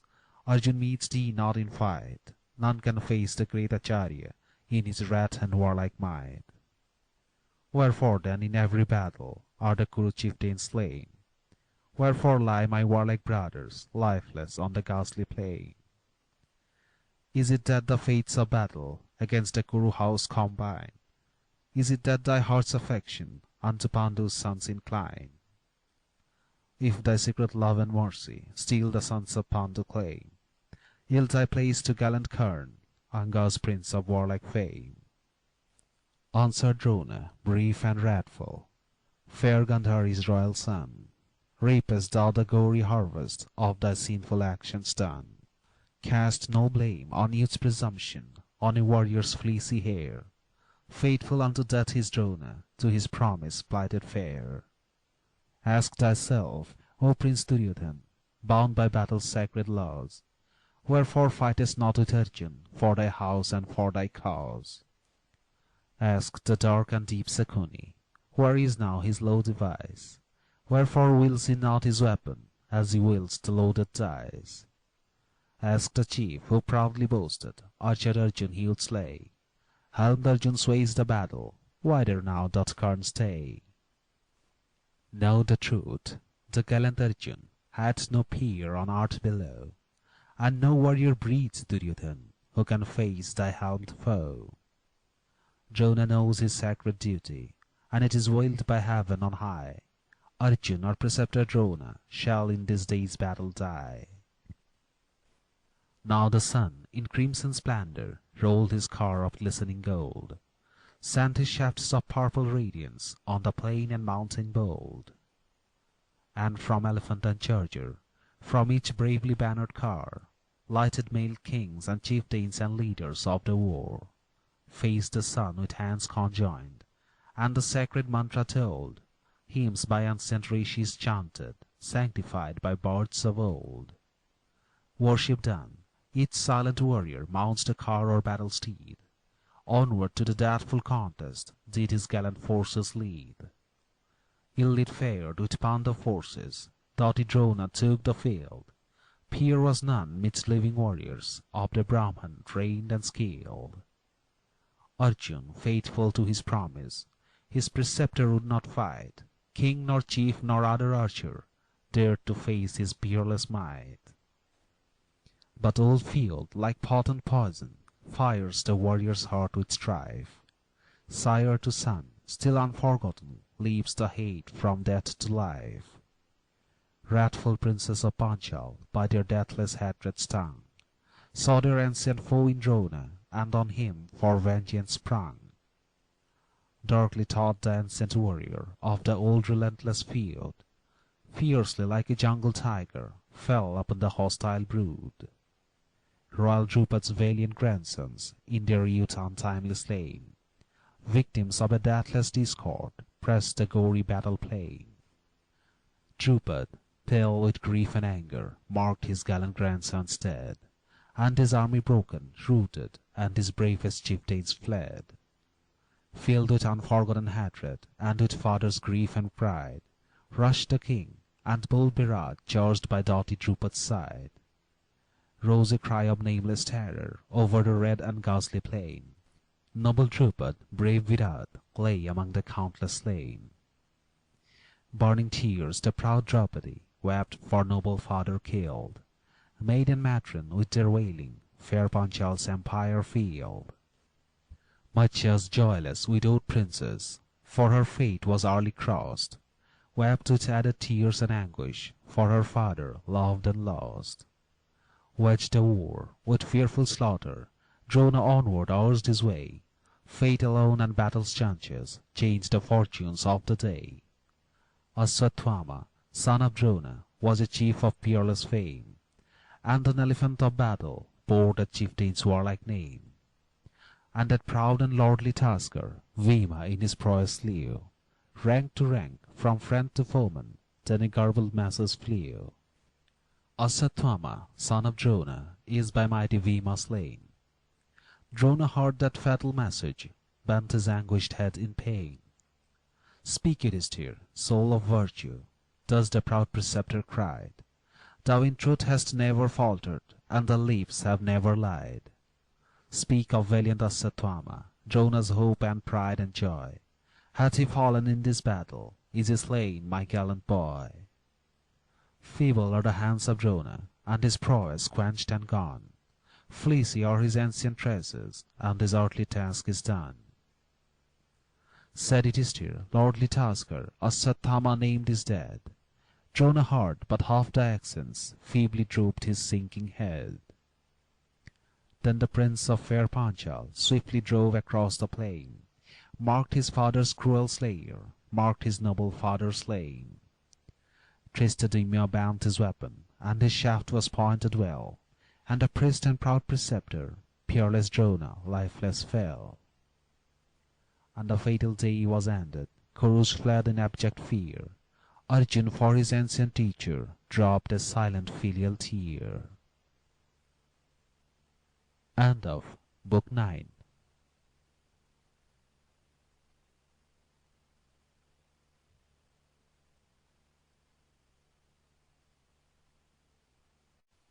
Book 10. Karnbad, Fall of Karn. Karn was chosen as the leader of the Kuru forces after the death of Drona, and held his own for 2 days. The great contest between Karn and Arjun, long expected and long deferred, came on at last. It is the crowning incident of the Indian epic, as the contest between Hector and Achilles is the crowning incident of the Iliad. With a truer artistic skill than that of Homer, the Indian poet represents Karn as equal to Arjun in strength and skill, and his defeat is only due to an accident. After the death of Karn, Shailya led the Kuru troops on the 18th and last day of the war, and fell. A midnight slaughter in the Pandav camp, perpetrated by the vengeful son of Drona, concludes the war. Duryodhan, left wounded by Bhima, heard of the slaughter and died happy. Books 8, 9, and 10 of the original have been abridged in this book. 1. Karn and Arjun meet. Sights of red and ghastly carnage they disclosed upon the plain. Mighty chiefs and countless warriors round the warlike Drona slain. Sad Duryodhan gazed in sorrow, and a tear was in his eye, till his glances fell on Karn, and his warlike heart beat high. Karn, so exclaimed Duryodhan, hero of resistless might, thou alone canst serve the Kuru in this dread and dubious fight. Step forth, Kuru's chief and leader, mount thy sounding battle car, lead the still unconquered Kurus to the trophies of the war. Matchless was the ancient Bhishma in this famed and warlike land, but a weakness for Yudhishthir palsied Bhishma's slaying hand. Matchless too was doughty Drona in the warrior's skill and art. Kindness for his pupil Arjun lurked within the teacher's heart. Greater than the ancient grandsire, greater than the Brahman old, fiercer in thy deathless hatred, stronger in thy prowess bold. Peerless Karn, lead us onward to a brighter, happier fate, for thy arm is nerved to action by an unforgotten hate. Lead us as the martial Skanda led the conquering gods of old, smite the foe as angry Indra smote the Danabs fierce and bold. As before the light of morning flies the baleful gloom of night, Pandavas and the proud Panchals fly before thy conquering might. Priests with hymns and chanted mantra, and with every sacred rite, hailed him leader of the Kurus, chieftain of unconquered might. Ardent jars they placed around him, with the sacred water full, elephant's tusks they laid beside him, and the horn of mighty bull. Gem and jewel, corn and produce, by the armed hero laid, silken cloth of finest lustre, over his crested head they sprayed. Brahmans poured the holy water, birds his lofty praises sung, Kshatriyas, Vaishyas, purer Sudras, hailed him leader, bold and strong.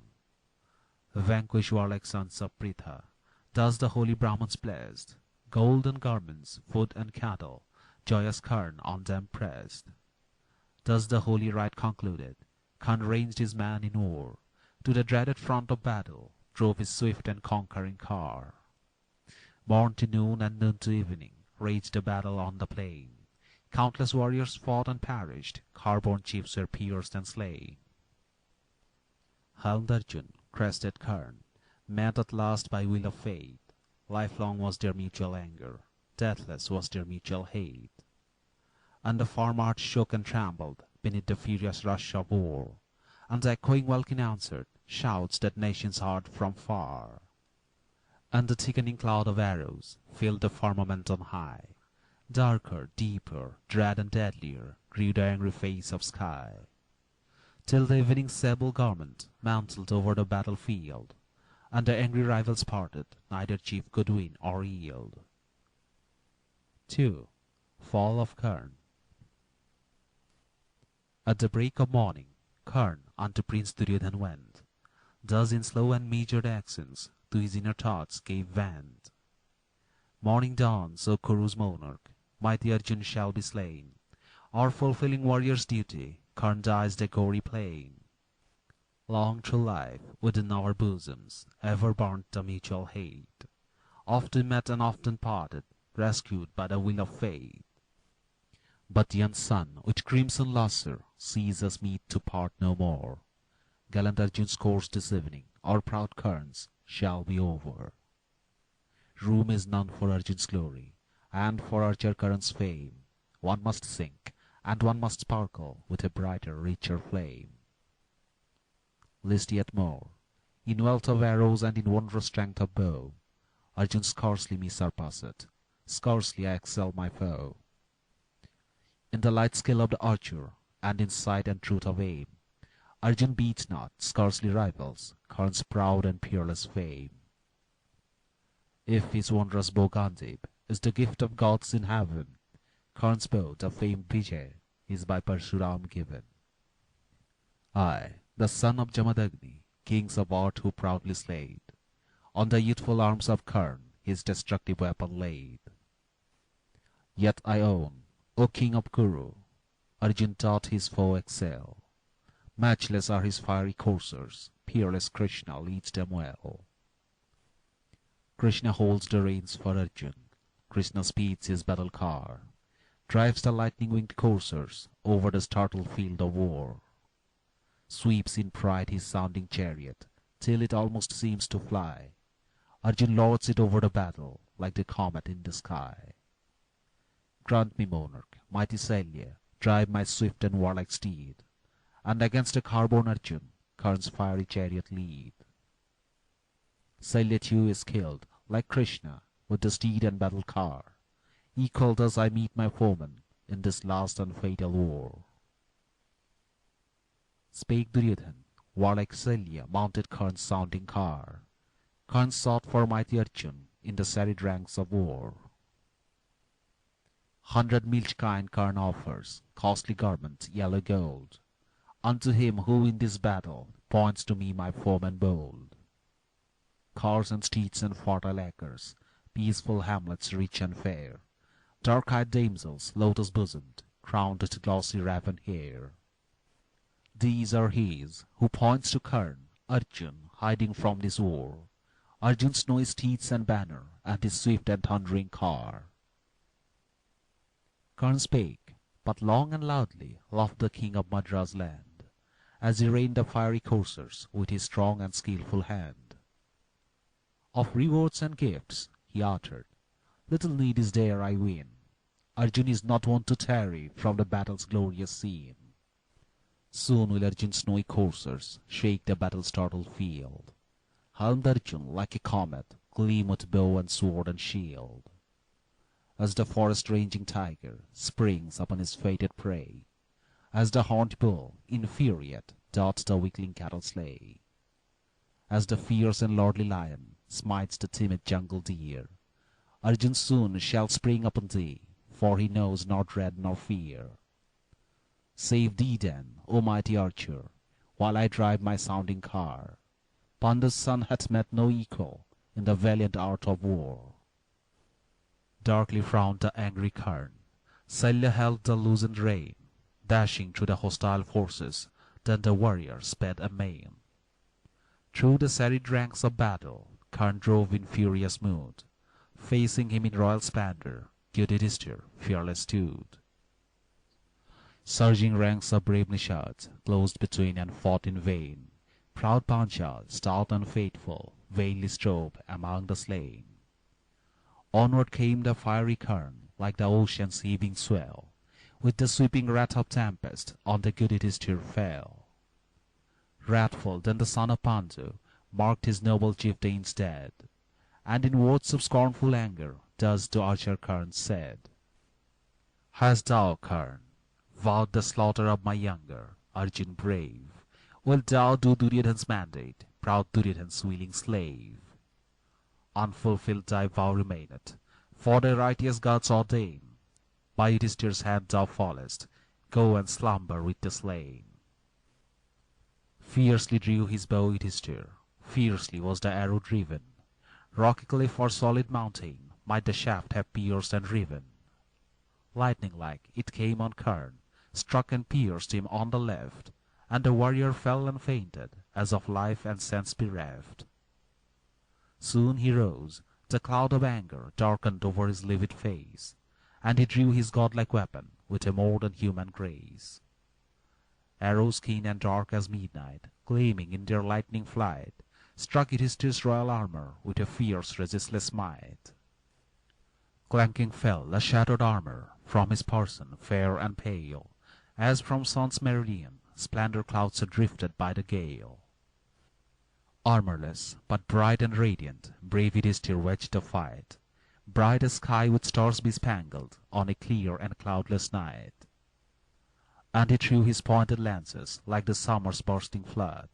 Once again Yudhishthir's weapons drank his fiery foeman's blood. Pale with anguish, wrathful Karna fiercely turned the tide of war, cut Yudhishthir's royal standard, crashed his sumptuous battle car. And he urged his gallant coursers till his chariot bounding flew, and with more than godlike prowess than his famed Vijay drew.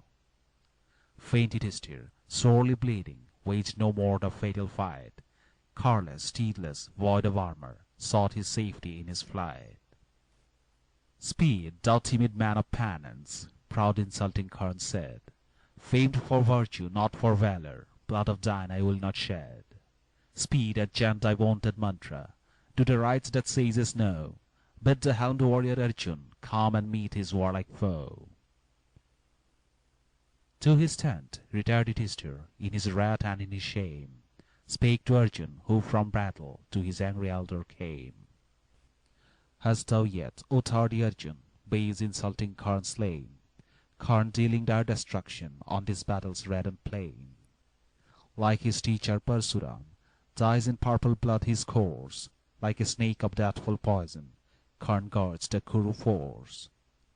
Karna smote my chariot driver, and my standard rent in twain, shattered car and lifeless horses, strewed a red-green glorious plain. Scarce with life in speechless anguish, from the battlefield I fled, scorn of foes and shame of kinsmen, warriors' fame and honor dead. 10 long years and 3, Yudhishthir, joy nor peace nor rest had seen, and while Karna lives and glories, all our insults still are green. Hast thou, Arjun, slain the chieftain as in swelling pride he stood? Hast thou wiped our wrongs and insults in that chariot driver's blood? At a distance, Krishna answered, fiery Arjun fought his way. Now he meets the archer Karna, and he vows his death today. Anger lit Yudhishthir's forehead, and a tremor shook his frame, as he spake to silent Arjun words of insult and of shame. Wherefore, like a painted warrior, doth the helmed Arjun stand? Wherefore useless lies Gandhi in his weak and nerveless hand? Wherefore hangs the unmighty sabre from his belt of silk and gold? Wherefore doth the peerless Krishna drive his coursers fleet and bold? If afar from war's arena timid Arjun seeks to hide, if he shuns the mighty Karna battling in unconquered pride, Arjun, yield thy famed Gandhi unto warrior hands than thine. On some braver, truer warrior let thy mighty standard shine. Yield thy helmet and thy armor, yield thy gleaming sword and shield. Hide thee from this deathful battle, matchless Karna rules the field. Sparkled Arjun's eye in anger with a red and livid flame, and the tempest of his passion shook his more than mortal frame. Heedless, on the sword hilt, Arjun placed his swift and trembling hand.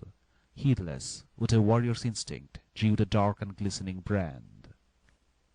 Sacred blood of king and elder would have stained his transient steel, but the wise and noble Krishna strove the fatal feud to heal. Not before thy elder Arjun, but in yonder purple field, against thy rival and thy foeman use thy warlike sword and shield. Render honor to thy elder, quench thy hasty impious wrath. Sin not against holy Sastra, leave not virtue's sacred path. Bow before thy virtuous elder, as before the gods in heaven. Sheathe thy sword and quell thy passion, be thy hasty sin forgiven. Duteous Arjun silent listened, and obeyed the mandate high.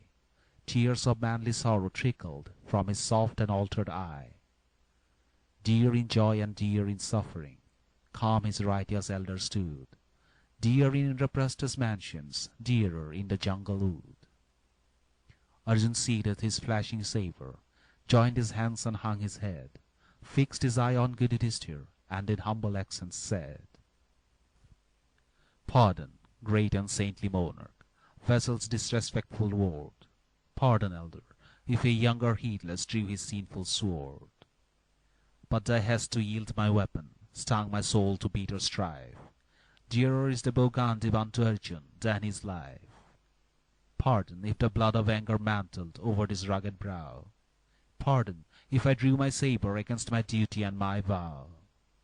For that hasty act, repenting Arjun bows unto thy feet. Grant me, gentle king and elder, brother's love, forgiveness sweet. From Yudhishthir's altered eyelids gentle tears of sorrow start, and he lifts his younger brother to his ever-loving heart. Arjun, I have wronged thee, brother, and no fault or sin is thine. Has the words of thoughtless anger escaped these sinful lips of mine? Bitter was my shame and anguish when from Karna's car I fled, redder than my bleeding bosom warrior's fame and honor bled. Has the words I uttered, Arjun, by my pain and anguish driven? Wipe them with a brother's kindness, be thy elder's sin forgiven. Stronger by his elder's blessing, Arjun mounts the battle car. Krishna drives the milk-white coursers to the thickening ranks of war. Onward came the fiery Karn, with his chiefs and armed men. Shailia urged his flying coursers, with the whip and loosened rein. Often met and often parted, lifelong rivals in their fame. Not to part again, the heroes, each unto the other came. Not to part, until a chieftain by the other chief was slain. Arjun dead or lifeless Karn pressed the Kurukshetra plain. Long they strove, but neither archer could his gallant foeman beat, though like surging ocean billows did the angry warriors meet. Arjun's arrows fell on Karn like the summer's angry flood. Karn's shafts like hissing serpents drank the valiant Arjun's blood. Fierce and quick from his Gandhib angry accents Arjun woke, till the bowstring strained and heated was by sudden impulse broke. Hold! Cried Arjun to his rival. Mind the honoured rules of war. Warriors strike not helpless foemen, thus disable the armed car.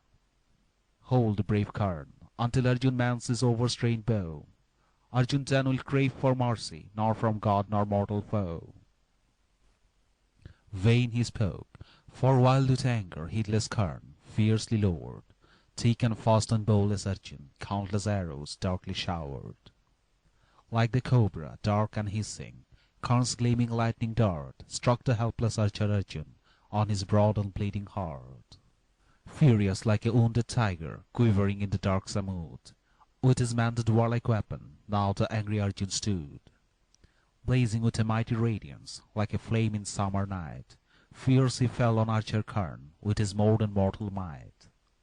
Little recked the dauntless Karn, if his foe in anger rose. Karn feared not face of mortal, dreaded not immortal foes. Nor with all his wrath and valour Arjun conquered him in war, till within the soft earth sinking stuck the wheel of Karn's car. Stood unmoved the tilted chariot, vainly wrathful Shailia strove, urging still the struggling coursers Karn's heavy car to move. Vainly too the gallant Karn leaped upon the humid soil, sought to lift the sunken axle with a hard unwonted toil. Hold! He cried to noble Arjun, wage no false or impious war on a foeman helpless, carless, thou upon thy lofty car. Loudly laughed the helmed Arjun, answer nor rejoinder gave. Unto Karn pleading virtue, Krishna answered calm and grave. Didst thou seek the path of virtue, mighty Karn, archer bold, when Sakuni robbed Yudhishthir of his empire and his gold? Didst thou tread the path of honour on Yudhishthir's fatal fall, heaping insults on Draupadi in Hastina's council hall? Didst thou then fulfil thy duty, when Yudhishthir's exile crossed, Krishna asked in right and justice for Yudhishthir's empire lost? Didst thou fight a holy battle, when with 6 marauders killed, Karna hunted Abhimanyu, and the youthful hero killed? Speak not then of rules of honour, blackened in your sins you die. Death is come in shape of Arjun, Karn's fatal hour is nigh. Stung to fury and to madness, faint but frantic, Karn fought. Reckless, ruthless, and relentless, valiant Arjun's life he sought. Sent his last resistless arrow on his foeman's mighty chest, Arjun felt the shock of thunder on his broad unmailed breast. Fainting fell the bleeding Arjun, darkness dimmed his manly eye. Pale and breathless watched his warriors, anxious watched the gods in sky. Then it passed, and helmed Arjun rose like a newly lighted fire. Abhimanyu's sad remembrance kindled fresh a father's ire. And he drew his bow Gandhib, aimed his dart with stifled breath. Vengeance for his murdered hero winged the fatal dart of death. Like the fiery bolt of lightning, Arjun's lurid arrow sped. Like the red and flaming meteor, Karn fell among the dead. 3. Fall of Shailia. Darkly closed the shades of midnight. Karn still and lifeless lay. Ghast and pale, over slaughtered thousands, fell the morrow's sickly ray. Bowman brave and proud preceptor, creep out to Duryodhan said. Tear bedimmed the warrior's eyelids, and his manly bosom bled. Leaderless the Kuru forces, by a dire misfortune crossed, like the moonless shades of midnight, in their utter darkness lost. Like a summer-dried river, weary wastes of arid sand, lost its pride of freshening waters, sweeping over the grateful land. As a spark of fire consumeth summer's parched and sapless wood, Kuru's lordless, lifeless forces shall be angry Arjun's food. Bhima too will seek fulfillment of the dreadful vow he made. Brave Satyaki wreak his vengeance for his son's untimely slay. Bid this battle cease, Duryodhan, pale and fateful is thy star.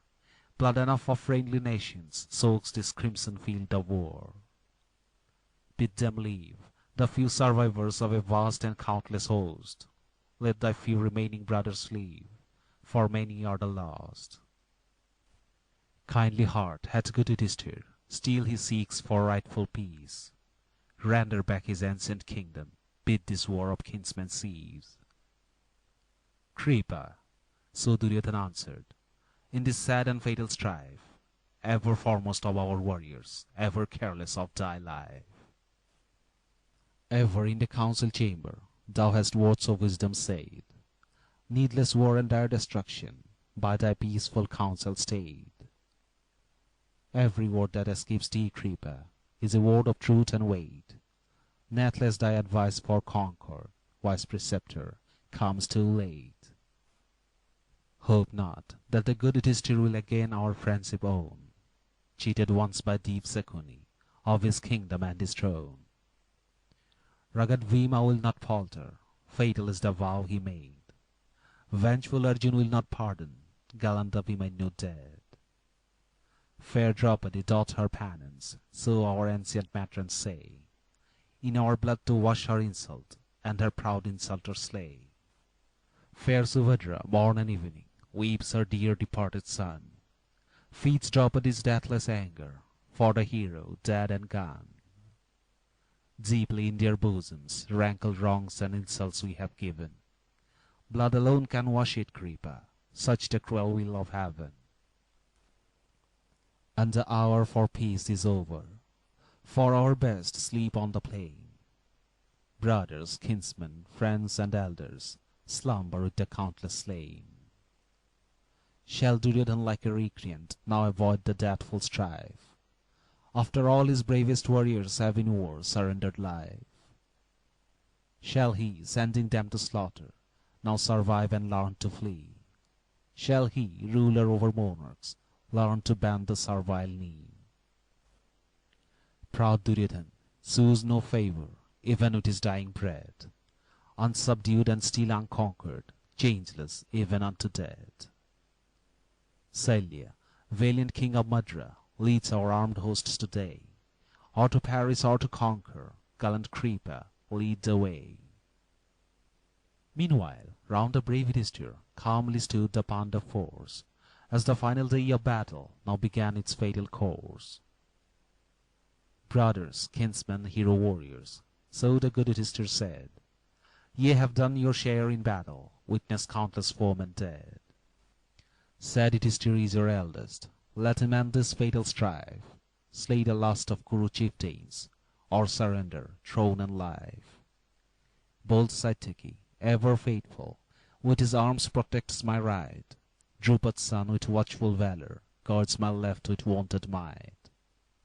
In the front doth Bhima battle, careful Arjun guards the rear. I will lead the battle's centre, which shall know nor flight nor fear.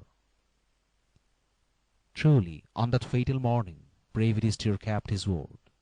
Long and fiercely waged the combat with fair Madra's valiant lord.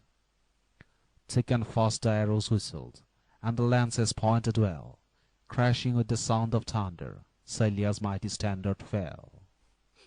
Rescued by the son of Drona, Shalya rushed again to war, slew the noble milk-white coursers of Yudhishthir's royal car. And as springs the hungry lion on the spotted jungle deer, Shalya rushed upon Yudhishthir, reckless and unknown to fear. Brave Yudhishthir marked him coming, and he hurled his fatal dart. Like the fatal curse of Brahman, sank the weapon in his heart. Blood suffused his eye and nostril, quivered still his feeble hand. Like a cliff by thunder riven, Salya fell and shook the land. Ended was the fatal battle, for the Mlesa king was slain. Pierced by angry Sahadev, false Sakuni pressed the plain. All the brothers of Duryodhan, tiger-waisted Bhima slew. Proud Duryodhan, pale and panting, from the field of battle flew. 4. Night of Slaughter. Far from battle's toil and slaughter, by a dark and limpid lake, sad and slow and faint Duryodhan did his humble shelter take. But the valiant sons of Pandu, with the hunter's watchful care, did attract their fallen foeman, like a wild beast in its lair. Gods be witness, said Duryodhan, flaming in his shame and wrath.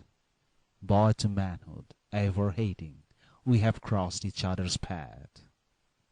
Now we meet to part no longer. Proud Duryodhan fights you all. Perish he, or sons of Pandu, may this evening see your fall. Bhima answered, for the insults long endured but not forgiven, me alone you fight, Duryodhan. Witness righteous gods in heaven. Call to mind the dark destruction, planned of old in fine desire, in the halls of Varnavat to consume us in the fire. Call to mind the scheme deceitful, deep Sakuni's dark device, cheating us of fame and empire by the trick of loaded dice.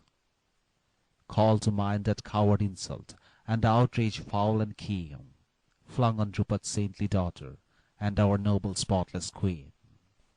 Call to mind the stainless Bhishma, for thy sins and folly slain, lifeless proud preceptor Drona, Karna lifeless on the plain. Perish in thy sins, Duryodhan, perish too thy hated name, and thy dark life crime polluted ends, Duryodhan, in thy shame. Like two bulls that fight in fury, blind to wounds and oozing blood, like two wild and warring tuskers, shaking all thy echoing wood, like the thunder-wielding Indra, mighty Yama, dark and red, dauntless Bhima and Duryodhan fiercely strove and fought and bled. Sparks of fire shot from their maces, and their faces ran with blood. Neither won and neither yielded, matched in strength the rivals stood. Then his vow remembered Bhima, and he raised his weapon high. With a foul attack, but fatal, Bhima broke Duryodhan's thigh. Through the sky a voice resounded, as the great Duryodhan fell, and the earth the voice re-echoed over her distant hill and dale. Beasts and birds, in consternation, flew over the land and azure sky. Man below and heavenly Siddhas trembled at the fatal cry. Darkness fell upon the battle, proud Duryodhan dying lay, but the slaughter of the combat closed not with the closing day. Ancient feud and hatred linger after battle's sweeping flood, and the father's deathless anger courseth in the children's blood. Drona slept, and gallant Drupad, for their earthly task was done. Vengeance fired the son of Drona against the royal Drupad's son. Sable shadows of the midnight fell over battle's silent plain. Faintly shone the fitful planets on the dying and the slain. And the vengeful son of Drona, fired by omens dark and dread, stole into the tents of foemen with a soft and noiseless tread. Tristadimya and Sikhandi, princes of Panchal's land, fell beneath the proud avenger of Satyava's reeking hand. Aye, where Drupad's sleeping grandsons, fair Draupadi's children lay, stole the cruel arm of vengeance, smothered them ere dawn of day. Done the ghastly work of slaughter, as Satyava bent his way, where beside the limpid waters lone Duryodhan dying lay. And Duryodhan blessed the hero with his feeble fleeting breath. Joy of vengeance cheered his bosom, and he died a happy death. End of Book 10.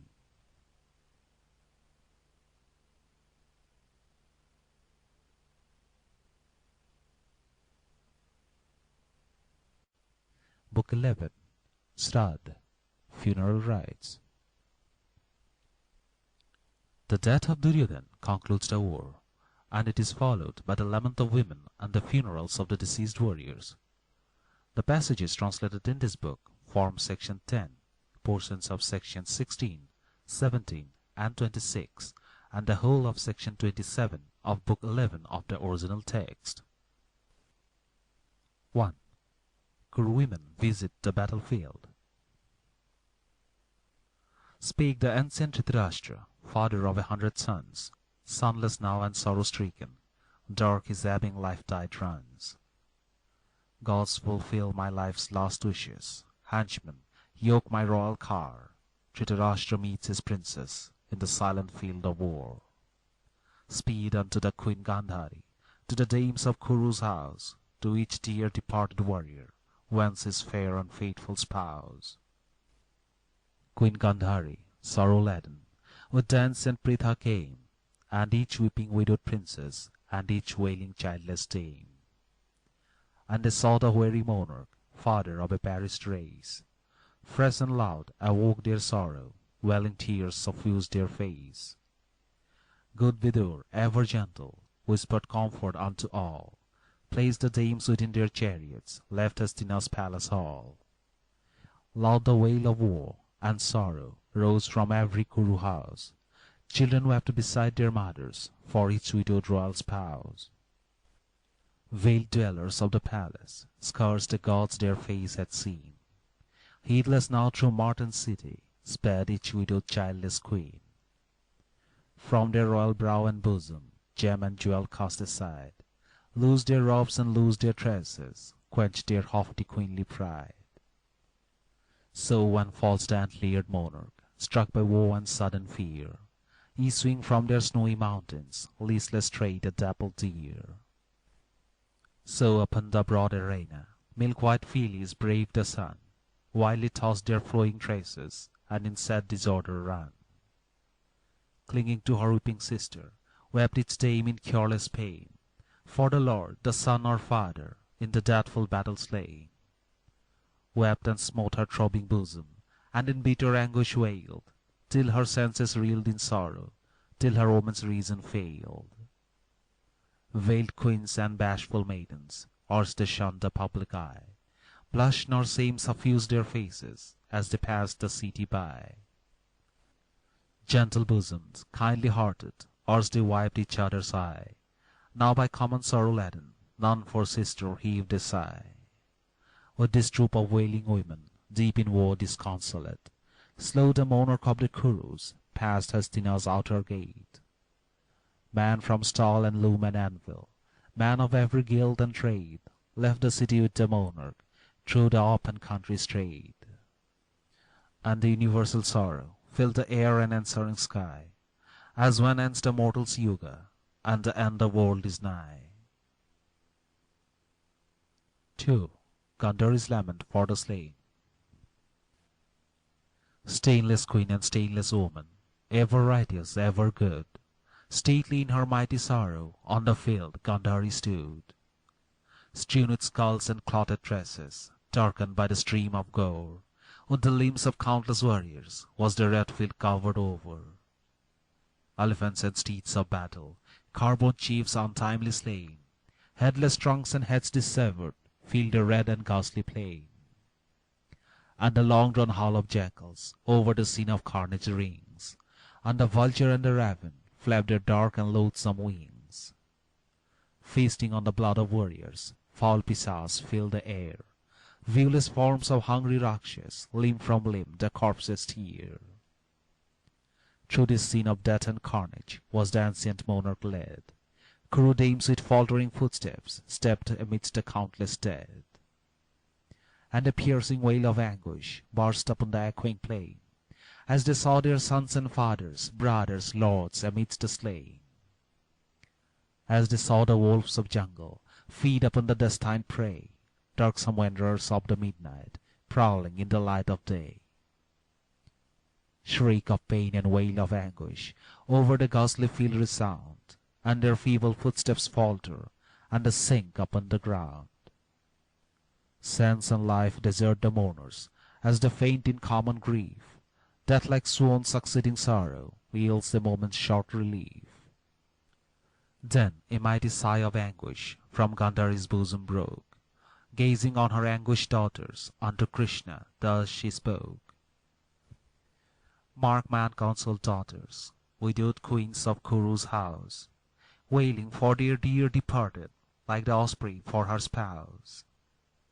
How each cold and fading feature wakes in them a woman's love, how amidst the lifeless warriors still with restless steps they rove. Mothers hug their slaughtered children, all unconscious in their sleep. Widows bend upon their husbands, and in ceaseless sorrow weep.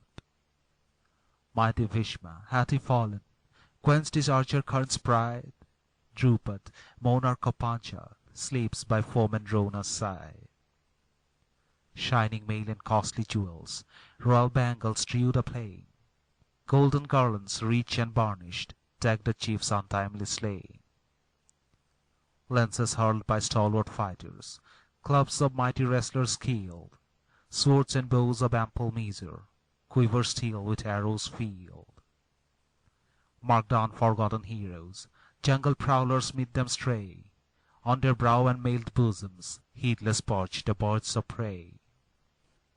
Mark the great unconquered heroes, famed on earth from west to east, conquers perch upon their foreheads, hungry wolves upon them feast.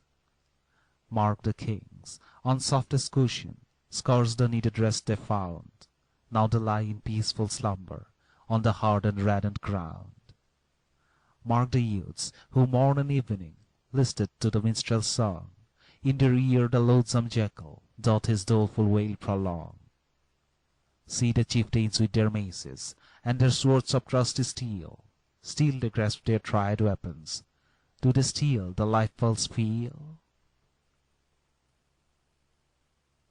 3. Gandhari's lament for Duryodhana. Thus to Krishna Queen Gandhari strove her woeful thoughts to tell, when alas, her wandering vision on her son Duryodhana fell. Sudden anguish smote her bosom, and her senses seemed to stray. Like a tree by tempest shaken, senseless on the earth she lay. Once again she waked in sorrow, once again she cast her eye, where her son in blood empurpled slept beneath the open sky. And she clasped her dear Duryodhana, held him close unto her breast. Sobs convulsive shook her bosom, as the lifeless form she pressed. And her tears, like rains of summer, fell and washed his noble head, decked with garlands still untarnished, graced with Nishka's bright and red. Mother, said my dear Duryodhana, when he went unto the war, wish me joy and wish me triumph, as I mount the battle car. Son, I said to dear Duryodhana, heaven avert a cruel fate, yato dharmas tato jaya, triumph doth on virtue wait. But he set his heart on battle, by his valour wiped his sins. Now he dwells in realms celestial, which the faithful warrior wins. And I weep not for Duryodhana, like a prince he fought and fell, but my sorrow-stricken husband, who can his misfortunes tell? I, my son, was brave and princely, all resistless in the war. Now he sleeps the sleep of warriors, sunk in gloom his glorious star. I, my son, mid crowned monarchs, held the first and foremost way. Now he rests upon the red earth, quenched his bright effulgent ray. I, my son, the best of heroes, he had won the warrior sky. Kshatriyas nobly conquer Krishna, when in war they nobly die. Hark the loathsome cry of jackals, how the wolves their vigils keep. Maidens rich in song and beauty, erstwhile wont to watch his sleep. Hark the foul and blood-beaked vultures flap their wings upon the dead. Maidens wave their feathery pankhas round Duryodhana's royal bed. Peerless bowman, mighty monarch, nations still his hasts obeyed. As a lion slays a tiger, Bhima had Duryodhana slain. 13 years over Kuru's empire, proud Duryodhana held his sway, ruled Hastina's ancient city, where fair Ganga's waters stray. I have seen his regal splendor with these ancient eyes of mine, elephants and battle chariots, steeds of war and hearts of kine. Kuru owns another master, and Duryodhana's day is fled, and I live to be a witness, Krishna, oh, that I were dead. Mark Duryodhana's noble widow, mother proud of Lakshman bold, queenly in her youth and beauty, like an altar of bright gold. Torn from husband's sweet embraces, from her son's entwining arms, doomed to lifelong woe and anguish in her youth and in her charms. Rend my hard and stony bosom, crushed beneath this cruel pain, should Gandhari live to witness noble son and grandson slain. Mark again Duryodhana's widow, how she hugs his gory head, how with gentle hands and tender softly holds him on his bed. How from dear departed husband turned she to her dearer son, and the teardrops of the mother choke the widow's bitter groan. Like the fibre of the lotus, tender golden is her frame. O my lotus, O my daughter, Bharat's pride and Kuru's fame. If the truth resideth in Vedas, brave Duryodhana dwells above. Wherefore linger we in sadness, severed from his cherished love? If the truth resides in Shastra, dwells in sky my hero's son, for Gandhari and her daughter, now their earthly task is done. 4. Funeral Rite. Victor of a deathful battle, sad it is to review the plain. Friends and kinsmen, kings and chieftains, countless troops untimely slain. And he spake to wise Sudharman, pious priest of Kuru's race, unto Sanjay, unto Dhaumya, to Vidur full of grace. Spake unto the brave Jujutsu, Kuru's last surviving chief. Spake to faithful Indrasena, and to warriors sunk in grief. Pious rites are due to foemen, and to friends and kinsmen slain. None shall lack a fitting funeral, none shall perish on the plain. Wise Vidur and his comrades sped, on sacred duty bound, sandalwood and scented aloes, oil and ghee and perfumes found. Silken ropes of costly splendor, fabrics by the artist wove, dry wood from the thorny jungle, perfume from the scented grove. Shattered cars and splintered lances, hewed and ready for the fire, piled and ranged in perfect order into many a funeral pyre. Kings and princes, noble warriors, were in rank and order laid, and with streams of melted butter were the rich libations made. Blazed the fire with wondrous radiance, by the rich libations fed, sanctifying and consuming mortal remnants of the dead. Brave Duryodhana and his brothers, Shalya of the mighty Kar, Bhurisrava's king of nations, Jayadratha famed in war, Abhimanyu son of Arjun, Lakshman proud Duryodhana's son, Somadatta and the Srinjayas, famed for deeds of valor done. Much as monarch proud Virat, Draupadi, fair Panchal's king, and his sons, Panchal's princes, whose great deeds the minstrels sing. Cultured monarch of Koshal, and Gandhar's wily lord, Karna, proud and peerless archer, matchless with his flaming sword. Vagadatta, eastern monarch, all resistless in his car, Ghatotkacha, son of Bhima, Alumbasha, famed in war. And 100 other monarchs all received a pious rite, till the radiance of the firelight chased the shadows of the night. Pitrimedha, due to fathers, was performed with pious care, hymns and wails and lamentations mingled in the midnight air. Sacred songs of reek and summon rose with women's piercing wail, and the creatures of the wide earth heard the sound, subdued and pale. Smokeless and with radiant lustre shone each red and lighted pyre, like the planets of the bright sky, throbbing with celestial fire. Countless myriads, nameless, friendless, from each court and camp afar, from the east and west collected, fell in Kurukshetra's war. 1,000 fires for them were lighted, they received a pious rite. Such was good Yudhishthir's mandate, such was wise Vidur's might. All the dead were burnt to ashes, and the sacred rite was over. Dhritarashtra and Yudhishthir slowly walked to Ganga's shore. 5. Oblation to Karna. Sacred Ganga, ample bosomed, sweeps along in regal pride, rolling down her limpid waters through high banks on either side. Kuru dames and weeping widows, Thither in their anguish came, due and holy rites to render to departed chiefs of fame. Casting forth their jewelled girdles, gems and scarfs belaced with gold, gave oblations of the water to each hero true and bold. Unto fathers, unto husbands, unto sons in battle slain, offerings of the sacred water, sorrowing wives and mothers made. And so great the host of mourners wending to perform the rite, that their footsteps made a pathway in the sad and sacred side. And the shelving banks of Ganga, peopled by the sorrowing train, wide expanding, vast and sea-like, formed a scene of woe and pain. But a wave of keener sorrow swept over Pritha's heaving breast, as unto her weeping children thus her secrets she expressed.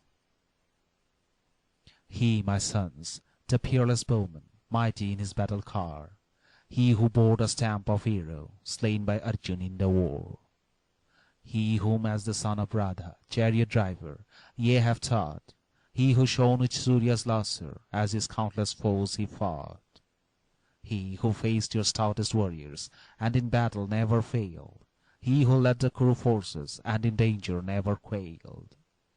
He who knew no peer in prowess, owned in war no loftier name, he who wielded life, not honor, and by death had conquered fame. He, in truth, who never faltered, never left his vow undone, offer unto him oblation. Karna was my eldest son. Karna was your honored elder, and the sun inspired his birth. Karna in his rings and armor, sun-like trod the spacious earth. Pritha spake, and terror-stricken Pandav brothers groaned in pain, and they wept in woe and anguish for the brother they had slain. Hissing forth his sigh of sorrow, like a trodden hissing snake, said it is tear to his mother, thus his inward feeling spake. Didst thou, mother, bear the hero, fathomless like ocean dread, whose unfailing glistening arrows like its countless billows sped? Didst thou bear that peerless archer, all resistless in his car, sweeping with the roar of ocean through the shattered ranks of war? Didst thou bear the mighty hero, mortal man of heavenly birth, crushing beneath his arm of valor all his foemen on the earth? Didst thou hide the birth and lineage of the chief of that full ire, as a man in folds of garments seeks to hide the flaming fire? Arjun, wielder of Gandhi, was for us no truer stay than was Karna for the Kurus in the battle's dread array. Monarchs match not Karna's glory, nor his deeds of valor done, midst the mighty Kar-born warriors, mightiest warrior Karna shone. Was he then our eldest brother, we have in the battle slain, and our nearest, dearest elder, fell upon the gory plain? Not the death of Abhimanyu, from the fair Subhadra torn, not the slaughter of the princess, by the proud Draupadi borne, not the fall of Kuru warriors, nor Panchal's mighty host, like thy that afflicts my bosom, noble Karna, loved and lost. Monarch's empire, victor's glory, all the treasures art can yield, righteous bliss and heavenly gladness, harvest of the Swarg's field. All that wish can shape and utter, all that nourish can hope and pride, all were ours, O noble Karna, with thee by thy brother's side. And this carnage of the Kurus, these sad eyes had never seen, peace had graced our blessed empire, happy would the earth have been. Long bewailed the sad Yudhishthir for his elder loved and dead, and the oblation of the water to the noble Karna made. And the royal dames of Kuru viewed the sight with freshening pain, wept to see the good Yudhishthir offering to his brother slain. And the widowed queen of Karna, with the women of his house, gave oblations to her hero, wept her loved and slaughtered spouse. Done the rites to the departed, done oblations to the dead, slowly then the sad survivors of the river's margin spread. Far along the shore and sandbank of the sacred sea-like stream, maid and matron laved their bodies beneath the morning's holy beam. And ablutions done, the Kurus slow and sad and cheerless part, went their way to far Hastina with a void and vacant heart. End of Book 11.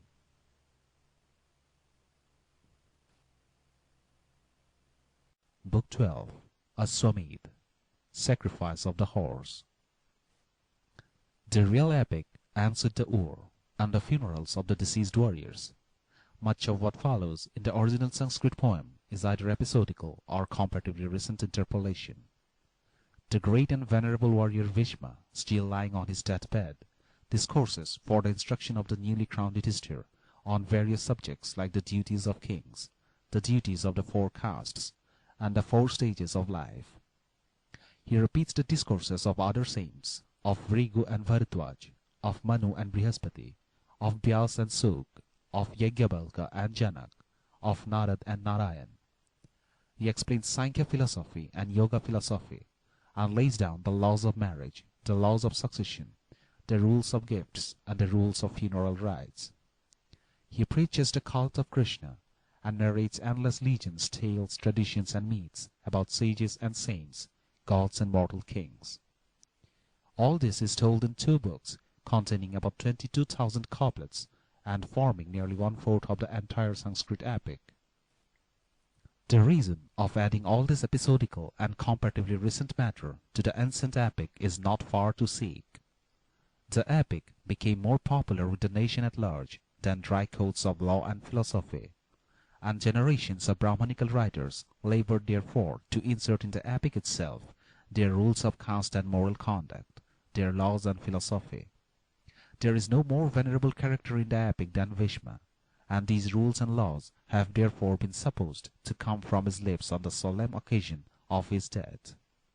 As a storehouse of Hindu laws and traditions and moral rules, these episodes are invaluable, but they form no part of the real epic. They are not a portion of the leading story of the epic, and we pass them by. Bhishma dies and is cremated, but the endless exposition of laws, legends, and moral rules is not yet over. Krishna himself takes up the task in a new book, and as he has done once before in the Bhagavad Gita, he now once more explains to Arjun in the Anugita the great truths about soul and emancipation, creation and the wheel of life, true knowledge and rights and penance.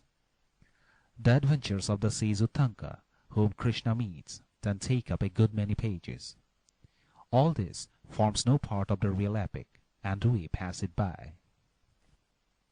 Yudhishthir has in the meantime been crowned king of the Kurus at Hastinapur, and a posthumous child of Abhimanyu is named Parikshit, and is destined to succeed to the throne of the Kurus. But Yudhishthir's mind is still troubled with the thoughts of the carnage of the war, of which he considers himself guilty, and the great saint Vyasa advises the performance of the Aswamedh, or the sacrifice of the horse, for the expiation of the sin.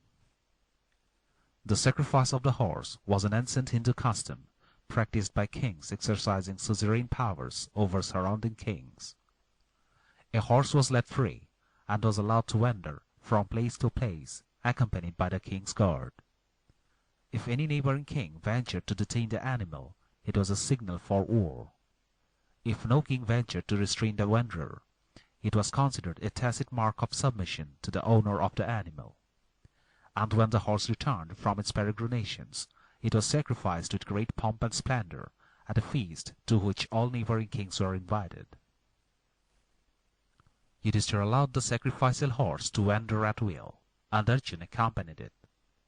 Wherever the horse was stopped, Arjun fought and conquered, and thus proclaimed the supremacy of Yudhishthir over all neighboring potentates.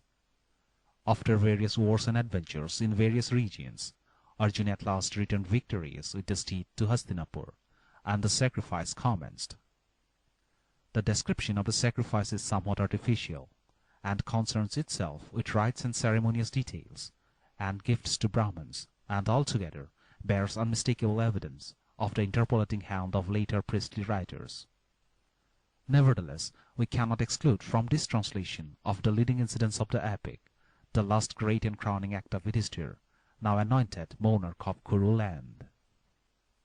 The portion translated in this book forms sections 85 and parts of sections 87 and 89 of Book 14 of the original text. 1. The Gathering. Victor of 100 battles, Arjun bent his homeward way, following still the sacred charger, free to wander as it may. Strolling minstrels to Yudhishthir spake of the returning steed, spake of Arjun wending homeward with the victor's crown of mead. And they sang of Arjun's triumphs in Gandhar's distant vale, on the banks of Brahmaputra and in Sindhu's rocky dale. 12th day came of Mag's bright moon, and auspicious was the star.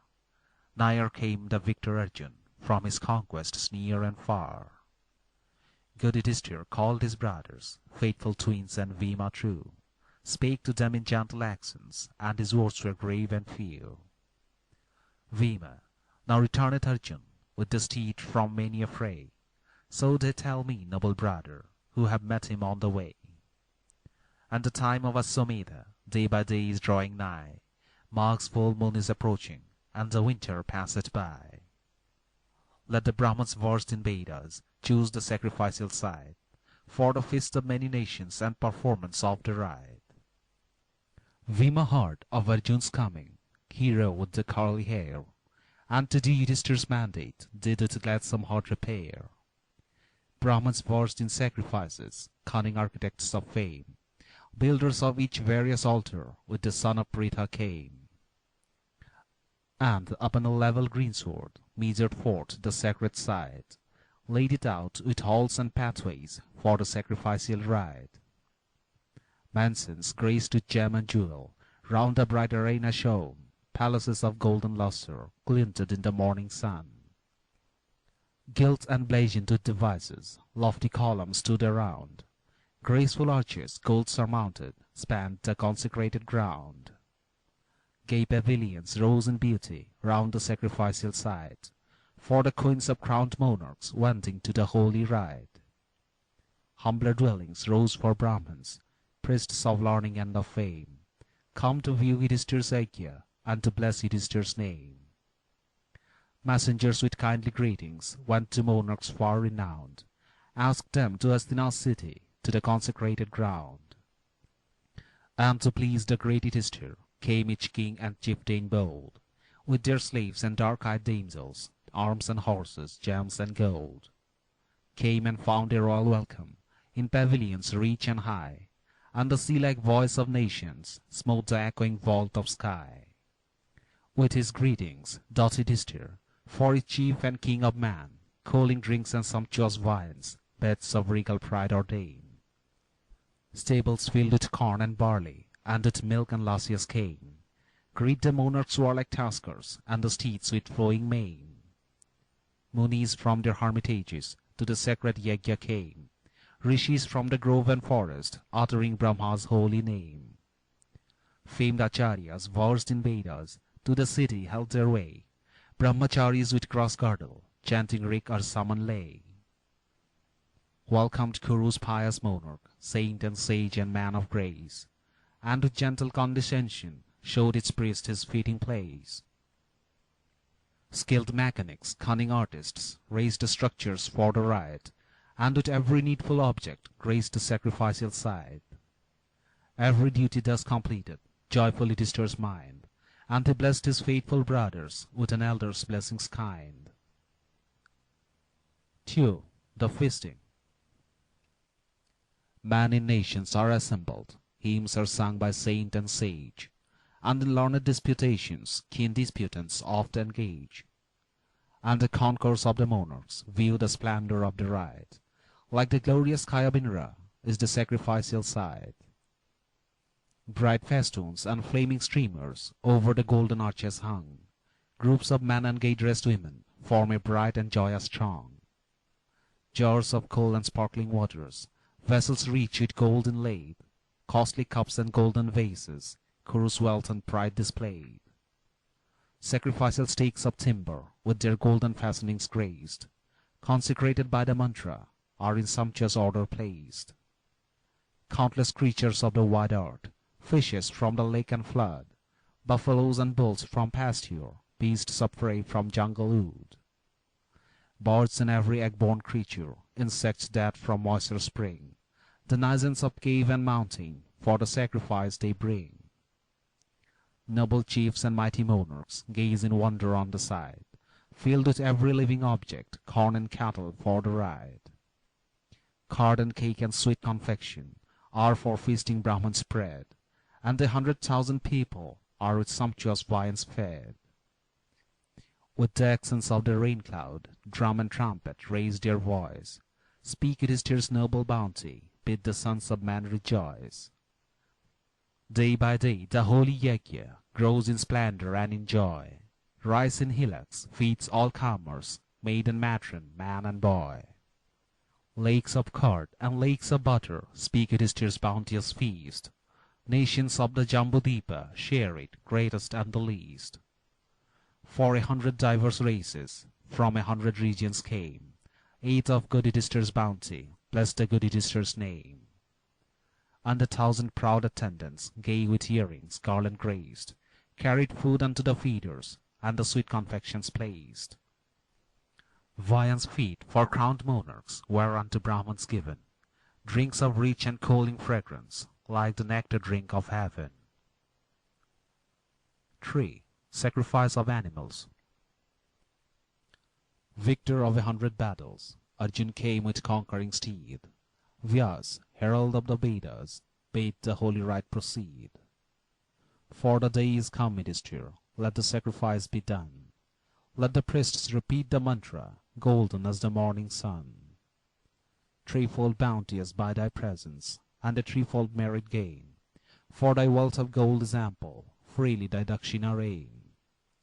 May the threefold rich performance purify the darkening stain.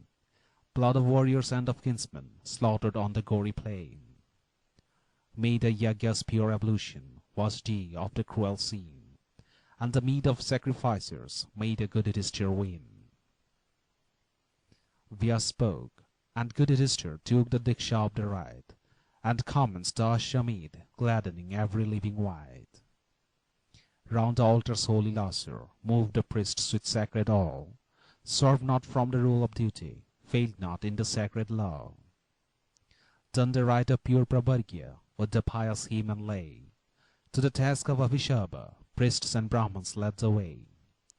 And the holy Soma drinkers pressed the sacred Soma plant, and performed the pure savana with the solemn summon chant. Bounty waits on squalid hunger, gifts dispel the timid fear. Gold revives the poor and lowly, mercy wipes the mourner's tear. Tender care relieves the stricken, by the gracious king's command. Charity with loving sweetness spreads her smile over all the land. Day by day the Assemblage doth with sacred rites proceed. Day by day on royal bounty, poor and grateful myriads feed. And adept in 6 Vedangas, strict in vow and rich in lore, sage preceptors, holy teachers, grew in virtue evermore. 6 good stakes of bilva timber, 6 of hard khadi root, 6 of seasoned sarvavarnin on the place of yajna stood. 2 were made of devadaru, pine that on Himalaya grows.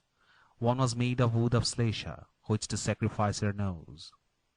Other stakes of golden lustre, quaint with curious carving done, draped in silk and gold brocaded, like the Assemblage shone. And the consecrated altar, built and raised of bricks of gold, shone in splendor like the altar Daksha built in days of old. 18 cubits square the structure, 4 deep layers of brick in height, with a spacious winged triangle, like an eagle in its flight. Beasts, whose flesh is pure and wholesome, dwellers of the lake or sky, priests assign each varied offering to each heavenly power on high. Bulls of various breed and color, steeds of metal true and tried, other creatures full 300 to the many stakes were tied. Devarishis viewed the feasting, sweet Gandharvs woke the song, Apsaras like gleams of sunlight on the greensward tripped along. Kinnars and Kimpurushas mingled in the holy rite, Siddhas of austerest penance stood around the sacred side. Vyasa's great and gifted peoples, who the Vedas have compiled, gazed upon the Assemblage, on the wondrous yajna smiled. From the bright atrial mansions, heavenly Rishi Narad came. Chitrasena woke the music, singer of celestial fame. Cheered by more than mortal music, Brahmans to their task incline, and Yudhishthir's fame and virtue with a brighter lustre shine. 4. Sacrifice of the horse. Birds and beasts, thus immolated, dressed and cooked, provide the food. Then before the sacred charger, priests in rank and order stood, and by rules of Veda guided, slew the horse of noble breed, placed Draupadi, queen of Yajna, by the slain and lifeless steed. Hymns and gifts and pure devotion sanctified the noble queen, woman's worth and stainless virtue, woman's pride and wisdom keen.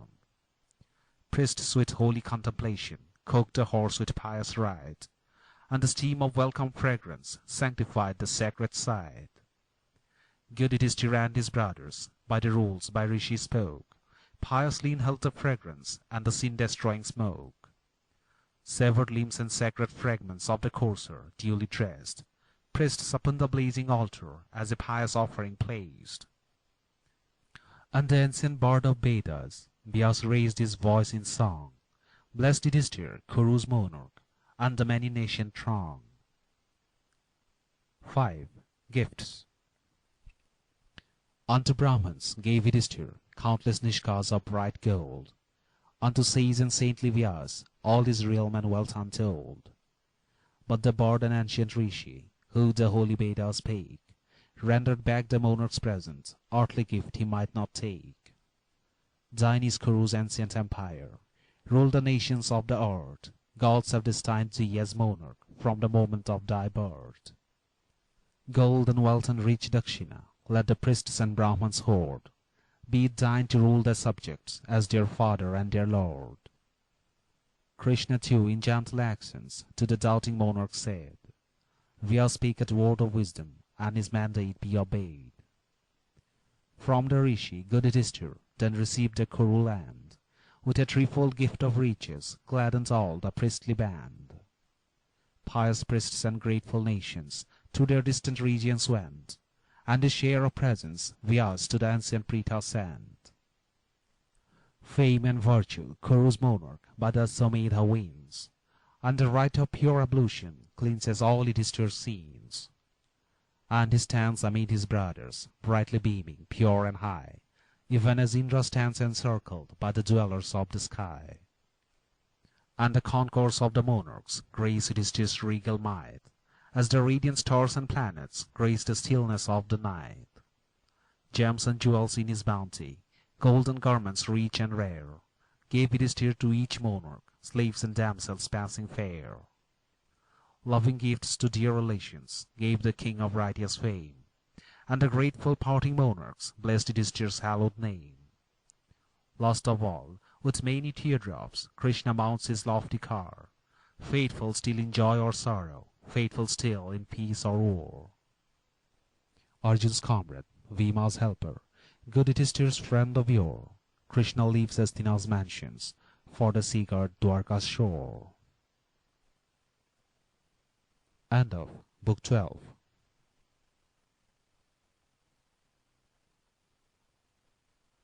Conclusion. The real epic ends with the war and with the funerals of the deceased warriors, as we have stated before, and Yudhishthir's horse sacrifice is rather a crowning ornament than a part of the solid edifice. What follows the sacrifice is in no sense a part of the real epic. It consists merely of concluding personal narratives of the heroes who have figured in the poem. Dhritarashtra retires into a forest with his queen Gandhari, and Pritha, the mother of the Pandav brothers, accompanies them. In the solitude of the forest, the old Dhritarashtra sees as in a vision the spirits of all the slain warriors, his sons and grandsons and kinsmen, clad and armed as they were in battle. The spirits disappear in the morning at the bidding of Vyasa, who had called them up. At last, Dhritarashtra and Gandhari and Pritha are burned to death in a forest conflagration, death by fire being considered holy.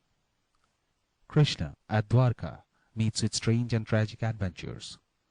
The Brishnis and the Andhakas become irreligious and addicted to drinking, and fall a prey to internal dissensions. Baldev and Krishna die shortly after, and the city of the Yadavs is swallowed up by the ocean. Then follow the two concluding books of the epic, The Great Journey and The Ascent to Heaven, so beautifully rendered into English by Sir Edwin Arnold. On hearing of the death of their friend Krishna, the Pandava brothers placed Parikshit, the grandson of Arjun, on the throne and retired to the Himalayas. Draupadi drops down dead on the way, then Sahadev, then Nakul, then Arjun, and then Bhim. Yudhishthira alone proceeds to heaven in person in a celestial car. There Yudhishthira undergoes some trial, bathes in the celestial Ganges, and rises with a celestial body. He then meets Krishna, now in his heavenly form, blazing in splendor and glory. He meets his brothers, whom he had lost on earth, but who are now immortals in the sky, clad in heavenly forms. Indra himself appears before Yudhishthira and introduces him to others who were dear to him on earth and are dear to him in heaven. Thus speaks Indra to Yudhishthira. This is she, the fair immortal, her no human mother bore, sprung from altar as Draupadi, human shape for thee she wore. By the wielder of the trident she was waked to form and life, born in royal Drupad's mansion, righteous man, to be thy wife. These are bright aerial beings, went for thee to lower earth, born by Drupad's stainless daughter, as thy children took their birth. This is monarch Dhritarashtra, who doth over Gandharv's reign. This is brave immortal Karna, erst on earth by Arjun slain. Like the fire in ruddy splendor, for the sun inspired his birth, as the son of chariot driver, he was known upon the earth. Midst the Saityas and the Maruts, midst immortals pure and bright, seek their friends the faithful Brishnis, matchless in their warlike might. Seek and find the brave Satyaki, who upheld thy cause so well. Seek the Vojas and Andakas, who in Kurukshetra fell. This is gallant Abhimanyu, whom the fair Subhadra bore, still unconquered in the battle, slain by fraud in yonder shore. Abhimanyu, son of Arjun, wielding Arjun's peerless might, with the Lord of Night he ranges, beauteous as the Lord of Night. This Yudhishthira is thy father, by thy mother joined in heaven. Oft he comes into my mansions, in his flowery chariot driven. This is Bhishma, stainless warrior, by the Basus is his place, by the God of heavenly wisdom, teacher Drona sits in grace. These and other mighty warriors, in the earthly battle slain, by their valor and their virtue, walk the bright ethereal plain. They have cast their mortal bodies, crossed the radiant gate of heaven, for to win celestial mansions, unto mortals it is given. Let them strive by kindly action, gentle speech, endurance long. Brighter life and holier future into sons of man belong. End of conclusion.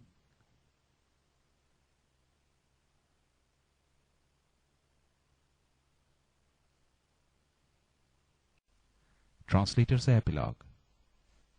Ancient India, like ancient Greece, boasts of two great epics. One of them, the Mahabharata, relates to a great war in which all the warlike races of northern India took a share, and may therefore be compared to the Iliad. The other, the Ramayana, relates mainly to the adventures of its hero, banished from his country and wandering for long years in the wilderness of southern India, and may therefore be compared to the Odyssey. It is the first of these two epics, the Iliad of ancient India, which is the subject of tile foregoing pages. The Great War, which is the subject of this epic, is believed to have been fought in the 13th or 14th century before Christ. For generations and centuries after the war, its main incidents must have been sung by bards and minstrels in the courts of northern India. The war thus became the center of a cycle of legends, songs, and poems in ancient India, even as Charlemagne and Arthur became the center of legends in medieval Europe. And then, probably under the direction of some enlightened king, the vast mass of legends and poetry accumulated during centuries was cast in a narrative form and formed the epic of the Great Bharata nation, and therefore called the Mahabharata. The real facts of the war had been obliterated by age. Legendary heroes had become the principal actors, and, as is invariably the case in India, the thread of a high moral purpose, of the triumph of virtue and the subjugation of vice, was woven into the fabric of the great epic. We should have been thankful if this epic as it was thus originally put together some centuries before the Christian era, had been preserved to us. But this was not to be. The epic became so popular that it went on growing with the growth of centuries. Every generation of poets had something to add.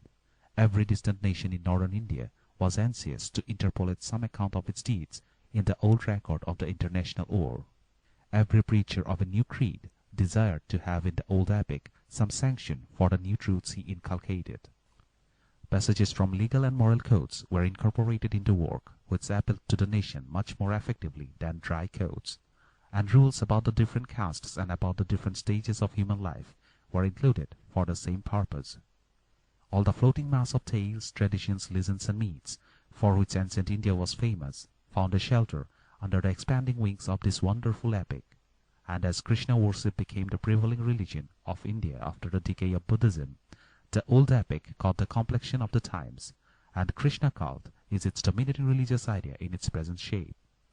It is thus that the work went on growing for 1,000 years after it was first compiled and put together in the form of an epic, until the crystal reel of the epic itself was all but lost in an unending morass of religious and didactic episodes, legends, tales, and traditions. When the mischief had been done, and the epic had nearly assumed its present proportions, a few centuries after Christ, according to the late Dr. Boiler, an attempt was made to prevent the further expansion of the work. The contents of the epic were described in some prefatory verses, and the number of couplets in each book was stated. The total number of couplets, according to this metrical preface, is about 85,000. But the limit so fixed has been exceeded in still later centuries. Further additions and interpolations have been made, and the epic as printed and published in Calcutta in this century contains over 90,000 couplets, excluding the supplement about the race of Hari. The modern reader will now understand the reason why this great epic, the greatest work of imagination that Asia had produced, has never yet been put before the European reader in a readable form. A poem of 90,000 couplets, about 7 times the size of the Iliad and Odyssey put together, is more than what the average reader can stand, and the heterogeneous nature of its contents does not add to the interest of the work. If the religious works of Hooker and Jeremy Taylor, the philosophy of Hobbes and Locke, the commentaries of Blackstone and the ballads of Percy, together with the Tractarian writings of Newman, Cabell, and Pusey, were all thrown into blank verse and incorporated with the Paradise Lost, the reader would scarcely be much to blame if he failed to appreciate that delectable compound. A complete translation of the Mahabharata, therefore, into English verse is neither possible nor desirable, but portions of it have now and then been placed before English readers by distinguished writers. Dean Milman's graceful rendering of the story of Nal and Damayanti is still read and appreciated by a select circle of readers, and Sir Edwin Arnold's beautiful translation of the concluding books of the epic is familiar to a large circle of Englishmen. A complete translation of the epic into English prose has also been published in India, and is useful to Sanskrit scholars for the purpose of reference. But although the old epic thus has been spoiled by unlimited expansion, yet nevertheless the leading incidents and characters of the real epic are still discernible, uninjured by the mass of foreign substance in which they are embedded, even like those immortal marble figures which have been recovered from the ruins of an ancient world, and now beautify the museums of modern Europe. For years past I have thought that it was perhaps not impossible to exhume this buried epic from the superincumbent mass of episodical matter, and to restore it to the modern world. For years past I have felt a longing to undertake this work, but the task was by no means an easy one. Leaving out all episodical matter, the leading narrative of the epic forms about 1/4 of the work, and a complete translation even of this leading story would be unreadable, both from its length and its prolixness. On the other hand, to condense the story into shorter limits would be, not to make a translation, but virtually to write a new poem, and that was not what I desired to undertake, nor what I was competent to perform. There seemed to me only one way out of this difficulty. The main incidents of the epic are narrated in the original work in passages which are neither diffuse nor unduly prolix, and which are interspersed in the leading narrative of the epic, and that narrative itself is interspersed in the midst of more lengthy episodes. The more carefully examined the arrangement, the more clearly it appeared to me that these main incidents of the epic would bear a full and unabridged translation into English verse, and that these translations, linked together by short connecting notes, would virtually present the entire story of the epic to the modern reader in a form and within limits which might be acceptable. It would be, no doubt, a condensed version of the original epic, but the condensation would be effected, not by the translator telling a short story in his own language, but by linking together those passages of the original which describe the main and striking incidents, and thus telling the main story as told in the original work. The advantage of this arrangement is that, in the passages presented to the reader, it is the poet who speaks to them, not the translator. Though vast portions of the original are skipped over, those which are presented are the portions which narrate the main incidents of the epic, and to describe those incidents as told by the poet himself. This is the plan I have generally adopted in the present work, except in the 3 books which describe the actual war, books 8, 9, and 10.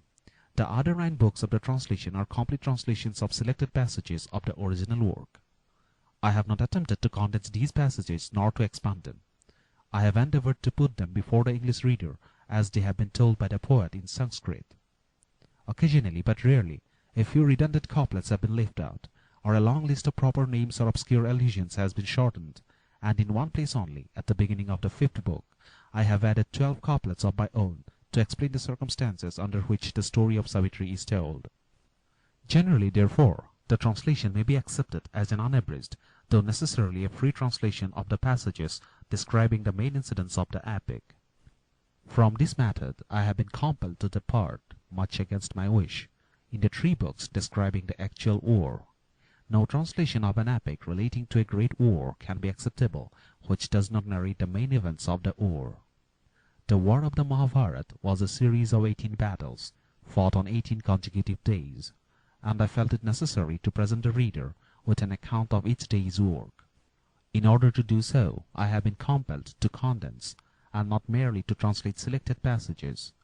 For the transactions of the war, unlike the other incidents of the epic, have been narrated in the original with almost inconceivable prolixity and endless repetition, and the process of condensation in these 3 books has therefore been severe and thorough. But nevertheless, even in these books, I have endeavored to preserve the character and the spirit of the original. Not only are the incidents narrated in the same order as in original, but they are told in the style of the poet as far as possible.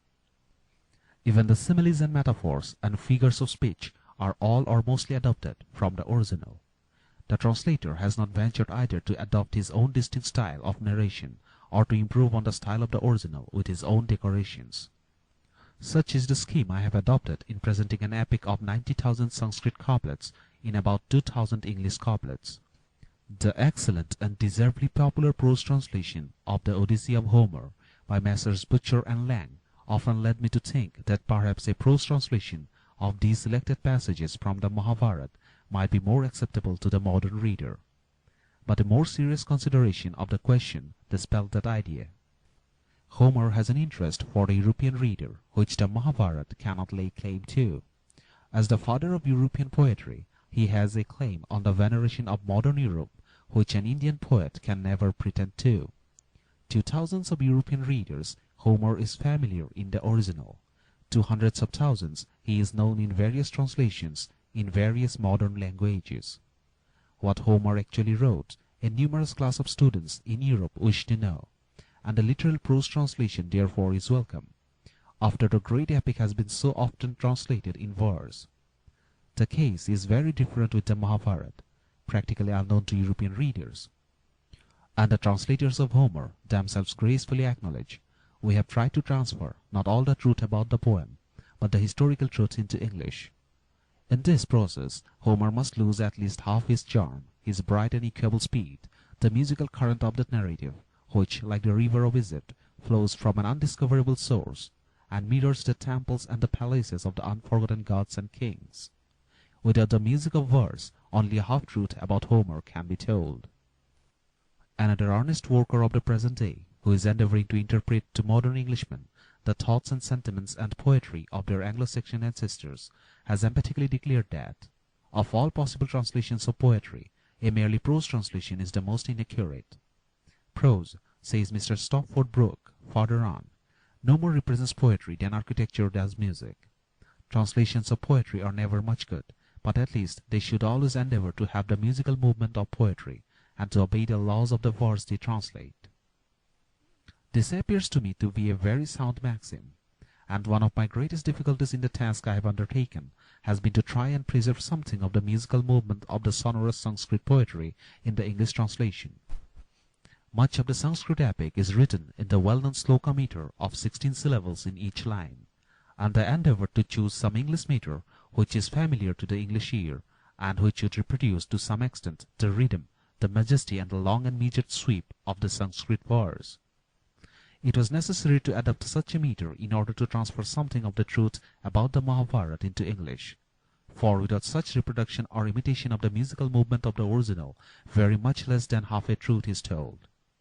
My kind friend Mr. Edmund Russell, impelled by that enthusiasm for Indian poetry and Indian art which is a part of him, rendered me valuable help and assistance in this matter, and I gratefully acknowledge the benefit I have derived from his advice and suggestions. After considerable trouble and anxiety, and after rendering several books in different English matters, I felt convinced that the one finally adopted was a nearer approach to the Sanskrit sloka than any other familiar English meter known to me.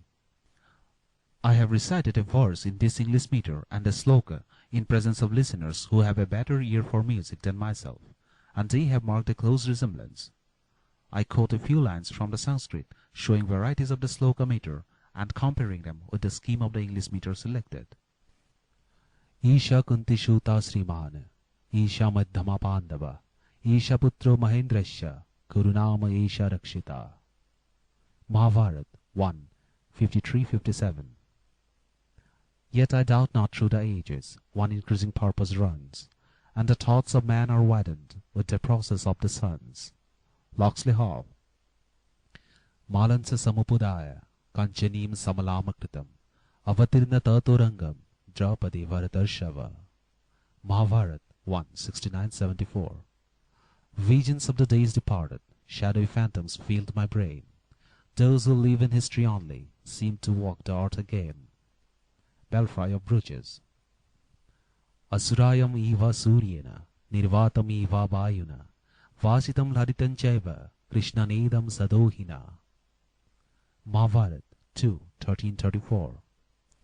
Quaint old town of toil and traffic, quaint old town of art and song, memories haunt thy pointed gables, like the rooks that round thee throng.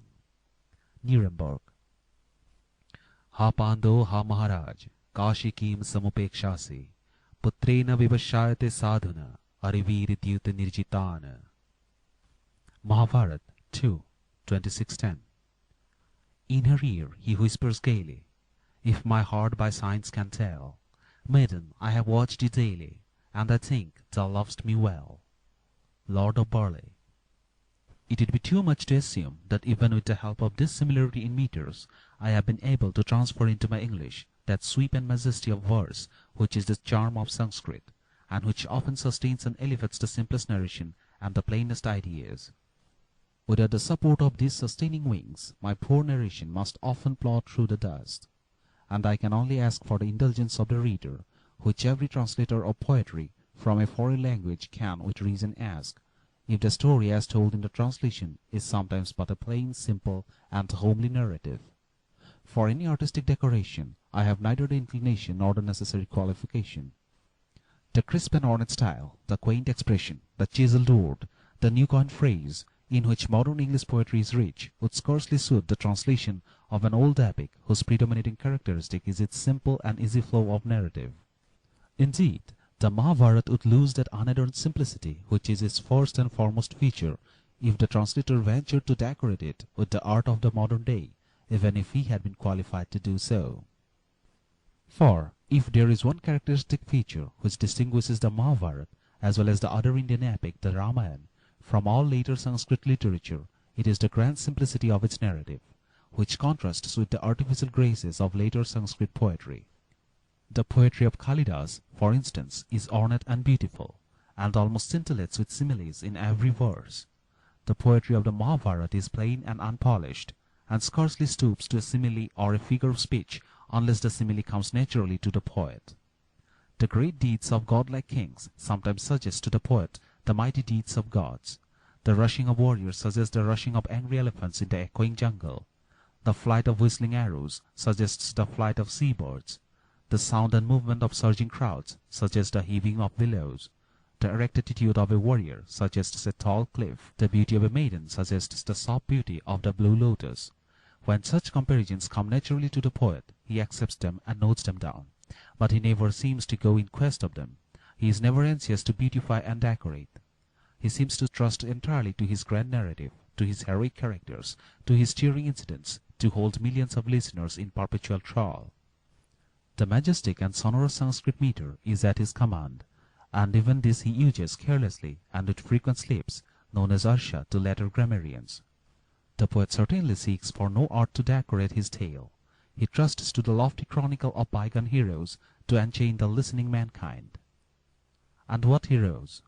In the delineation of character, the Mahabharata is far above anything which we find in later Sanskrit poetry. Indeed, with much that is fresh and sweet and lovely in later Sanskrit poetry, there is little or no portraiture of character. All heroes are cast much in the same heroic mold. All lovesick heroines suffer in silence and burn with fever. All fools are shrewd and impudent by turns. All knaves are heartless and cruel and suffer in the end. There is not much to distinguish between one warrior and another, between one tender woman and her sister. In the Mahabharata we find just the reverse. Each hero has a distinct individuality, a character of his own, clearly discernible from that of other heroes. No work of the imagination that could be named, always excepting the Iliad, is so rich and so true as the Mahabharata in the portraiture of human character. Not in torment and suffering, as in Dante, not under overwhelming passions, as in Shakespeare, but human character in its calm dignity of strength and repose, like those immortal figures in marble which the ancients turned out, and which modern sculptures have vainly sought to reproduce. The old Kuru monarch Dhritarashtra, sightless and feeble, but majestic in his ancient grandeur, the noble grandsire Bhishma, death's subduer, and unconquerable in war, the doughty Drona, venerable priest and vengeful warrior, and the proud and peerless archer Karna, have each a distinct character of his own which cannot be mistaken for a moment.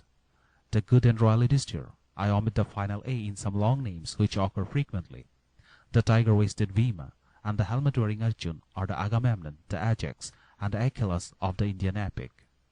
The proud and unyielding Duryodhan and the fierce and fiery Dusasan stand out foremost among the wrathful sons of the feeble old Kuru monarch. And Krishna possesses a character higher than that of Ulysses, unmatched in human wisdom, ever striving for righteousness and peace. He is thorough and unrelenting in war when war has begun. And the women of the Indian epic possess characters as marked as those of the man. The stately and majestic Queen Gandhari, the loving and doting mother Pratha, the proud and scornful Draupadi, nursing her wrath till her wrongs are fearfully revenged, and the bright and brilliant and sunny Subhadra. These are distinct images penciled by the hand of a true master in the realm of creative imagination. And if the characters of the Mahabharata impress themselves on the reader, the incidents of the epic are no less striking. Every scene on the shifting stage is a perfect and impressive picture. The tournament of the princes, in which Arjun and Kar, the Achilles and Hector of the Indian epic, first met, and each marked the other for his foe. The gorgeous bridal of Draupadi, the equally gorgeous coronation of Yudhishthira, and the death of the proud and boisterous Sisupal, the fatal game of dice, and the scornful wrath of Draupadi against her insulters, the calm beauty of the forest life of the Pandavas, the cattle lifting in Matsya land, in which the gallant Arjun threw off his disguise and stood forth as warrior and conqueror, and the Homeric speeches of the warriors in the council of war on the eve of the great contest. Each scene of this venerable old epic impresses itself on the mind of the hushed and astonished reader. Then follows the War of 18 Days. The first few days are more or less uneventful, and have been condensed in this translation often into a few couplets. But the interest of the reader increases as he approaches the final battle and fall of the grand old fighter Bhishma. Then follows the stirring story of the death of Arjun's gallant boy, and Arjun's fierce revenge, and the death of the priest and warrior doughty Drona. Last comes the crowning event of the epic, the final contest between Arjun and Karna, the heroes of the epic, and the war ends in a midnight slaughter and the death of Duryodhan. The rest of the story is told in this translation in 2 books describing the funerals of the deceased warriors, and it is used for sacrifice. The poems of Homer, says Mr. Gladstone, differ from all other known poetry in this, that they constitute in themselves an encyclopaedia of life and knowledge, at a time when knowledge, indeed, such as lies beyond the bounds of actual experience, was extremely limited, and when life was singularly fresh, vivid, and expansive. This remark applies with even greater force to the Mahabharata. It is an encyclopedia of the life and knowledge of ancient India, and it discloses to us an ancient and forgotten world, a proud and noble civilization which has passed away. Northern India was then parcelled among warlike races, living side by side under their warlike kings, speaking the same language, performing the same religious rites and ceremonies, rejoicing in a common literature, rivaling each other in their schools of philosophy and learning, as in the arts of peace and civilization, and forming a confederation of Hindu nations, unknown to and unknowing the outside world. What this confederation of nations has done for the cause of human knowledge and human civilization is a matter of history. Their inquiries into the hidden truths of religion, embalmed in the ancient Upanishads, have never been excelled within the last 3,000 years. Their inquiries into philosophy, preserved in the Sankhya and the Vedanta systems, were the first systems of true philosophy which the world produced. And their great works of imagination, the Mahabharata and the Ramayana, will be placed without hesitation by the side of Homer, by critics who survey the world's literatures from a lofty standpoint, and judge impartially of the wares turned out by the hand of man in all parts of the globe. It is scarcely necessary to add that the discoveries of the ancient Hindus in science, and especially in mathematics, are the heritage of the modern world, and that the lofty religion of Buddha, proclaimed in India 5 centuries before Christ, is now the religion of a third of the human race. For the rest, the people of modern India know how to appreciate their ancient heritage. It is not an exaggeration to state that the 200 millions of Hindus of the present day cherish in their hearts the story of their ancient epics. The Hindu scarcely leaves man or woman, high or low, educated or ignorant, whose earliest recollections do not cling around the story and the characters of the great epics.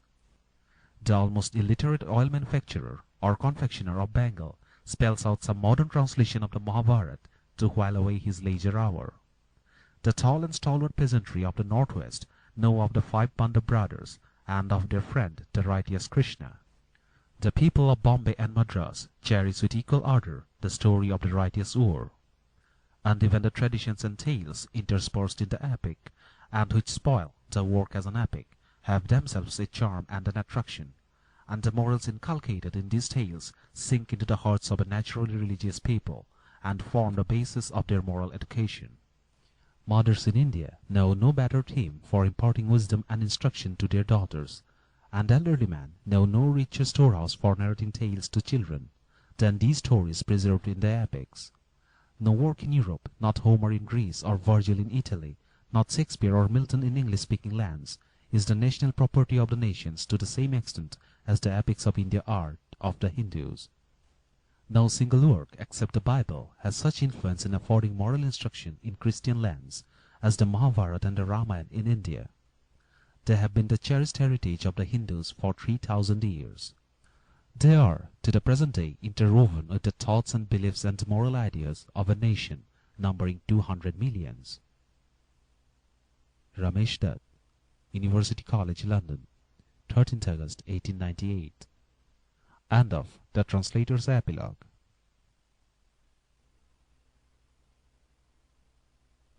Glossary of Sanskrit words. Avishab, a religious rite. Abhishek, sacred ablution. Acharya, preceptor. Ajay, a form of sacrificial offering. Apramatta, without pride or passion. Apsaras, celestial names. Arghya, an offering due to an honored guest. Arya, noble. Ashram, hermitage. Asur, titans, enemies of gods. Aswamedh, sacrifice of the horse. Badurya, lapis lazuli. Brahmachari, one who has taken vows and lives an austere life. Chandan, sandalwood, the paste of which is used for fragrance and coolness. Chauri or chamari, the Himalayan yak, whose bushy tail is used as a fan. Dakshina, gifts made at sacrifices. Dasaputra, son of a slave. Deva, gods. Devadaru, the Indian pine. Devakanya, celestial maid. Devarishi, celestial saint. Dharmaraj, monarch by reason of piety and virtue. Diksha, initiation into sacred rite.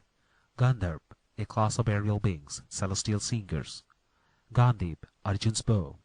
Ghee or greta, clarified butter. Guru, preceptor.